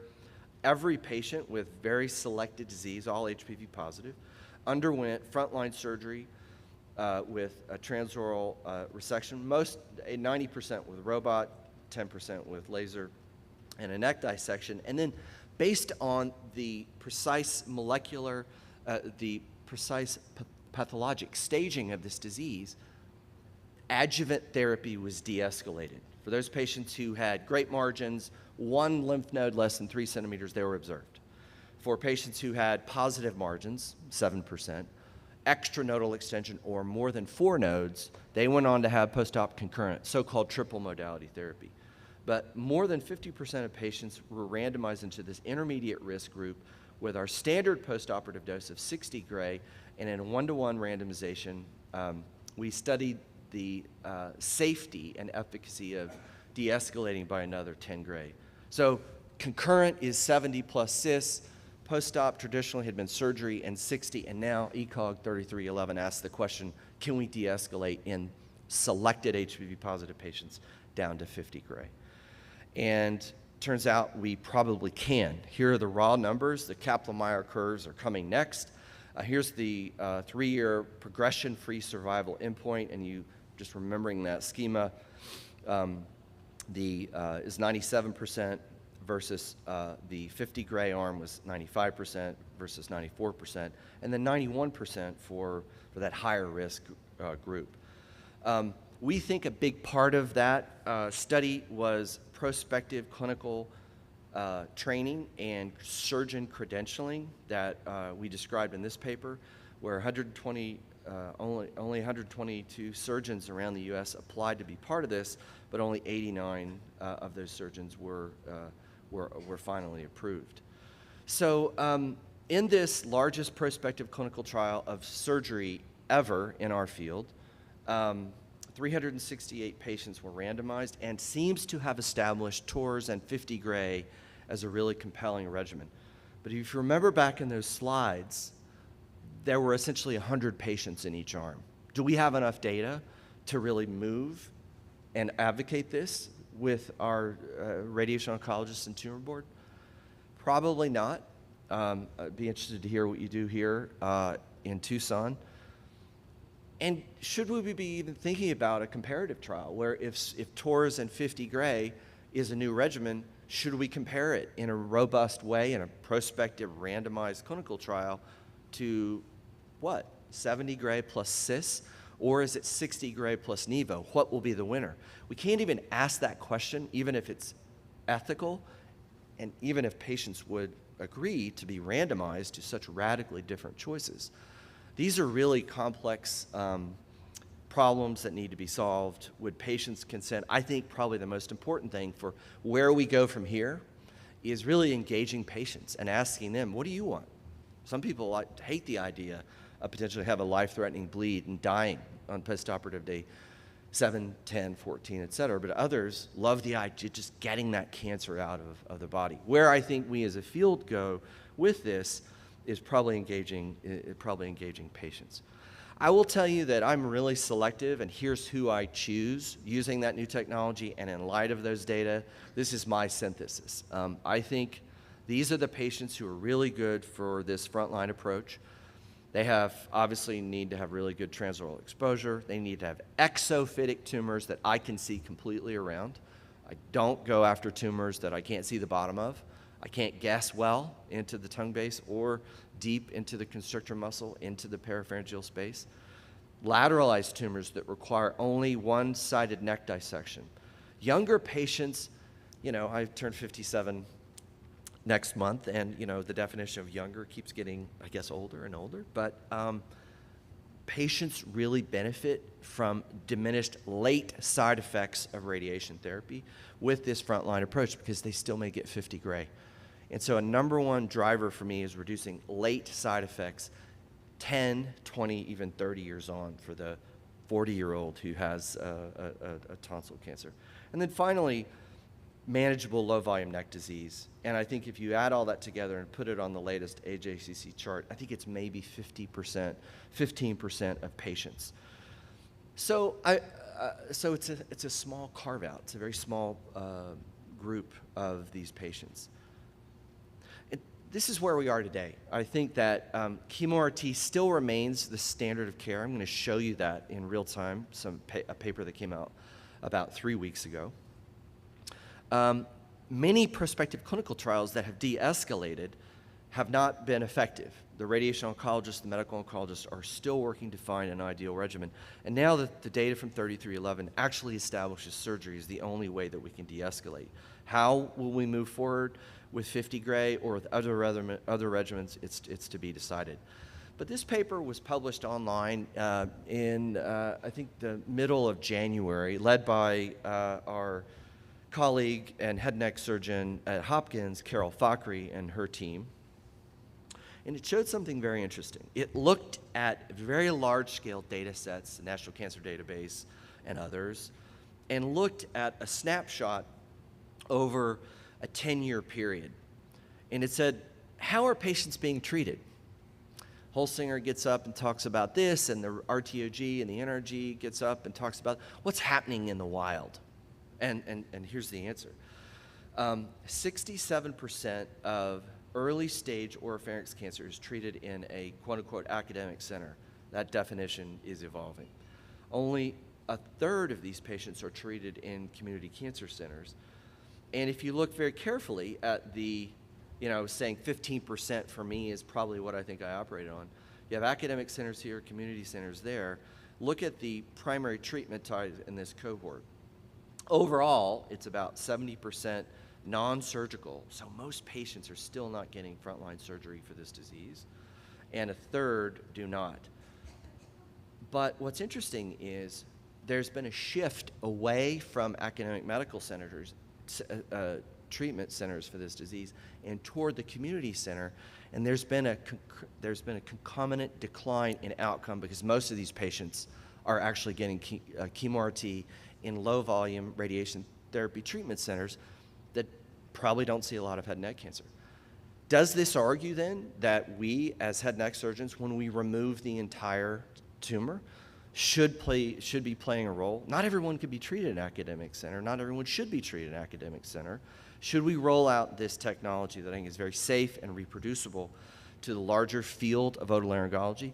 I think it's a really compelling question, and I think hopefully we'll answer that in the coming years. But for now, hopefully I've given you a quick overview of TORS versus 2.0, a review of the technology, some of the data, where that technology lives, and maybe a glimpse at the future. Thank you very much.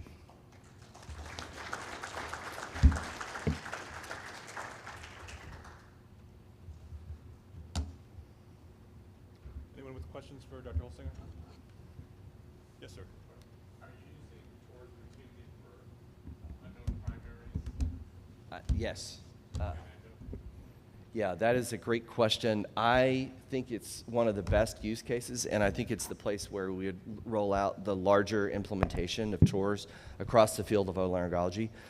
In fact, I have argued in a paper that's still not yet accepted that the unknown primary probably doesn't exist anymore, because we find about 80 to 85% of the time any tumor that's there, and the average size using TORS is 5 by 3 millimeters in 2 dimensions on a study.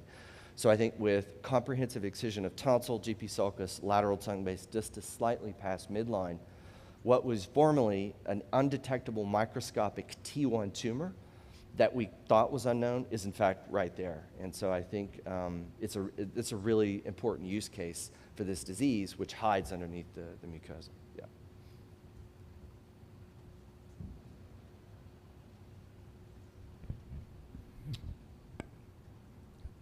Yeah, there's one more over there. Yeah. What do you think about using TORS on patients with recurrent oropharyngeal cancers who's already been treated with maximum XRT? Yeah. I have a very particular practice use case for that. So I use TORS a lot.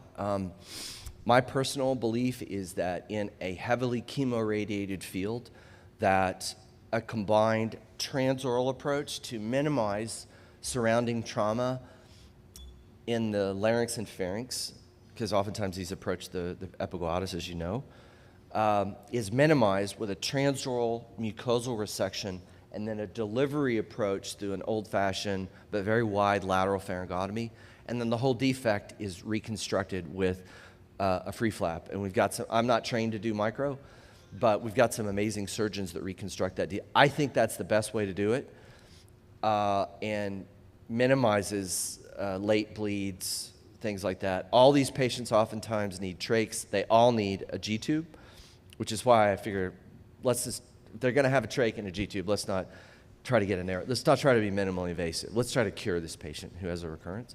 John Hardman is the first author of an international study called RECUT that was published in the JNCI last year that shows the feasibility of that approach, but also just TORS only in the setting of that. I lean toward that combined approach for about 75% of the recurrences, which usually are unfortunately bigger and submucosal and unpredictable. Yeah. Yeah. I have a question. I am part of a big multi-specialty clinic, but live about an hour north of Milwaukee, so we get tumor boards, and our patients get sent down to our head and neck guys for their TORS, and then they come in with their post-op bleed to me. So what's your advice to us that sometimes have to get these post-op bleeds? It's terrifying. It's absolutely terrifying, and I hope the head and neck surgeons that you're saving are sending you a good bottle of wine or, well, a good block of cheese. I don't know. I'm sorry. I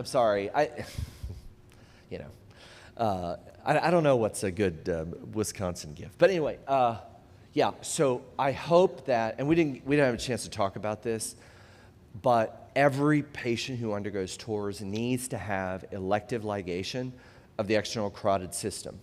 So the rule, I think, it's, again, never been published, which is an embarrassment to our field, actually. But tonsil cancers, you ligate the facial system. Tongue base, you ligate the lingual, and if it goes deeper, you ligate the superior thyroid artery. I mean, it takes a good 30 minutes to do that because everything lives under the hypoglossal, but every TORS patient needs to have a neck. You should never do TORS without a neck unless it's really, really superficial. And during those cases, when you ligate the neck, that reduces, and there are 3 studies that show this, it doesn't eliminate the annoying bleed that unfortunately you have to deal with. Hopefully it's not too often. But it reduces the catastrophic life-threatening bleed that dies before you can get them to the OR, or you're crashing to do an awake trach in the ER, right? So I think that's a really important part of this. And then how you manage those patients is hopefully making sure that the neck has been ligated, and then the old-fashioned techniques, just like a tonsil bleed. I think I give every patient my cell phone that has TORS. I don't want anyone dying from this disease. It's just, I'm trying to de-escalate treatment. And I try to keep in touch with the people in Chico, where I had a bleed once. Because going in there, what's been exposed, right? Has the internal been exposed? Are you seeing the twig of the external? All these things have to be considered. So I always want to contact the managing otolaryngologist. And I think I've gone on too long in answering this, but it's the thing that we, as TORS surgeons, fear the most. So thank you for the question. Yeah. Okay. Thanks so much. Terrific talk there, and yeah. And my comment is, I agree with what you're saying. I mean, it is the majority of patients are actually not going to be eligible for TORS. I mean, I know, I get often referred patients for robotic surgery. Patients come in with that expectations, and so you can't, just because they come in for that doesn't mean that's what you do. That is key. I mean, I think about it, as we were just talking about in terms of complications. Chemoradiation can sometimes be associated with miserable lifetime side effects, but they don't die in my hands. And so I think about that for a disease that has a very favorable prognosis, and patients that are expected to live a long time. So you have to always balance that for sure.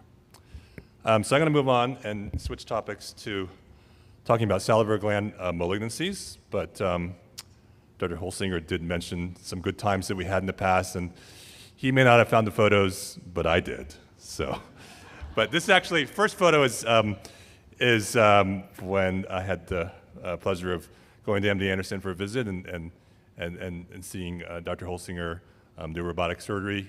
Had a great time in Houston a few years back. And this is the infamous photo. That's Dr. Holsinger there. I took the picture, so I'm not in it.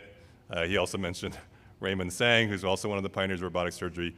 And we were watching the World Cup soccer game in Korea many years ago. So there you go. I'll email it to you, Chris. So let's talk a bit about salivary gland malignancies, and just a very quick overview on anatomy. I know we have some students and trainees here. And so, as most of us know, there are the major salivary glands, the parotid, the submandibular, and the sublingual glands, and then hundreds of minor salivary glands. The parotid is the largest. The important features to keep in mind is one, of course, the anatomy with the facial nerve going through the gland. And also, it's the only gland that has lymph nodes, and that's very relevant when we talk about possibilities for malignancy. The submandibular gland, the second largest, does not have any lymph nodes. Its main features of anatomy is that while a facial nerve branch doesn't go through the gland, it goes very, very close to it, running directly superficial to the gland. And then you have the sublingual glands, which lie in the submucosal plane in the anterior floor of mouth and have numerous ducts of which they empty their saliva. And then, as I mentioned, minor salivary glands that are distributed throughout really the upper aerodigestive tract. All of these can give rise to neoplasms. When we think about the parotid gland, it's often quoted that the majority of primary parotid neoplasms are benign. Only about 20% of primary parotid neoplasms are malignant. But it's important to note that when you consider the lymph nodes, then many secondary malignancies present with a parotid mass. And when someone presents with a parotid mass, you don't know if it's arising from the parotid gland parenchyma or one of those lymph nodes.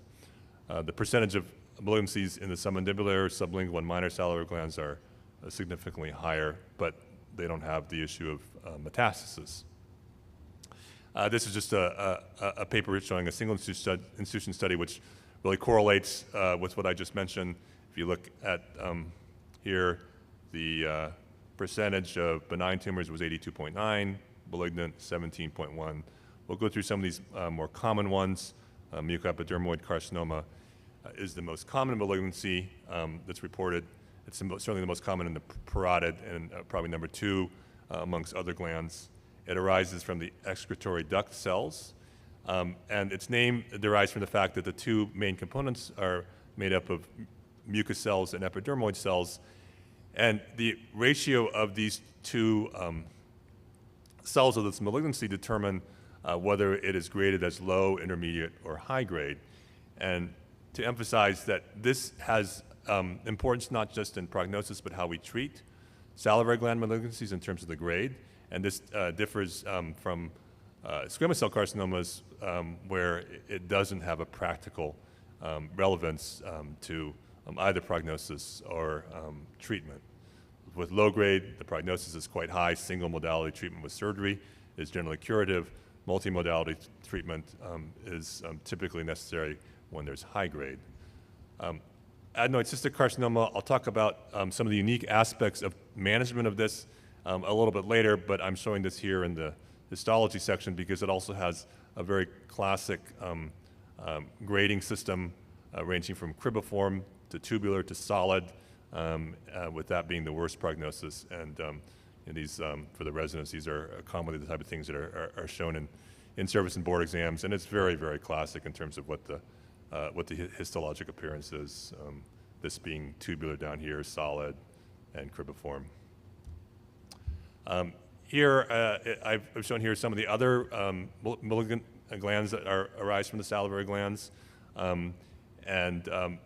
These ones, similar to mucoepidermal carcinoma, are characterized by the importance of grade in terms of prognosis and treatment. They vary a bit in terms of how common each of these are. One of the worst behaving ones is at the bottom, salivary duct carcinomas. These typically are high grade with poor prognosis and high percentage of lymph node metastasis. So moving on to the workup and evaluation of a person who presents with a salivary gland mass, the differential diagnosis initially can be quite broad, including a variety of other causes, including inflammatory, autoimmune, or infectious. We're going to focus on the neoplastic causes. And again, here, it's relevant in terms of not just benign and malignant, but in case of the parotid gland, whether it's a primary neoplasm or it's a metastasis. Or lymphoma is also a possibility with the lymph nodes within the parotid gland. So in terms of how one works up a salivary gland mass, we'll talk a bit about imaging as well as needle biopsy. The choices for workup often involve both of these. Needle biopsy is quite reliable, particularly in being able to distinguish salivary versus non-salivary origin, and has a fair predictive value in terms of benign versus malignant. MRI would generally be considered the imaging modality of choice for most salivary gland masses, in particular the parotid gland, because it provides a superior soft tissue definition and is better able to see extensions into the deep lobe or parapharyngeal space, which can occur with parotid neoplasms. There are certain characteristics that can predict whether a mass is benign or malignant. The typical pleomorphic adenoma tends to be well circumscribed, homogeneous, intermediate or hypotense on T1, as you can see here, and hyperintense on T2. Malignant tumors, on the other hand, tend to be more infiltrative and poorly defined. They may demonstrate local invasion. This is an example of a mucoepidermoid carcinoma, a low-grade one, but you see there's a less circumscribed, more irregular mass. This one happens to be in the deep lobe. So CT is done. A lot of times patients come with a CT scan, but it doesn't provide the same soft tissue delineation as an MRI. It can be useful for other things, for example, in terms of showing local invasion into bone, or I just had this example of a classic appearance of a parotid duct sialolith because of its calcification. So I wanted to just spend a minute talking about PET-CT and why it's not that useful as an initial imaging evaluation. Part of the issue is that the normal parotid glands have uptake on FTG. And then secondly, other processes in particular, probably the most common is a benign neoplasm of the parotid gland will also have FTG uptake. So it's not sensitive as it is in other areas as indicative for malignancy. It may be useful when you have a known malignancy to evaluate for metastatic disease. And then another point, because this often comes up, is that PET CTs are often done for other cancers. And then there is the finding of perhaps an FTG avid mass or FTG avidity in the parotid gland. I get a fair number of referrals, people who have anything, breast cancer, lung cancer. And it's important to keep in mind, again, the points that I just made in terms of a normal physiologic uptake. And one study showed that, oftentimes up to 50% of the time, they were unrelated and they were simply benign neoplasms of the parotid gland, just because they are so common. So next we'll move on to treatment. And so again, as I said, grade matters. And so, so for low-grade malignancies, which is basically the same way that a benign neoplasm is treated, the treatment is surgical. So in the parotid gland, that would be a partial parotidectomy, preserving the facial nerve. That may be a submandibular gland excision if that's the gland involved. And typically, there is no indication for elective neck dissection, no indication for radiation treatment.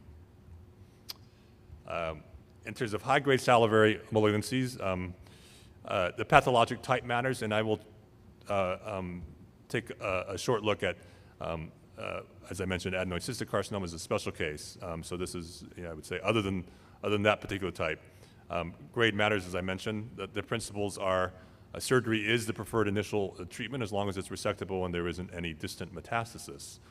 In terms of elective neck dissection, there is some controversy to it, but one principle that is clear is that if there is lymph node involvement, then a therapeutic comprehensive regional lymphadenectomy should be performed. Oftentimes, it's important to consider the appropriate management of the facial nerve. And then we'll also talk a bit about the role of adjuvant treatment in these cases.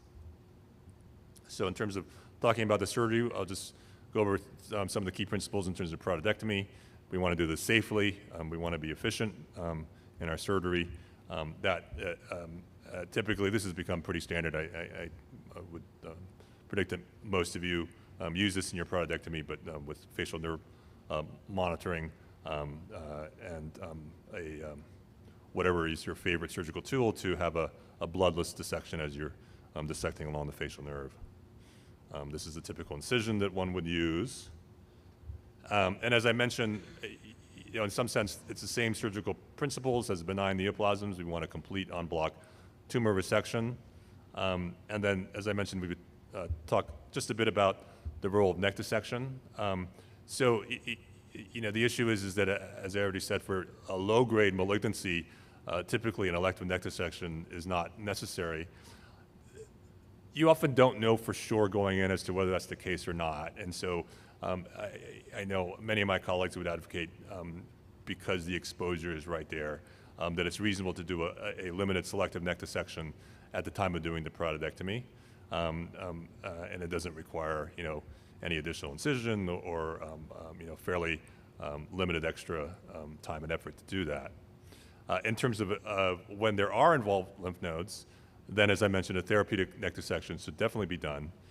In terms of the extended neck dissection, to talk just a bit about that, it obviously depends on where the lymph nodes are, but one would typically do at least a 2 through 4 and possibly a 1B levels in that therapeutic neck dissection. In terms of the level 5, this was a study that looked at that. What was found, sort of the key points is, there is definitely a certain level of occult level 5 disease that is associated whenever there is a presence of other anterior cervical metastases. But what they found is there really wasn't a difference in disease-free or overall survival associated with that occult positive level 5 disease. Clearly, as I mentioned, it wouldn't be done if it was done for in an N0 setting. But it's important to note that it probably should be considered when you have a significant degree of positive lymph nodes in the anterior portion of the neck. So the facial nerve becomes an important consideration many times with malignant salivary neoplasms. Again, this kind of first slide goes over the principles of facial nerve management. Certainly, all efforts should be made to preserve if it is functional preoperatively. But if intraoperatively there is gross nerve encasement, then this, again, should be something that should be discussed with the patient. But resection and achieving that complete resection is important in terms of achieving a curative outcome. Some cases that may involve involving your ear surgeon, lateral temporal lobe resection, or perhaps mastoidectomy is needed if the facial nerve is still involved with the stylomastoid foramen. And then in terms of managing it, preferably, and again, this is where it's important to know in advance what you are expecting to find. Immediate grafting is recommended, and this can be done with interposition cable grafting. There are a variety of nerve grafts that can be used. Useful one is a great auricular just because it is right in your field. It does not require an additional surgical opening. And some other things that can sometimes be considered. I've just listed a couple, but there are many other things that are components of facial reanimation that may be done. Many of these might be done at a later setting, just showing an example of where there has been a sacrifice because of oncologic regions of the facial nerve with the main trunk of the facial nerve exiting the stylomastoid foramen still intact, and so we can do a cable grafting using the great auricular nerve, which also illustrates here that it often has branches, so again, it becomes a useful material for nerve grafting because of its branching. So moving on to talk about adjuvant treatment. As I mentioned, the initial treatment in most cases is going to be surgery.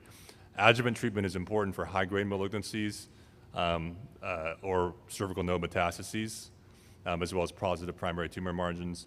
And typically, the adjuvant therapy that's done is radiation therapy. The question of chemotherapy continues to be one that's often discussed. And it's a little bit unclear. There's no level 1 evidence of benefit for chemotherapy for salivary gland malignancies. But it is something to consider in cases of clinically aggressive malignancies. I think the option of looking at a clinical trial should be something that should be considered in these cases because there can be pretty aggressive course of disease in many of these malignancies. So what about in cases of recurrence, particularly, or primary, which is unresectable, or in cases of distant metastasis? In some cases, if it's amenable to a salvage surgery, then that would be the preferred option. And in select cases, it can be done and achieve good results. These are particular examples, particularly if someone has had for example, prior parotidectomy, and then a recurrence often does involve the facial nerve, and so having to do those techniques I mentioned in terms of facial nerve management become important. Regional or free flap reconstruction is also sometimes necessary in these salvage cases. If salvage surgery is not feasible, then consideration of radiation or systemic therapy should then definitely be done. Sometimes it is possible for reirradiation. Also, if the area of recurrence is in distant sites, for instance, in the bones, then that also may be something that palliative radiation therapy could work for. And now we're getting into the realm where tumor marker testing for these malignancies may also be helpful in working with your medical oncologist to look at what clinical trials, some of these are often phase 1 trials, may be useful. Palliative systemic therapy for distant metastatic disease is indicated, and I already mentioned, as I said, clinical trials. So the last topic I just want to cover in a few minutes is what is really a biologically fascinating and somewhat unique behaving tumor, that is adenoid cystic carcinoma. These can involve any of the major or minor salivary glands, and I've seen these all over the place, not just in the major salivary glands, but in minor salivary glands that might be in the base of tongue or even in the larynx. And what makes them really biologically fascinating is they are slow growing, but unfortunately have a notorious relentless course over a long period of time. They're also characterized very commonly by perineal invasion, and in that you can also often find skip lesions, which again make achieving en bloc resection with negative margins very, very challenging. The pattern of how these spread is different. In terms of lymphatic metastasis, there's actually not very common. These are thought mostly to spread by hematogenous spread. And so therefore, it's the distant metastasis that become the biggest challenge in management. And these can occur, in some cases, 10, 15, 20 years later. And so as I mentioned, if you try to think biologically as to how that happens, it becomes a very interesting, from a research standpoint. From a clinical management standpoint, what we have to counsel our patients, all the studies will show, very good to excellent 5-year survival, even in cases of initially very advanced local disease. But unfortunately, if you look at the Kaplan-Meier curves and you go far out enough, it drops off quite significantly, so that beyond 10, 15 years, unfortunately, there are very few people who remain disease-free.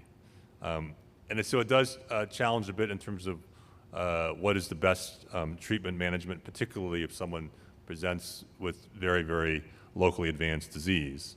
But in general, the initial goals of therapy are no different than any other head and neck cancer. You want to do a surgery and achieve complete resection with negative margins.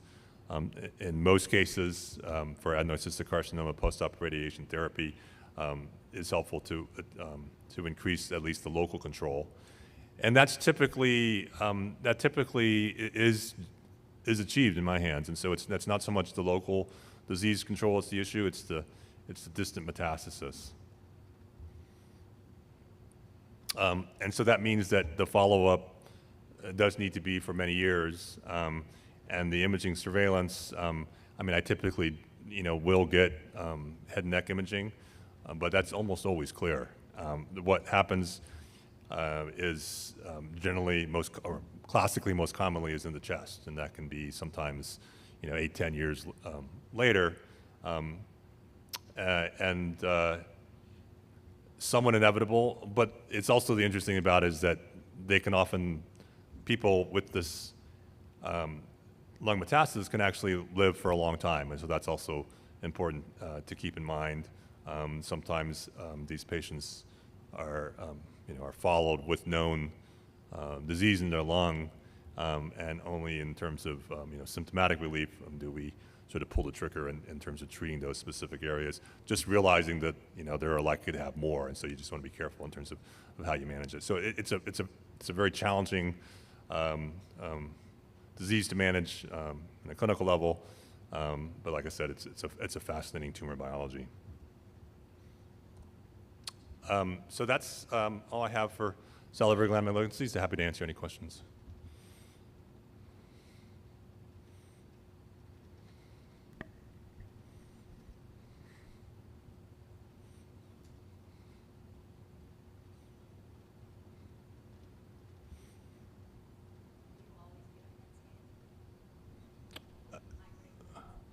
The question is, do I always get a PET scan in a high-grade malignancy? Yeah, typically so. Yeah, all of these have a potential for distant metastases. So it's not even so much for my surgical planning, but you want to know whether there's already spread to lungs or somewhere else.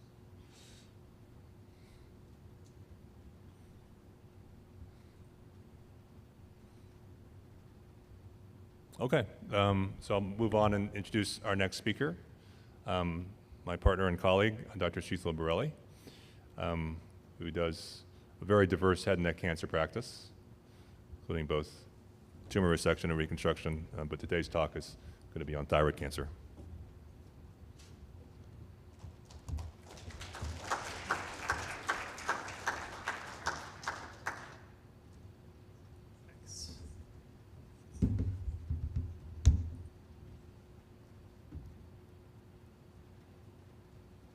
Okay, well, thank you all for being here today. My name is Sheethal Borelli. I'm a head and neck surgeon here on faculty.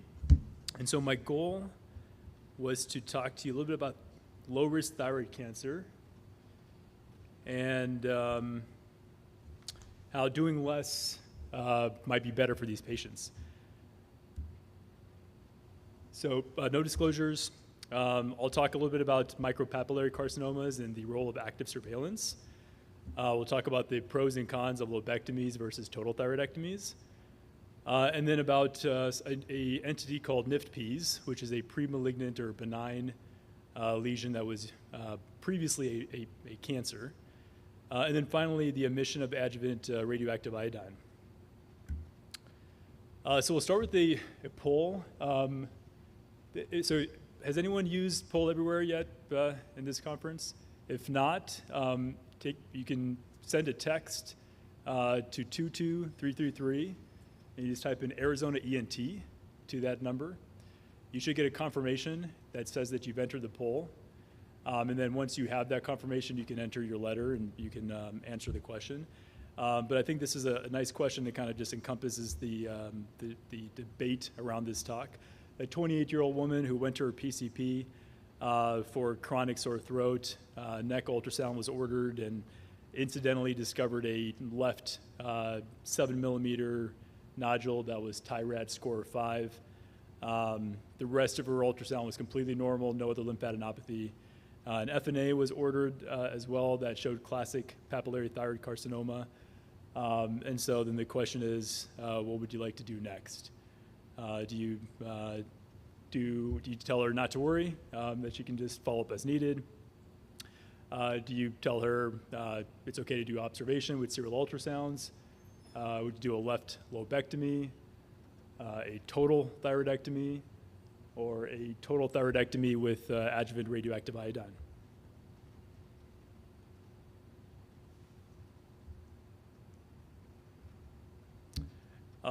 Yeah, so I think, nice, there you go. One more controversy, good. So most people decide on lobectomy. So we'll kind of go over the data today and kind of go over the different options. There's no right or wrong answer to that question, but I think some of this talk is kind of geared to helping you with that decision making. So this is a popular image that many of you probably have seen. The incidence of thyroid cancer has been increasing exponentially over the past few decades, and this really has to do with better detection methods. We scan a lot of people in the emergency department for unrelated issues. With pretty much every trauma activation, they get pan-scanned, and about a third to a half of patients will have a thyroid nodule. Also, our ultrasounds are much better quality and resolution, so we're able to pick up those sub-centimeter nodules much more clearly. People have handheld ultrasounds, and so we're picking up a lot of nodules that way as well. And so when we look at the American Thyroid Association guidelines from nearly a decade ago, this is a diagram that many of you probably have seen. It summarizes the management of nodules. And I'll direct your attention to one small part of this diagram that recommends that if you have a sub-centimeter nodule, you really don't need to do an FNA. So there is very clear guidance that we shouldn't be doing FNAs for these really small nodules. But we all know that we will continue to see these nodules, and some of them will actually be biopsied before the patient even comes to us. And again, those same guidelines either recommend observation or lobectomy. So let's talk about the option of active surveillance for micropapillary carcinomas. What is actually meant by active surveillance? It is definitely not just putting your hands up and saying, well, don't worry about it, it's small, it won't kill you. That's not what it is. Active surveillance is actually a lot of work. You have to appropriately select these patients. because not everyone is a candidate for this strategy. And then you have to frequently follow these patients and keep track of them. So that means frequent ultrasounds. You have to monitor very diligently for growth or progression of disease. And then you really have to offer timely intervention. So if there is growth or progression, you can quickly act on it. And this can be really quite burdensome for the provider, but it can potentially avoid unnecessary surgery for those patients. So this is a group, Miyuchi and others, a group out of Japan. They've been at the forefront of active surveillance, and they've been offering this for the past 30 years, since 1993.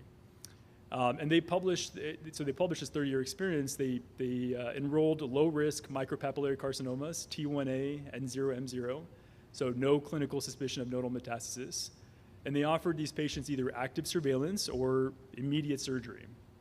And within the active surveillance group, they followed them with annual or semi-annual ultrasounds.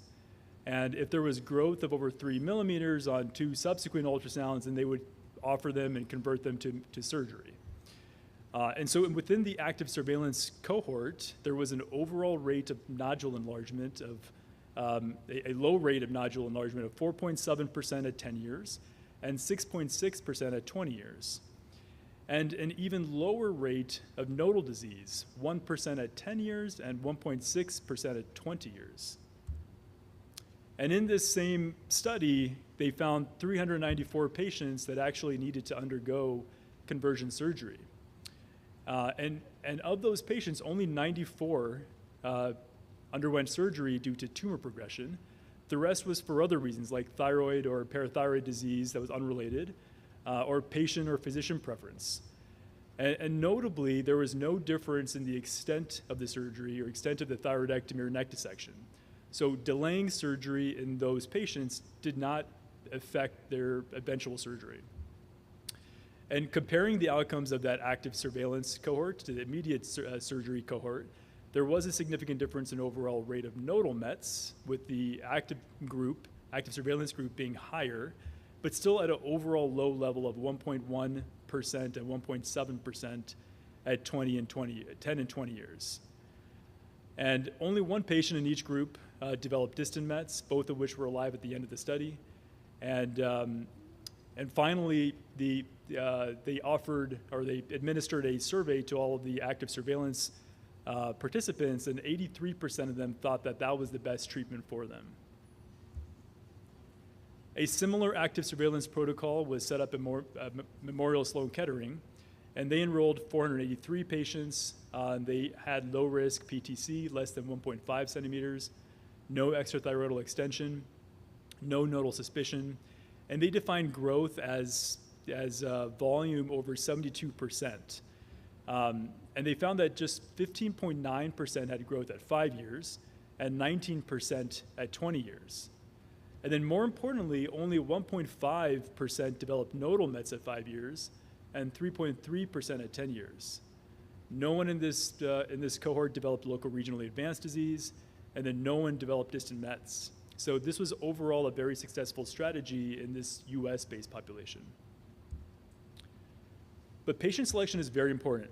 So you have to take into account the proximity of that nodule to the recurrent laryngeal nerve.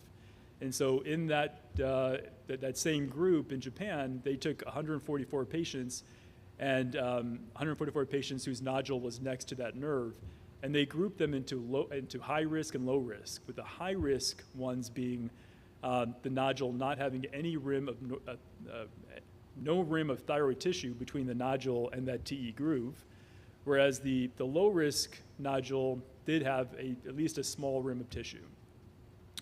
And they found that 7% of those high-risk microcarcinomas had involvement of that nerve, whereas 0% of the low-risk nodules had involvement of the nerve. So the group advocated against doing active surveillance for nodules that were right next to that recurrent laryngeal nerve. Also, the angle at which the nodule approaches the trachea is important. So that same group, they took 437 patients whose microcarcinomas touched the trachea, and they were grouped into an obtuse angle, which is nodule A right angle, which is nodule B, or an acute angle, nodule C. And they found that 24% of the cancers with an obtuse angle, like in nodule A, had tracheal involvement. So again, they would advocate against doing active surveillance for those microcarcinomas that touch the trachea with that obtuse angle. They theorized that the obtuse angle probably suggested actual invasive growth, whereas the acute angle probably just suggests incidental contact of the nodule with the trachea. So despite all of this convincing data about the efficacy of active surveillance, it is still not commonly practiced. In a survey of 246 surgeons and 99 endocrinologists, 94% agreed that active surveillance could be appropriate for select patients. 75% agreed that it could improve quality of life. 52% still had reservations about the strategy. And 68% thought that that was because there was a too high of a psychological burden for the patients to undergo active surveillance. And 30 to 40% worried about things like medical malpractice, about the high costs of doing this strategy, the poor reimbursements of following these patients up. And then most importantly in this survey, 76 of these physicians responded that if they had this exact same microcarcinoma, they would opt for surgery themselves. So it's really hard to convince patients to get this active surveillance strategy when we as surgeons wouldn't agree to it ourselves. So in many ways, thyroid cancer de-escalation parallels prostate cancer, which is another disease that's seen an increase in incidence after PSA screening. Also similarly, it's low risk, they're non-lethal, they have a long natural history. Treatment for prostate cancer includes surgery, radiation, androgen deprivation therapy. But the problem is that many of these patients can have lifelong sexual dysfunction and urinary incontinence, and it actually may not even change their oncologic outcomes. So the American Urological Association recommends active surveillance for very low risk and low risk prostate cancer. But it took over 20 years because the acceptance rates for active surveillance in prostate cancer was as low as 20% in the mid-90s. But it's gone up to about 80%. And thyroid cancer is following that same trend, but I think it'll take more time and work to get there. So we know that active surveillance is a viable strategy for microcarcinomas, but surgeons and patients will still opt for surgery. And in that case, we should really be offering lobectomies when possible. And I would say even in the most experienced hands, there are increased risks from a total thyroidectomy versus a lobectomy. A lobectomy alone reduces the need for post-op thyroid supplementation. It reduces the risk of recurrent laryngeal nerve or superior laryngeal nerve voice impairment. And it virtually eliminates that risk of hypoparathyroidism, which is very debilitating for patients. This was a perspective piece that was published in the New England Journal, and they advocated for lobectomies for small PTCs. And overall, their point, as shown by this first graph, was that the overall risk of death from a 2 centimeter or less thyroid cancer is very low. It's 2% over 25 years. And that risk was unaffected by the choice of procedure, whether you did a lobectomy or a total thyroidectomy. And so with that similar effectiveness, you would expect lobectomies to become more common, but yet in that second graph, you see that the rate of total thyroidectomies is actually dramatically increased compared to the rate of lobectomy. So we definitely have some work in trying to understand why this is the case and potentially advocate for more lobectomies. And so the outcomes for lobectomies are really quite good. And some groups are really pushing the limits for when you can do this and still obtaining good oncologic outcomes. So this is a Memorial Sloan Kettering group. They looked at 88 patients who had large thyroid cancers over 4 centimeters, differentiated thyroid cancers. And importantly, there were no high-risk variants, no vascular invasion, no extrathyroidal extension. So very select group of patients. And 36% of them were treated with a hemithyroidectomy. And overall, there were no recurrences in the whole cohort. So great outcomes for that strategy. This is a National Cancer Database study, and they looked at thyroid surgery for tumors 1 to 4 centimeters. And again, they excluded aggressive histologies. That's very important in making sure that you exclude these aggressive histologies. And this is the benefit of these huge cancer database studies because they have enormous sample sizes, 54,000 in the thyroidectomy group, and then nearly 7,000 in the lobectomy group. And again, there were no differences in survival between the surgery types. This is a fascinating paper out of China. They looked at T1, T2 PTCs with ipsilateral lateral neck adenopathy. And the traditional approach for these patients is to do a total thyroidectomy, a central neck dissection, a lateral neck dissection, and then adjuvant radioactive iodine. But this group, for some of these patients, they instead did a lobectomy alone and a neck dissection. And again, they excluded certain tumors, like tumors that were over 4 centimeters, extrathyroidal extension, large adenopathy, distant mets, aggressive histologies. And interestingly, they found a similar recurrence-free survival in both of these groups. And in the total thyroidectomy group, the use of radioactive iodine was actually really quite low at 29%. And that is actually typically why we advocate for completion thyroidectomies, is because of the need for radioactive iodine. And despite that, 71% of them in that group did not get it. So I'm not advocating for this yet, but I think it kind of shows where thyroid cancer de-escalation is perhaps headed. So not only do we reduce the risk of surgery by offering a lobectomy, but there is some data that potentially suggests improving their quality of life. And it may have something to do with the preservation of some endogenous thyroid hormone production. So in this study of 160 patients who either underwent a lobectomy or a thyroidectomy, they were all administered a validated thyroid questionnaire. And they found that in the total thyroidectomy group, they had higher levels of tiredness, impaired sex life, worse emotional scores. And they also found that patients that received thyroid replacement, so that included some even in the lobectomy group, they also had higher tiredness, worse emotional scores, higher depression rates. And so they concluded that hypothyroidism that requires exogenous thyroid replacement probably has some detrimental effect on tiredness and emotional state. So this sort of goes against what I normally tell patients. I mean, they usually say, hey, doc, don't I need that thyroid hormone? And I say, yeah, you do, but it's okay, we can replace it. But that may not be completely true. This is an older study out of the UK looking at 500 patients on levothyroxine compared to matched controls. And those on supplementation had a 21% higher rate of emotional disturbance compared to the control. And so they theorized that even though that you were obtaining a normal TSH, there probably was still some level of hypothyroidism at a cellular level that the supplement could not account for. So overall, there's not a lot of data on this specific topic, but it's worthy of thinking about when you're deciding between doing a lobectomy and versus a total thyroidectomy. So switching gears here a little bit, I want to talk a little about NIFT-Ps. And this entity is another reason why it might make more sense to consider lobectomies. We used to hear the term encapsulated follicular variant of papillary thyroid carcinoma, which we treated exactly the same as a true thyroid malignancy.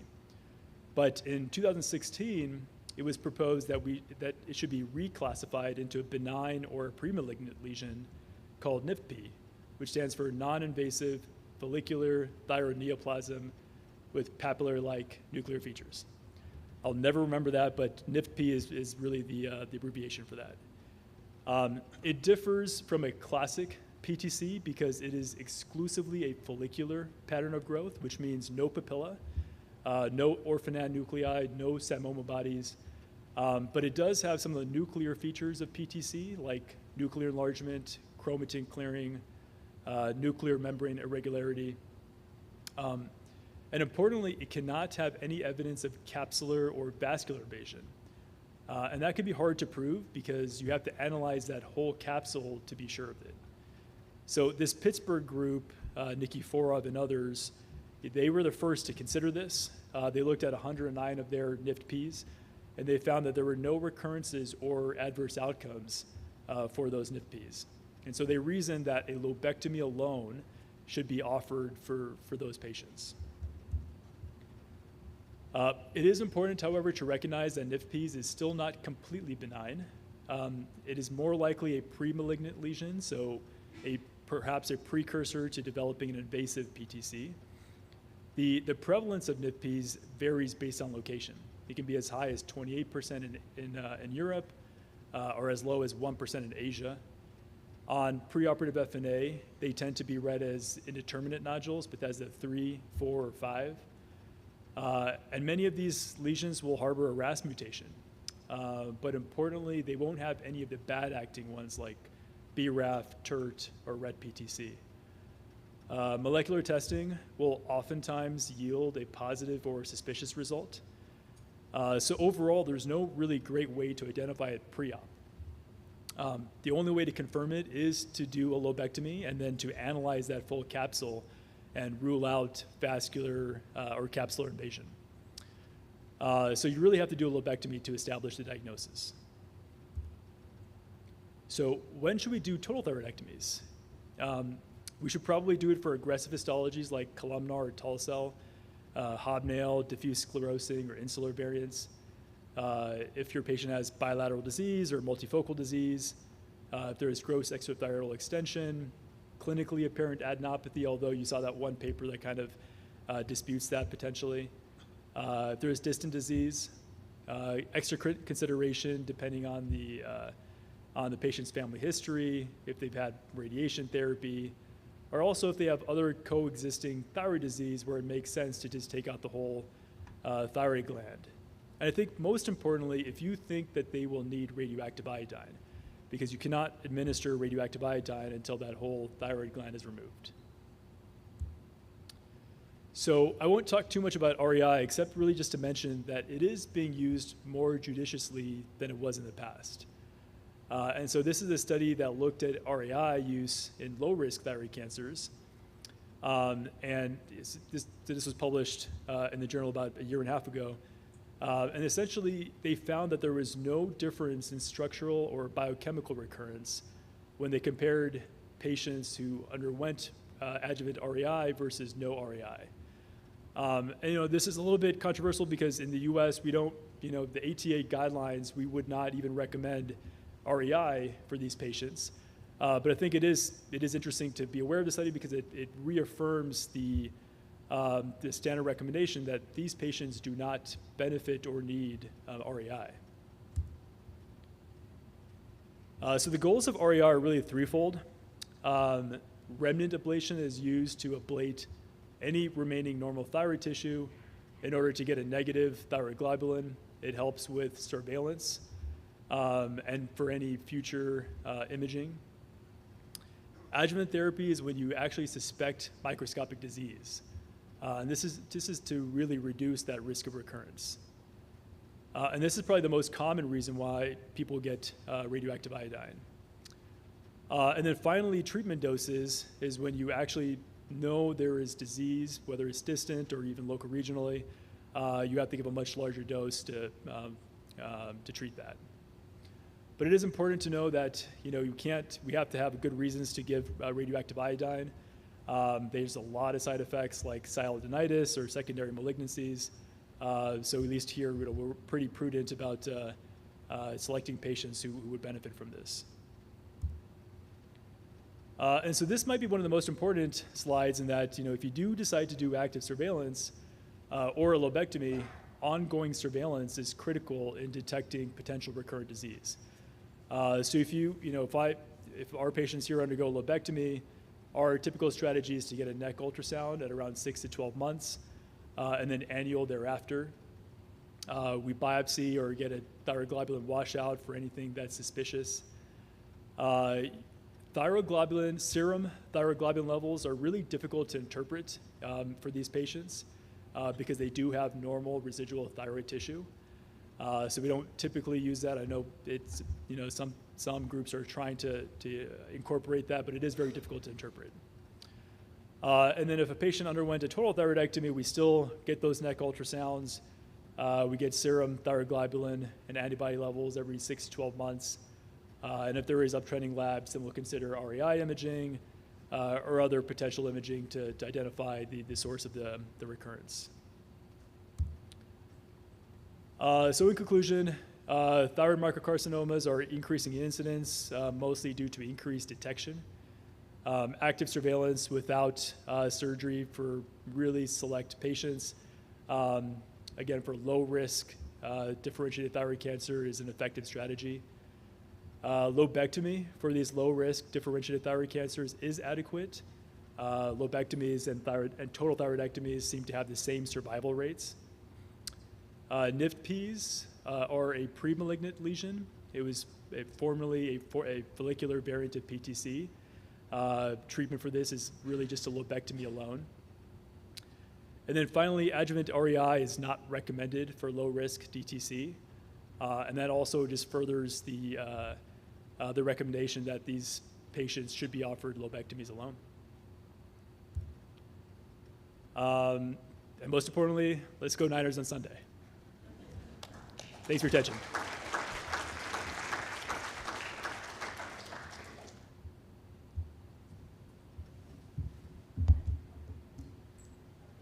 Yes.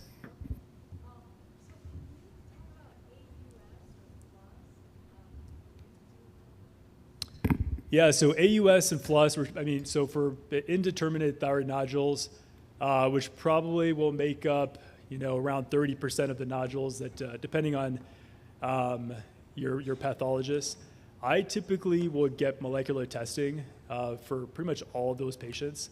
It helps me in, when you get the molecular testing, there's two main companies. There's more than that actually, but there's the two that are probably most commonly known are Afirma and ThyroSeq. I look at the different mutations. They'll have a nice genetic profile of what mutations are present on the sample. And they give you basically a percentage risk of that tumor being malignant. It's not like a yes, it's malignant or no, it's not. You have to kind of interpret that data. And so I use that in conjunction with both the ultrasound findings. If I'm really suspicious on ultrasound and the Afirma or the ThyroSeq is negative, I'll still, watch them very closely or even consider lobectomy just because of that, because they do have a false, negative rate to that. But I pretty much always will get a molecular test for all the indeterminate nodules. Yes. Yeah, I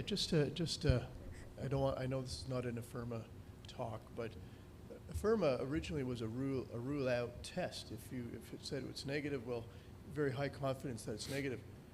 What has changed that now my Afirma testing is coming back saying 50% chance of malignancy? Yeah, so you're right. It used to be a rule out test. Now, all of these different tests have converged to some degree. ThyroSeq used to be a rule in test and the Afirma used to be a rule out test. They're both very similar. So they've gone through numerous iterations. They're testing for more and more mutations, and because of that, they're able to pretty much be both a good rule in and a rule out test. So I used to use Afirma mostly before because it was, in my opinion, I thought ruling out a cancer was more important than ruling it in. But they're both really good now. So yeah, I use both. Yes. In terms of doing a hemithyroidectomy or just a lobectomy for a thyroid malignancy and following it, you mentioned in the surveillance that you're doing repeat ultrasounds, which I think most thyroid surgeons are quite comfortable to do that. But you also mentioned following the thyroglobulin levels, which is something I never do, and I rely on my endocrinologist to do that. Are you following your own thyroglobulin levels in a lobectomy patient with a small thyroid cancer? I do for total thyroidectomy patients, but not for lobectomy. Yeah, I think that's sort of, there are groups that are trying to use the thyroglobulin levels in lobectomy patients, which could be very challenging because there's no normative value for a thyroglobulin level in a patient who has half a thyroid. But you could perhaps make the argument that, if you have what's a normal thyroglobulin level for that patient and you see it uptrending over time, that could suggest a recurrence, but no, I am not using that as like a way to determine if someone has a recurrence. And I don't believe our endocrinologists are either. Really just in the total thyroidectomy setting. Okay. Just another comment, and I'm sure everyone's had this experience. When you do thyroid surgery, our goal, of course, is to keep our endocrinologists happy. So we're often just technicians. So it's happened to all of us, I'm sure, that the endocrinologist says in their note that we've recommended total thyroidectomy for this patient, and then I see the patient and I'm a little sheepish to put in my note that I'm just going to do a hemithyroidectomy because I don't want my endocrinologist to say, well, he's not doing what I want. I'm going to send my patient somewhere else. How do you deal with that? Yeah, no, that's a great question. I think that's a good point. I mean, especially if you are not going to be the one solely taking care of the patient afterwards, it is very important that you have buy-in from the endocrinologist. And if that endocrinologist wants you to do a total, I think you probably ought to discuss it with them and make sure that you're on the same page. We have a multidisciplinary endocrine tumor board here, and it kind of makes it easier for us to discuss cases together as a group. And I think they're really on board, I think, with doing lobectomies if indicated. But I agree with you. I think you have to absolutely be in accordance with your endocrinologist. Just one more comment. The endocrinologists, they don't want to follow these patients any more than we do with serial ultrasounds, and I think that's often the push. Here, lap, take the whole thing out so I don't have to do any repeat serial ultrasounds. So I think that does bias sometimes my decision Yeah, making. it's a lot of work, like I was saying. Yeah. Thank you. All right, so I want to bring up our next speaker, also my colleague, Dr. Audrey Baker, who is a head and neck oncologic and microvascular surgeon with a diverse practice, but a special focus on advanced skin cancers. And so looking forward to her talk this morning.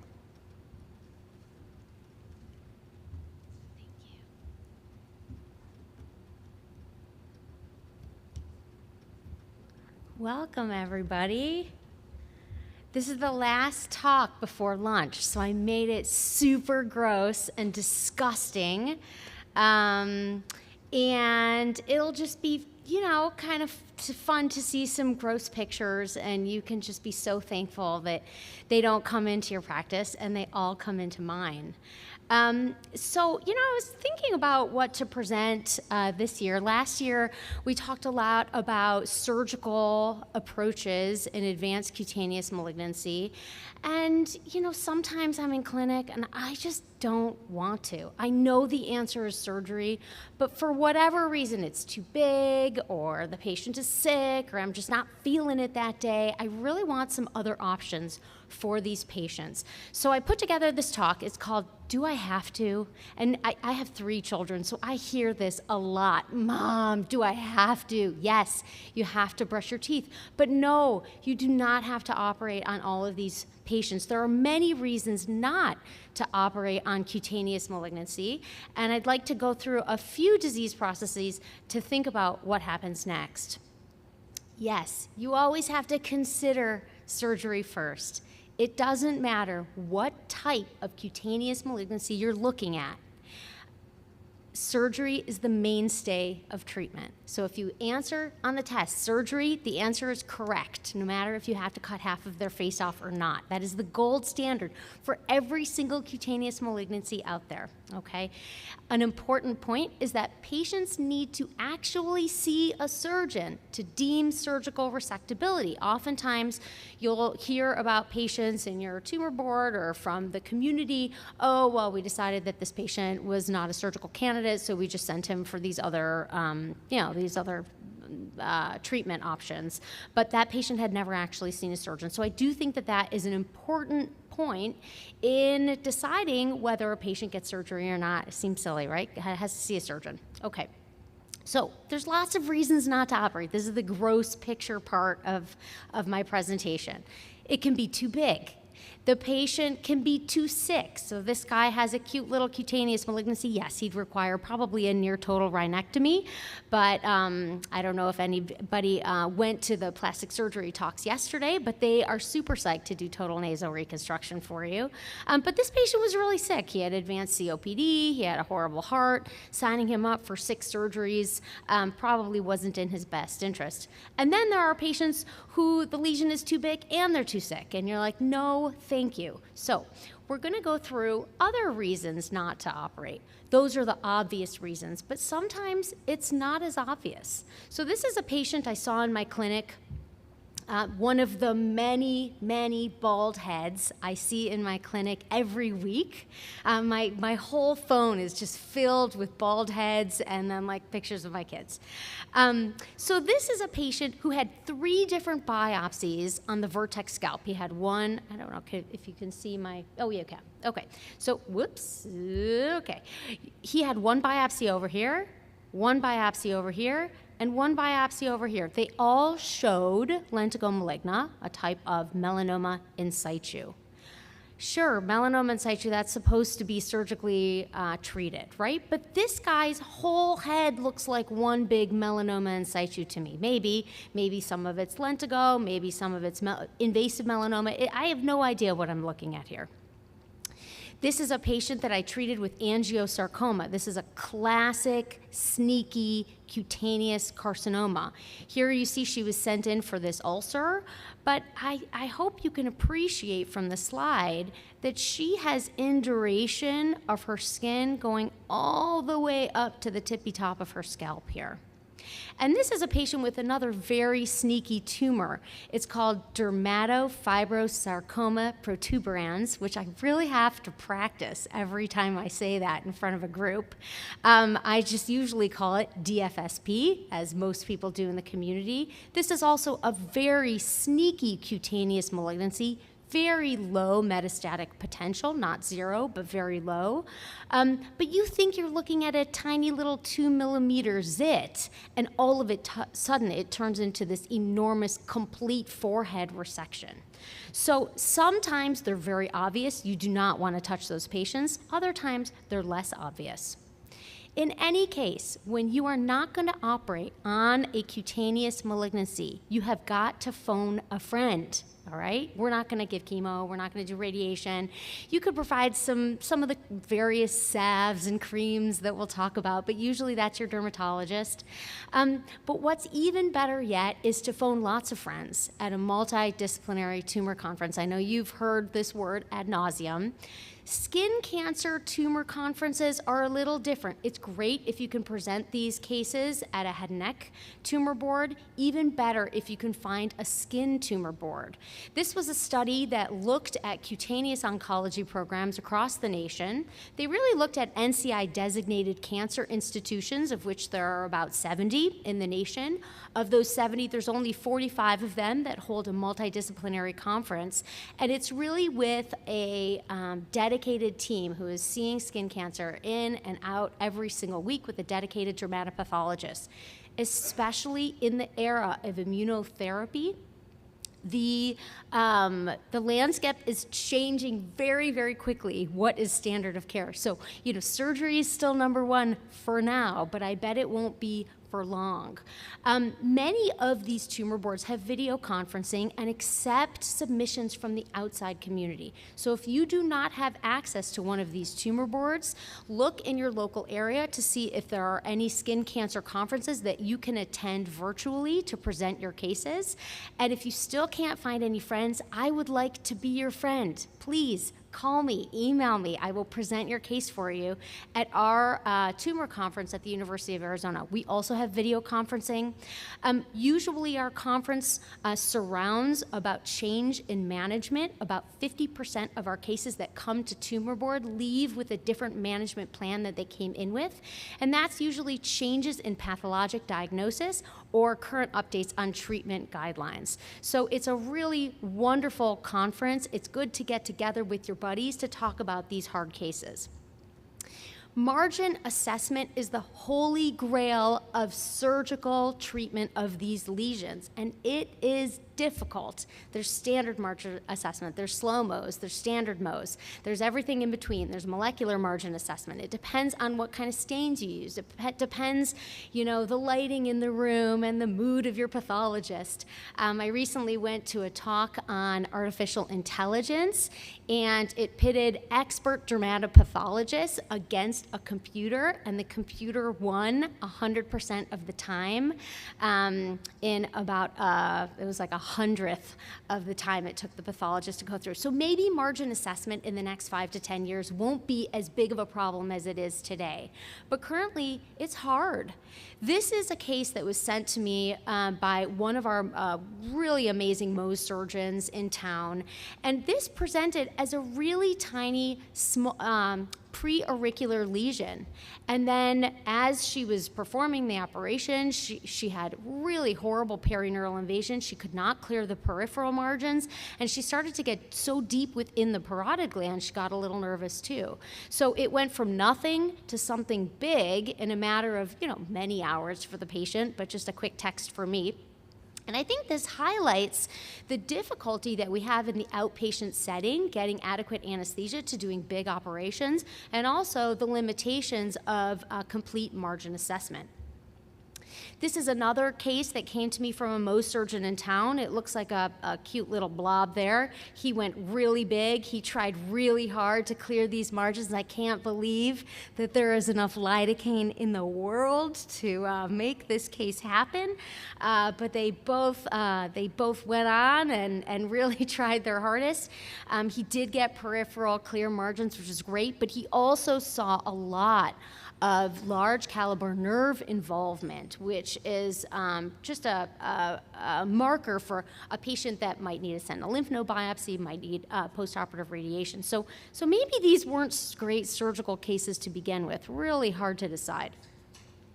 Dermatofibrosarcoma protuberans is a locally aggressive cutaneous malignancy, and it has a really high recurrence rate. At this point, surgical resection is the standard of care, but getting clean margins is very difficult. It doesn't matter if you do standard wide local excision in the operating room or if you're a Mohs surgeon checking the margins as you go. These are hard. They're hard because they look clinically like a blob. All this blue is the blob that you would see clinically. Sometimes it just looks like a zit. It's not pigmented. What you can't see clinically is these small little septae that grow between the fat globules in the subdermis. And that is where everybody loses on surgical excision. You can, if you think you couldn't get it all, by all means try. If you do not think you can get it all on your first pass, not all is lost. I want to remind you about Gleevec, which is it's an old drug it's an oral chemotherapeutic medication used to treat CML, to keep it in a prolonged state of refractory inhibition. And you can use this in DFSP to shrink the tumor. Now, this is an interesting thing because we think about neoadjuvant chemotherapy in any tumor, and is the chemo really allowing the tumor to shrink concentrically so then you can just make a tiny little circle around what it is now? Or is the tumor shrinking in little islands? Some studies who have looked at this say it shrinks in islands, other studies say concentrically. It's never been really looked at pathologically in DFSP, but I can tell you there's been many studies out there looking at preoperative Gleevec, about 6 to 12 weeks, depending on the patient response, and followed by surgical removal. And those patients have a much better outcome than primary radiation.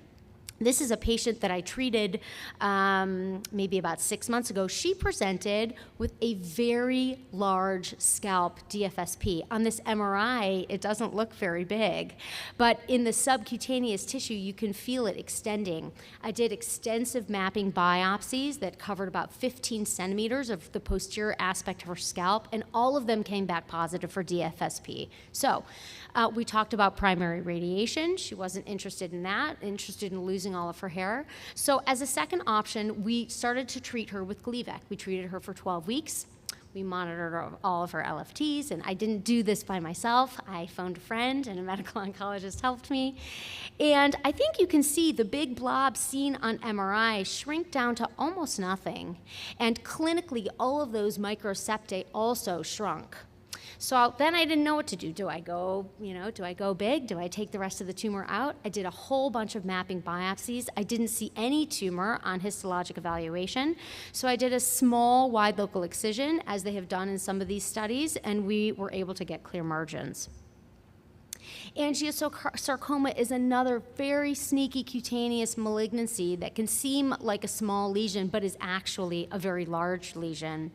In this patient, in my assessment, and with the purple pen, very classic surgeon thing to do, without a microscope, without a fancy flashlight, I just circled the red to see where it was, and I did directed biopsies at least 2 centimeters outside of where I could see clinically.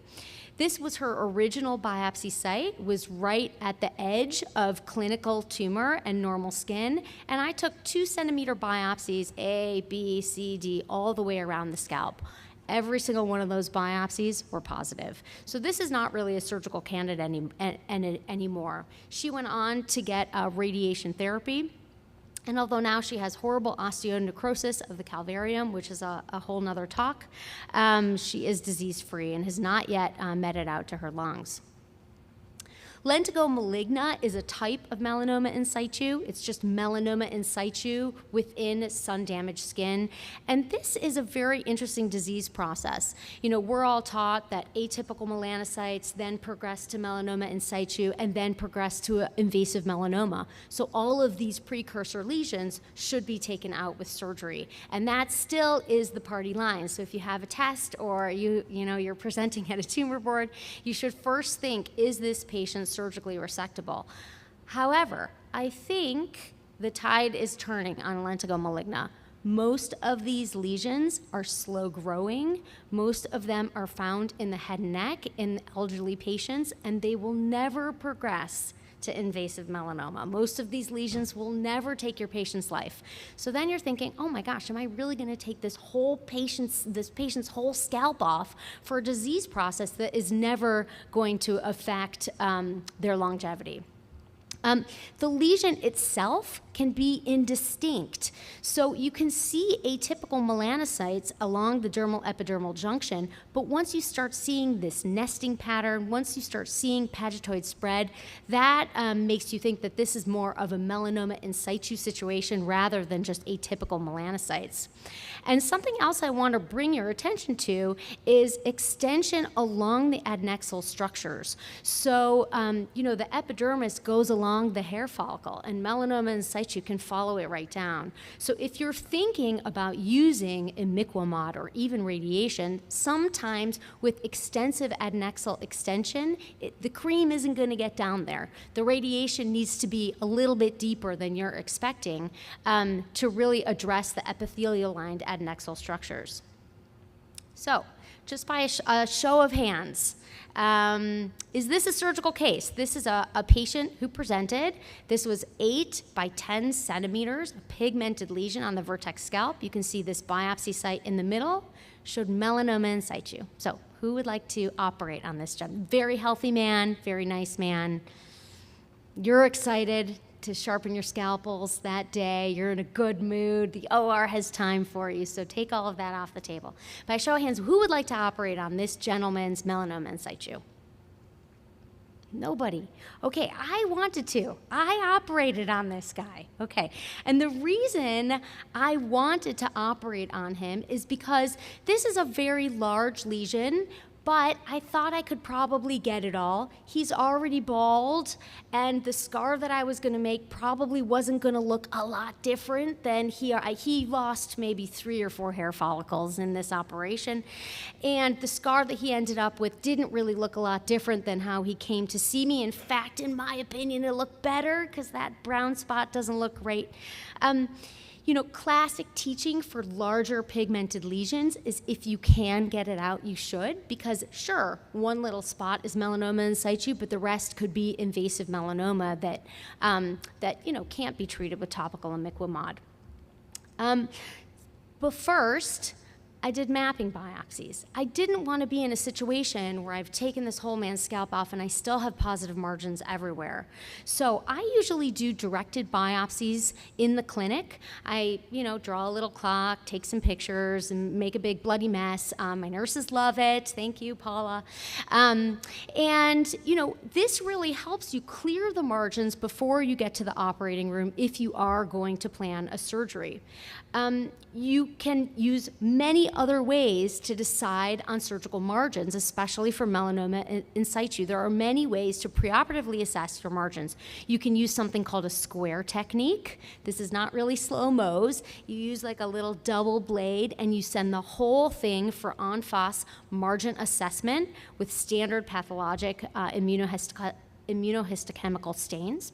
You can use something called confocal microscopy, which is a little hard to do in the head and neck because it's a larger machine and the skin needs to be flat, but especially on things in the neck or on the clavicle or in the upper back, confocal can be very helpful.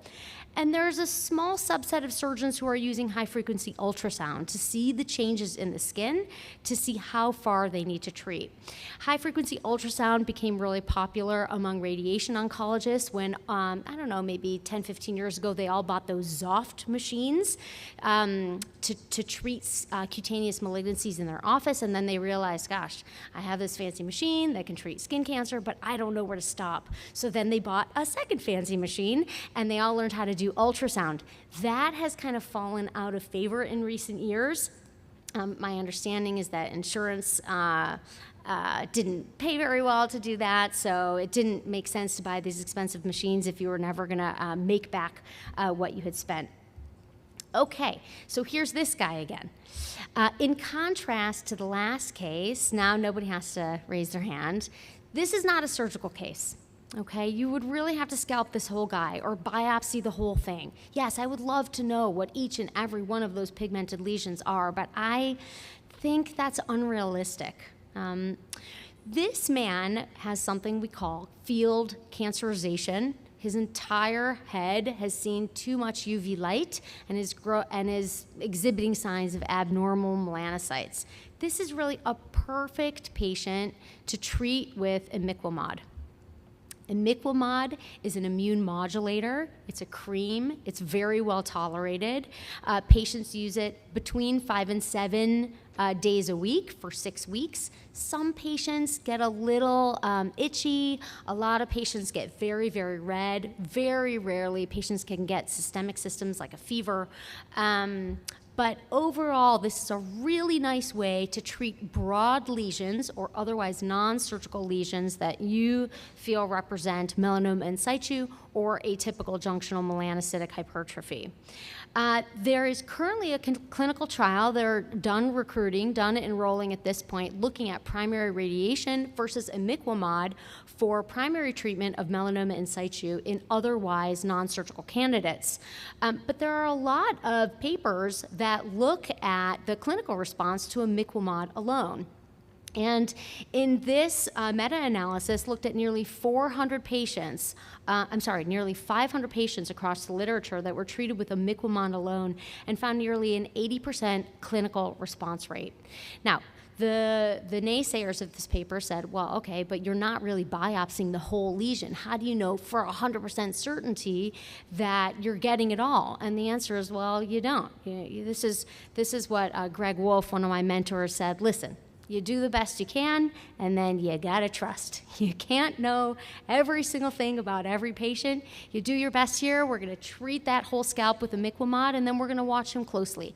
If he has a lesion that starts to grow, you biopsy very specifically. This is one, I think, great example in the literature. This is a patient who had a melanoma in situ. You can see the very dark pigmentation in the forehead. After 6 weeks of imiquimod treatment, his clinical lesion has completely resolved. And histologic examination, they took multiple biopsy sites at the place of previous pigmentation. You can see that the melanoma in situ that was here going along this adnexal structure and showing some perineural, not perineural, invasion, but deep adnexal extension has now completely resolved. So this is a really nice option for patients for whom, whatever reason, you really do not want to operate. There are some pitfalls of imiquimod. Some patients get a nasty reaction and they stop using the cream. Other patients stop using the cream because they're like, it's just cream, I'll just use it 4 times a week or 8 times a week or whatever they're doing. There can be a sampling error. So if you're not biopsying the entire lesion, you might miss invasive melanoma. One of the previous slides I showed those huge, horrible, ugly tumors. And I think that's what a lot of my, I asked my residents, send me your worst pictures. And that is kind of what burns in your brain. But it's pretty rare to get patients with advanced basal cell carcinoma or advanced squamous cell carcinoma. But I think as a group, we're all more familiar with these types of drugs. The immune checkpoint drugs are ubiquitous now. They are amazing for patients presenting with advanced cutaneous squamous cell carcinoma. I think your tumor board, whether or not it's a skin cancer tumor board or a head and neck tumor board, will be pretty comfortable using some of these drugs to treat non-operative squamous cell carcinoma. This is a patient who had metastatic dermal mets everywhere and was treated with cemiplimab and had a really wonderful response. This was just at 3 months. This is another patient. This was from the same paper. This patient had metastatic basosquame. It's actually the squamous part of the basosquame that mets, was treated with cemiplimab. And you can see they went from being riddled with tumors. The tumors haven't 100% disappeared, but it gives you the sense that these are less immunologically active tumors. There's some really amazing examples in my own practice and also demonstrated in the literature for patients with inoperable tumors that immune checkpoint inhibitors are a wonderful next step. I think at this point, everybody knows about the hedgehog inhibitor class of drugs to treat inoperable basal cell carcinoma. This can also be used to treat patients with Gorlin syndrome. I will remark that these are not always very well tolerated. The hedgehog inhibitors can cause really horrible fatigue, can cause muscle aches, can cause diarrhea and colitis. So we work very carefully with our medical oncologists to make sure to give patients treatment breaks if they are being treated for basal cell carcinoma. Again, this is my team. I work with a lot of very talented dermatologists, dermatopathologists, radiation oncologists, and medical oncologists. And if you don't have access to a skin cancer tumor board in your community, I would like to be your bestie. Please send me your difficult cases, and we can video conference you in and review the pathology and give you some other treatment options to take back to your community. And this is my public service announcement. My home team demonstrated excellent sun avoidance. Thank you very much.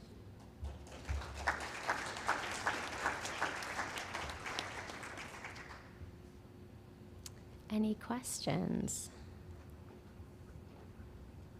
And meanwhile, I'm going to invite my panelists up here. Any questions, Dr. Baker? Yes, go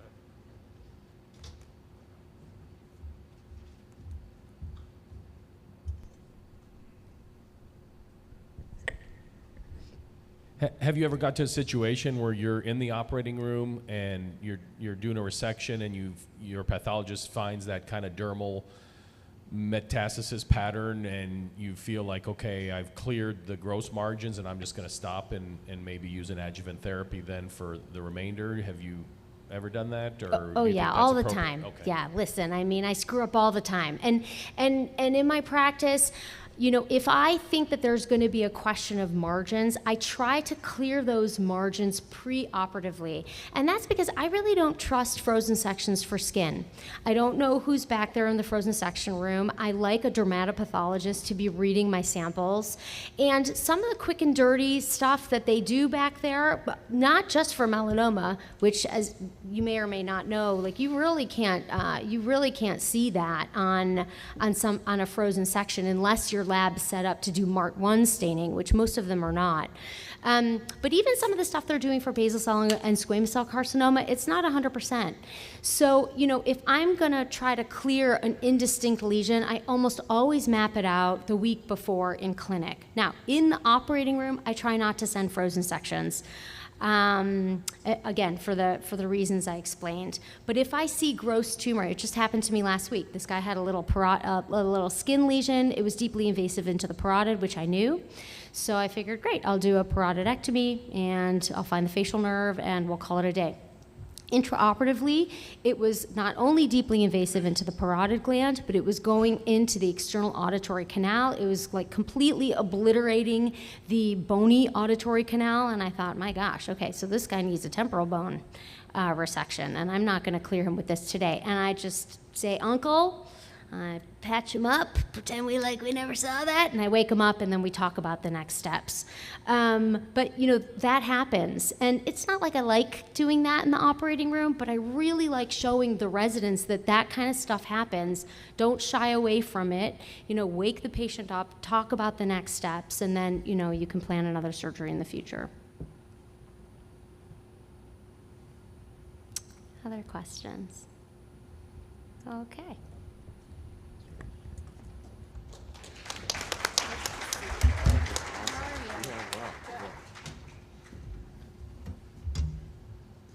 All right, so we're going to move on to the case presentation, the head and neck tumor board panel. I have a case of a HPV-associated oropharynx cancer. While your slides boot up, I just wanted to show Dr. Baker that I always wear my hat. Oh, I love it. You need a wider brim. Okay, so this is a 52-year-old man. He is a never smoker. He is a firefighter. He came to us with about a 3-month history of a sore throat. He tried some antibiotics, some steroids. None of that really helped. Pretty typical story. Eventually was found to have a left tonsil, P16 positive squamous cell carcinoma.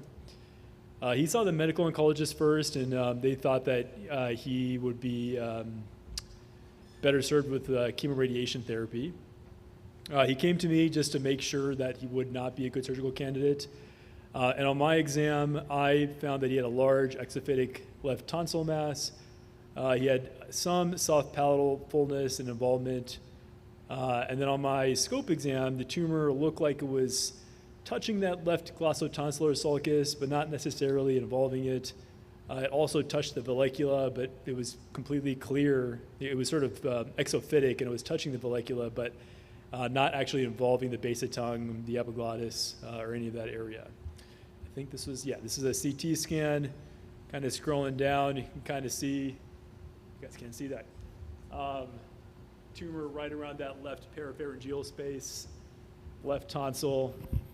It doesn't really quite enter that parapharyngeal fat.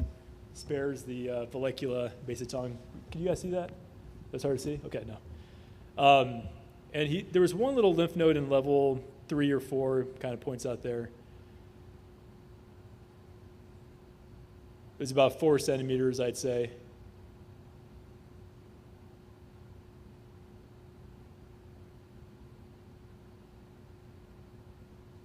All right, I think this just goes back and forth. All right. So, first question is, how do you counsel patients about the prognosis and oncologic outcomes for these types of cancers? I oftentimes, these are really healthy patients, in their 50s, exercise every day, never smoke, never really been sick, and so they're just really shocked by this diagnosis. And a lot of the visit is sort of giving them a lot of reassurance about the positive outcomes for this disease. And I almost kind of tell them, like, hey, there's a really high chance of cure. But I'm just curious how the panel kind of approaches that question about prognosis, Dr. Holsinger. Yeah, yes, very important to go over all that. And I think then you also have the discussion of how HPV transmit the disease, and these always become a good 30-minute discussion, as they should be. But the first thing I tell them as the intake surgeon is that, hey, look, I'm going to talk about my treatment option that I might offer you, but you're going to see this whole team. But throughout this whole process, this is a P16 positive, likely HPV related, highly curable tumor. But come back another day and let's talk about treatment options, right? I'm bringing you into the system. It sounds like they may have already spoken with the med-onc, but I tell them to focus on the good prognosis and how our goal, because you're 52, this patient is 52, is to minimize late side effects, because by actuarial tables, you may have 25, 30 years of life ahead of you. So not only do we think you have a good prognosis, but we're going to work really hard to find the treatment that long-term has as little impact on your function as possible. Do you ever give them numbers in terms of survival rates for this? I don't. I always speak in broad ranges. Yeah, and both for the onset of diagnosis and later when patients recur. I avoid the direct number, but I think the direct number is somewhere between 85 and 90% for a guy like this. How big? How is this a T3 or large, big T2? It's technically a T3, but I mean it's on that cusp. It's Cusp, like 3.9, 4.1 centimeters, depending on how you kind of measured it. But yeah. But low volume neck disease, so correct. Essentially a stage 1 or 2 oropharyngeal cancer. Yeah. Well, what treatment would you recommend then? Looking at that scan, the treatment option, I think, for these patients, definitive chemoradiation therapy, or upfront TORS surgery. And then if you can just talk about, what you would recommend for this patient and also kind of what your TORS indications are. You kind of talked about a little bit of that during your talk, but if you can flesh out the details of soft palate involvement, follicula, that sort of thing. Definitely imiquimod, for sure, is I recommend it. Sure. Yeah.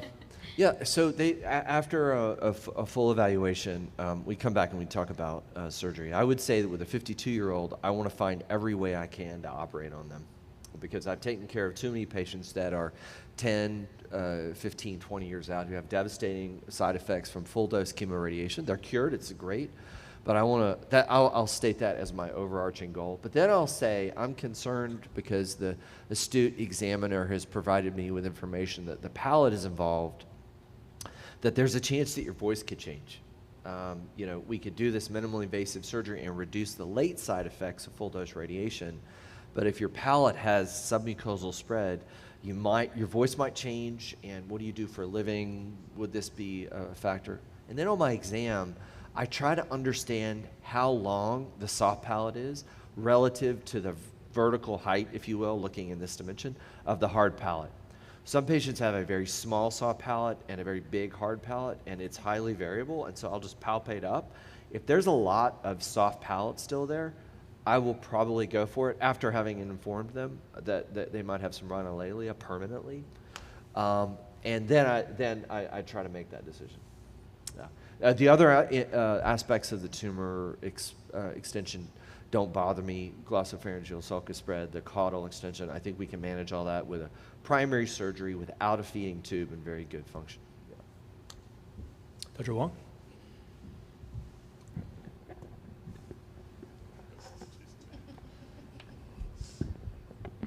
Yeah, I mean, my thoughts are very similar. I don't think I have much to add, but I mean, the soft palate extension does make me nervous. I like your tips in terms of sort of assessing how much soft palate you're gonna have. But I mean, I think the teaching point is that beyond the sort of T2 versus T3 considerations, and just in general, I do struggle with it when they're sort of on the borderline.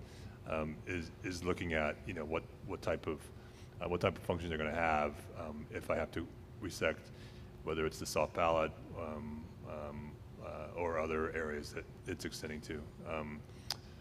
So yeah, I mean, I think this is a borderline case. It's one where you kind of have to have a conversation with the patient and get a feel for how they're going to do and what's going to be best. But yeah, this is a borderline call.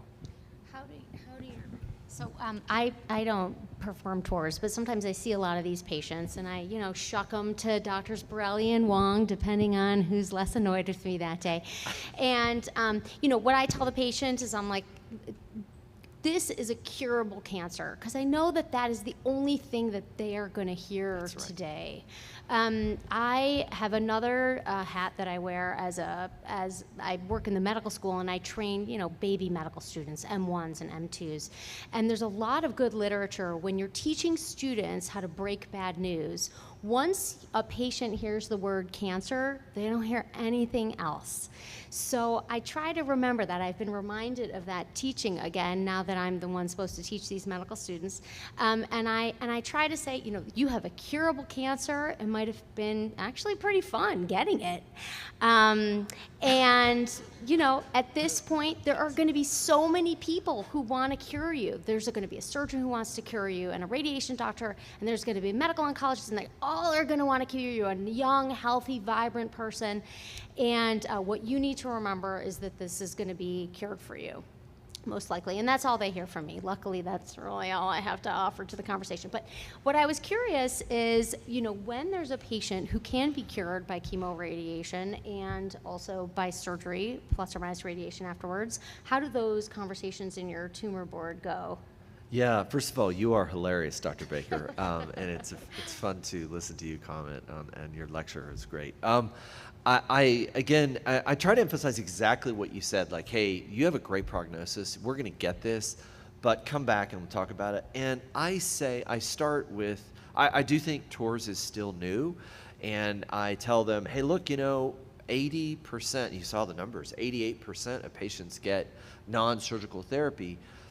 And so I want you to really take some time to understand that, and then we'll come back and talk about this new option, which has a lot of really compelling data around it. And then see where that conversation goes, because I try to elicit a desire on their part to tell me what their preferences are. Some people love the idea of just getting it out of their body, this tumor, this thing that's invading them. And other people are like, you want to do what with a robot in my mouth? I mean, engaging them in the treatment process, it'll surprise you, I think. Yeah. Along those same lines then, so I think we definitely try to avoid triple modality therapy, so patients who require surgery followed by radiation and chemotherapy. But it's pretty common that, we do surgery, they have negative margins, maybe 1 or 2 nodes, and then they'll get adjuvant radiation therapy. And we can sometimes predict that even just from the get-go. How do you incorporate that in your discussion? There's not great data on is TORS plus adjuvant radiation therapy, is that a better outcome than definitive chemorads therapy? This is very controversial, and I think in your tumor boards that the radiation oncologist is like, oh, triple modality therapy, it's a failure. It is not a failure in most cases. And again, this is where that conversation in multi-D tumor boards is so critical. If a patient has TORS and gets 66 gray to the pharynx because I made a poor decision and I did not get good margins, first of all, that's a failure on me, and I hate that, and I work really hard to avoid that. But if they have an operation and 66 gray plus cyst, that's a failure. That rarely happens, but you have to have kind of a conversation with your radiologist to say, hey, look, if I have a 1 millimeter margin on the constrictor muscle, and by the way, the constrictor muscle is only about one millimeter thick anyway, we're not going to consider that a positive margin, are we? And 60 gray is what you're going to give. You have to have these sort of rules of engagement worked out before, so that if that patient, comes back to your team and they get 60 gray, that's a win. I think TORS and 60 gray plus cyst because of nodes or E&E is a good outcome, especially for a 52-year-old, because keep in mind, they get 68 to 70 gray in the pharynx and in the neck, and that is extremely toxic because that neck is really close to the pharynx, and those patients have a 10% chance of permanent cranial neuropathy after 10 or 15 years, and we can't fix that, right? So I went on a little too long, but no, that's perfect. But those are the thoughts that run through my mind. So, you bring up the neck disease, and actually, somewhat conveniently, the neck disease here was pretty minor, but that's actually probably not so typical. Usually there is significant neck disease, and then oftentimes we're trying to ascertain, well, is there some E&E, how much E&E is there? And that's often not so easy. So we often go in not knowing for sure. I guess my question to you, Dr. Holsinger, is what would be, how do you use the neck to help you decide on the torus? Because that's something we haven't. Definitely. I think that, and Dr. Wong is absolutely right, E&E is really difficult to predict. The sensitivity with CT scan is like 75%. It's not very good. But I think that you want to avoid, so Jim Lewis is a pathologist now at Vanderbilt. When he was at WashU in the 10 years ago, he described a scale that measured E&E. And now, as part of the AGCC 8th edition, we're categorizing E&E by less than 2 millimeters or greater than 2 millimeters. And that was Jim Lewis's schema. He also described clear soft tissue deposit and metastasis. Those are the patients we shouldn't even think about operating on. And I try to find those that are less than 2 millimeters, which we don't always do a good job at. But I think just avoiding going in there and having to take an IJ or an 11th nerve or a big chunk of the SCM on a 52-year-old who could have a really good function after it, that's what I try to avoid. And usually an MRI is helpful to help you identify that. Yeah, and I think we've sort of have seen that trend as well. And so, I mean, I think, in fact, one of the things that, if you look at the ECO 3311 study is more and more recognition that a minimal amount of E&E in HPV positive disease at least seems to not carry the same negative prognosis that we once thought. Yeah, Steve's exactly right. We didn't have time to get into that, but buried within that intermediate risk group that did get 50 gray were patients who had less than 1 millimeter of E&E. You're exactly right.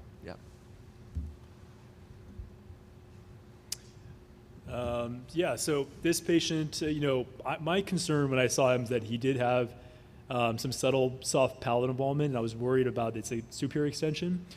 And so we opted, and the fact that he saw medical oncology first, in his mind, he thought, okay, this is going to be easily treated with chemoradiation therapy.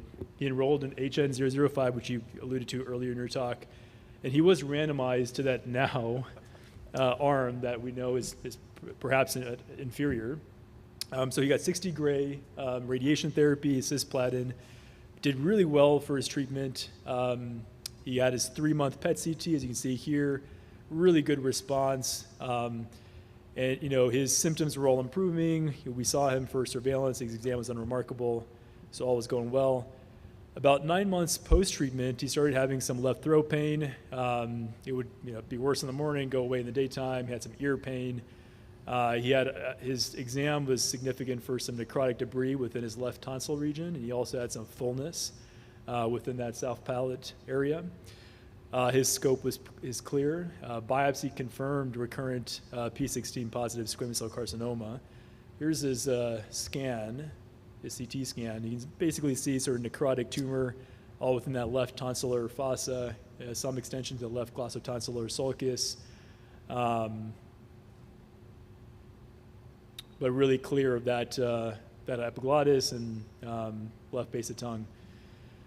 What would you guys do next? What kind of, I think surgery probably is indicated here, but how would you guys plan a salvage surgery? Do you consider TORS in this case? Let it, resect it, let it granulate in? Or you just consider something open? When do you guys do mandibulotomies? And then reconstruction for defects like this? Should I go first? So as a very insightful question earlier, I do these in a combined fashion. Early on at Anderson, where I wasn't doing much primary tours, would salvage these, and they are terrifying wounds to heal, especially within the first year. If they fail within the first year radiation therapy, these wounds do not heal if you do them and expect them to heal by secondary intention. You have a 6-month wound on your hand, and just underneath it is the branches of our branches of the facial artery, and frankly, in some cases, the external carotid. So I always flap these, especially when the recurrence happens within a year. And there's a really cool where you can pull the hypoglossal nerve down and widely excise this whole area, and then have an excellent microsurgeon come in and reconstitute that whole area. Transoral, transpharyngeal, through a wide lateral pharyngotomy. It would be my approach. Well, was involved with this case, but our experience has been, exactly the same thing. And I mean, the post-radiated resections, they just take forever to heal, and I want to be able to sleep well at night. And it's like thinking that wound is still open, and sometimes weeks later. When I have two great microvascular colleagues, it makes it an easy choice to do that. You're worried about bleeding, and also like, is that cancer? Yeah. Did I not get this? Right. Yeah. Is it pretty rare that you guys have to do a mandibulotomy? I think it seemed like the mandible, so I would only take the mandible if there was, so it's pretty rare that happens because you caught this early. I oftentimes don't have to do that, but but we do, yeah. Yeah, so I mentioned having great microvascular colleagues. So, I mean, the mandibulotomy, for me, the issue is particularly when you do the combined TORS transcervical approach, is generally rarely necessary to do the resection. When I go leave the room to go eat lunch, I tell the residents I really feel sorry for Dr. Pirelli or Dr. Baker to try to inset in with the with the mandible in place, but they seem to do okay though. Is it hard from the micro perspective doing these insets through the mouth and yeah? Actually, no. When it's wide open through the neck, it's actually, I think, easier, than some of those like regular tongue defects where you can barely get your hand inside the mouth. So oftentimes we're just insetting through the neck, looking into the mouth, and that makes it easy. Right. And so when I used to do these, it's exactly the same technique of going, some portions transoral and some transcervical for the resection. You do the same thing when you're doing the inset.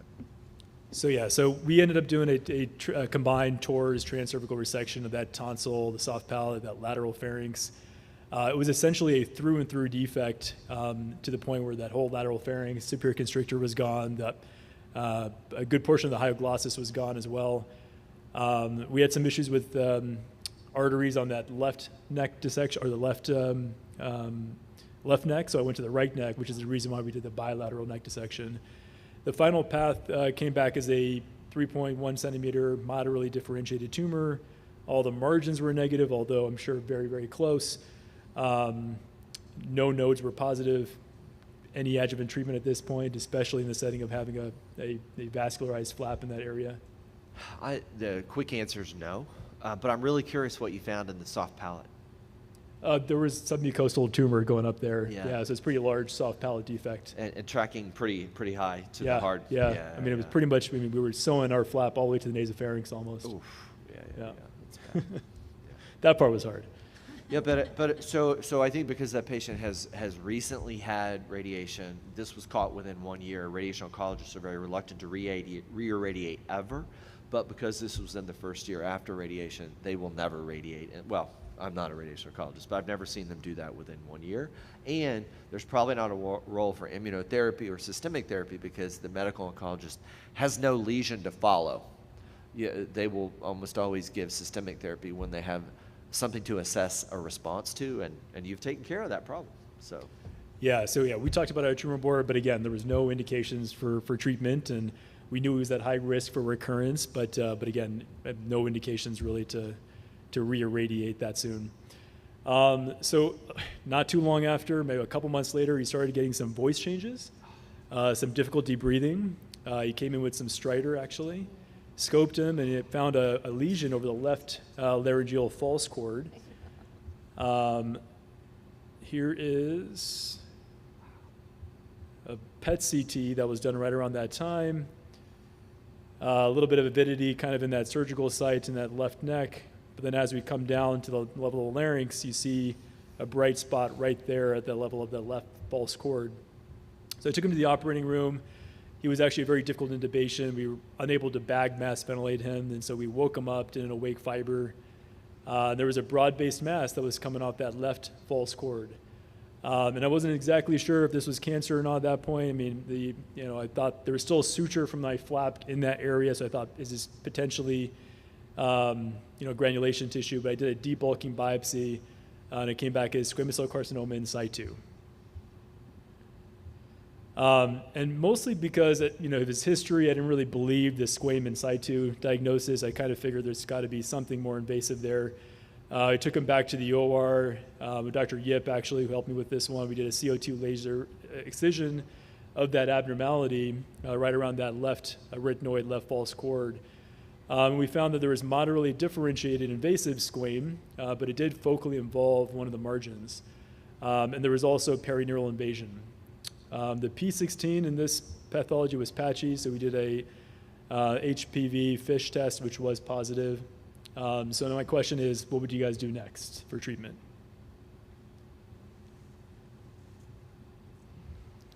Wow, this is a super hard case. And I guess I would first go back and look at his initial scope, if you could, and say, like, was that there? Did I miss this?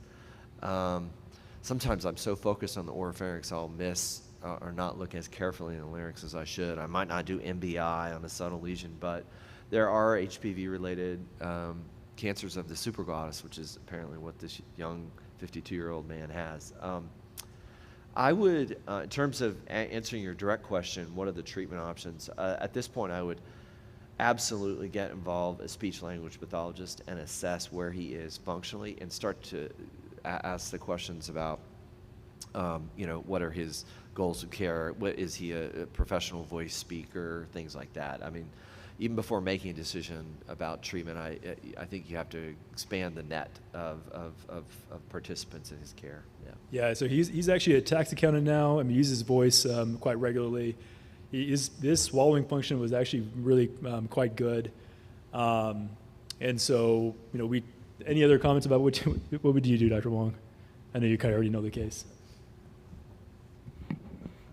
So you took it to the arytenoid?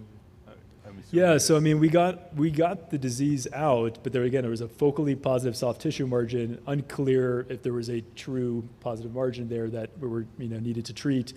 The more concerning part was that there was perineural invasion there as well, and I think that kind of told us that we still had to treat this. Yeah. And observation, I think, probably wasn't really an option. So I agree that's that's a very tough case. I was going to make maybe a point, maybe not necessarily for this one, but of just with the focally positive margin, because we see that sometimes in our tours, and I first of all, if that's the only negative prognostic factor, I mean, I don't radiate for that, but I'll sometimes then go back to the OR in 6 weeks or so for sort of what I'll call a second look. So that's why I was wondering, is there more that you could do with an MDL approach, or do you think that's already been exhausted? Yeah, I mean, I think if it wasn't for the perineural invasion, we would have gone back and tried to excise more. But with the perineural invasion, that was sort of, it wouldn't require, it wouldn't, I don't think it would be adequate to do a small little superficial excision for that. So then this would be one that, that I might, present it to our board and have the radiation oncologist weigh in terms of, is this an area that was part of their treatment field or not? Was the P&I focal, or was it significant? It's a good question. I don't really recall. I think it was significant enough for us to be worried about. Got it. So it was not minor. Yeah. You had a little tiny foci around a budding nerve, but maybe not truly perineural within the nerve. Yeah, it wasn't directly adjacent to the specimen either, so it was a little bit further away. Got it. Right, suggesting true. And after you did that laser excision, going to the base of the arytenoid, did that left cord still work? Yes. I would tend toward a minimally, I agree with Steve. I mean, he needs a multidisciplinary consultation, including speech, but I would think about a partial laryngectomy for a 52-year-old. Yeah, so we struggled with that decision, and we looked at the radiation fields, and mostly because the radiation fields didn't have significant overlap in that area, the radiation oncologist thought that they could give a good dose to the larynx without, giving them too much toxicity. So we decided to do that. He got cetuximab in IMRT. He was not really tolerant of cisplatin the first time, which is the reason why they went to cetuximab this time. Did very well with that treatment. Unfortunately, at the very end of his treatment, he had some progressive stridor, mostly just due to the radiation effects. And he underwent an awake tracheostomy. He also had a peg placed. Fortunately, both of those were removed about 6 months later. So really just due to the side effects of the radiation therapy. A surveillance PET was then done about 7-8 months later. And it showed this little bright spot here. We saw that earlier on, and we kind of chalked it up to just post-surgical change. But this was still showing up on his PET scan. It was an SUV of 6.4. We thought it would be a very difficult lesion to biopsy. His external carotid was just on the other side of that, and so we didn't really have a good way of biopsying this. We got another PET scan just a few months later to look at that area. Really bizarre. There's a couple findings here. One, some oropharyngeal fullness and avidity right there, as well as that same posterior left mandibular lesion that was still popping up. I wasn't sure what that fullness was at the oropharynx. We got another MRI and kind of looked at that area, and you can see a little bit of enhancement at that left oropharynx. So I took him to the OR. Well, actually, we got a NAVDX, which is a circulating tumor DNA test. That's still investigational, but it's being used for diagnosis and also for detecting recurrences in HPV-associated oropharynx cancer. We got that. It was negative, but I took him to the OR to do a DL, specifically of that left oropharynx, and that was negative. So my question here is, you know, this is still kind of new stuff, but how would you interpret this negative NAVDX, this negative tumor marker test? Yeah, we're studying this, but I have no connection to this company that does this, Naveris. I think it's important to go back to the initial biopsies if you still have the block prior to enrollment in HN005 and assess tissue from FFPE from that original tumor to see if NAVDX actually can identify the tumor within that tumor itself. Because you may get a negative. So there's about 10% of patients who have HPV-associated disease who have a negative NAVDX. Most of those patients, this is why I was going to ask this earlier, most of those patients have non-dominant HPV subtype 16 disease, 18, 33, 35, and some other ones I can't remember. And so this really unfortunate case makes me wonder if he is a 33. I mean, he was positive on your scan, but on your in situ DNA hybridization. Yeah, but I'm already wondering, like, this is not acting like the HPV tumors I think this guy has. Right. He should have. Yeah, so I mean, yeah, we're just starting to use NAVDX, but I think just with it being negative here didn't really help us because we didn't have a pre-treatment NAVDX. We got another PET scan. That lateral oropharynx completely resolved, so I have no idea why that was FDG avid. But unfortunately, that same area behind the mandible became even hotter. It was SUV of 13. He also had some lung nodules, but we thought that those were reactive. We did get a NAVDX again, so just 3 months later, it turned positive. So that kind of told us, well, he probably does have disease. Again, we didn't really know exactly where it was, but just based on the PET scan and the way the lung nodules looking more reactive, we were really suspicious for that lesion behind the mandible. Any thoughts on what you would do for something like this in terms of treatment?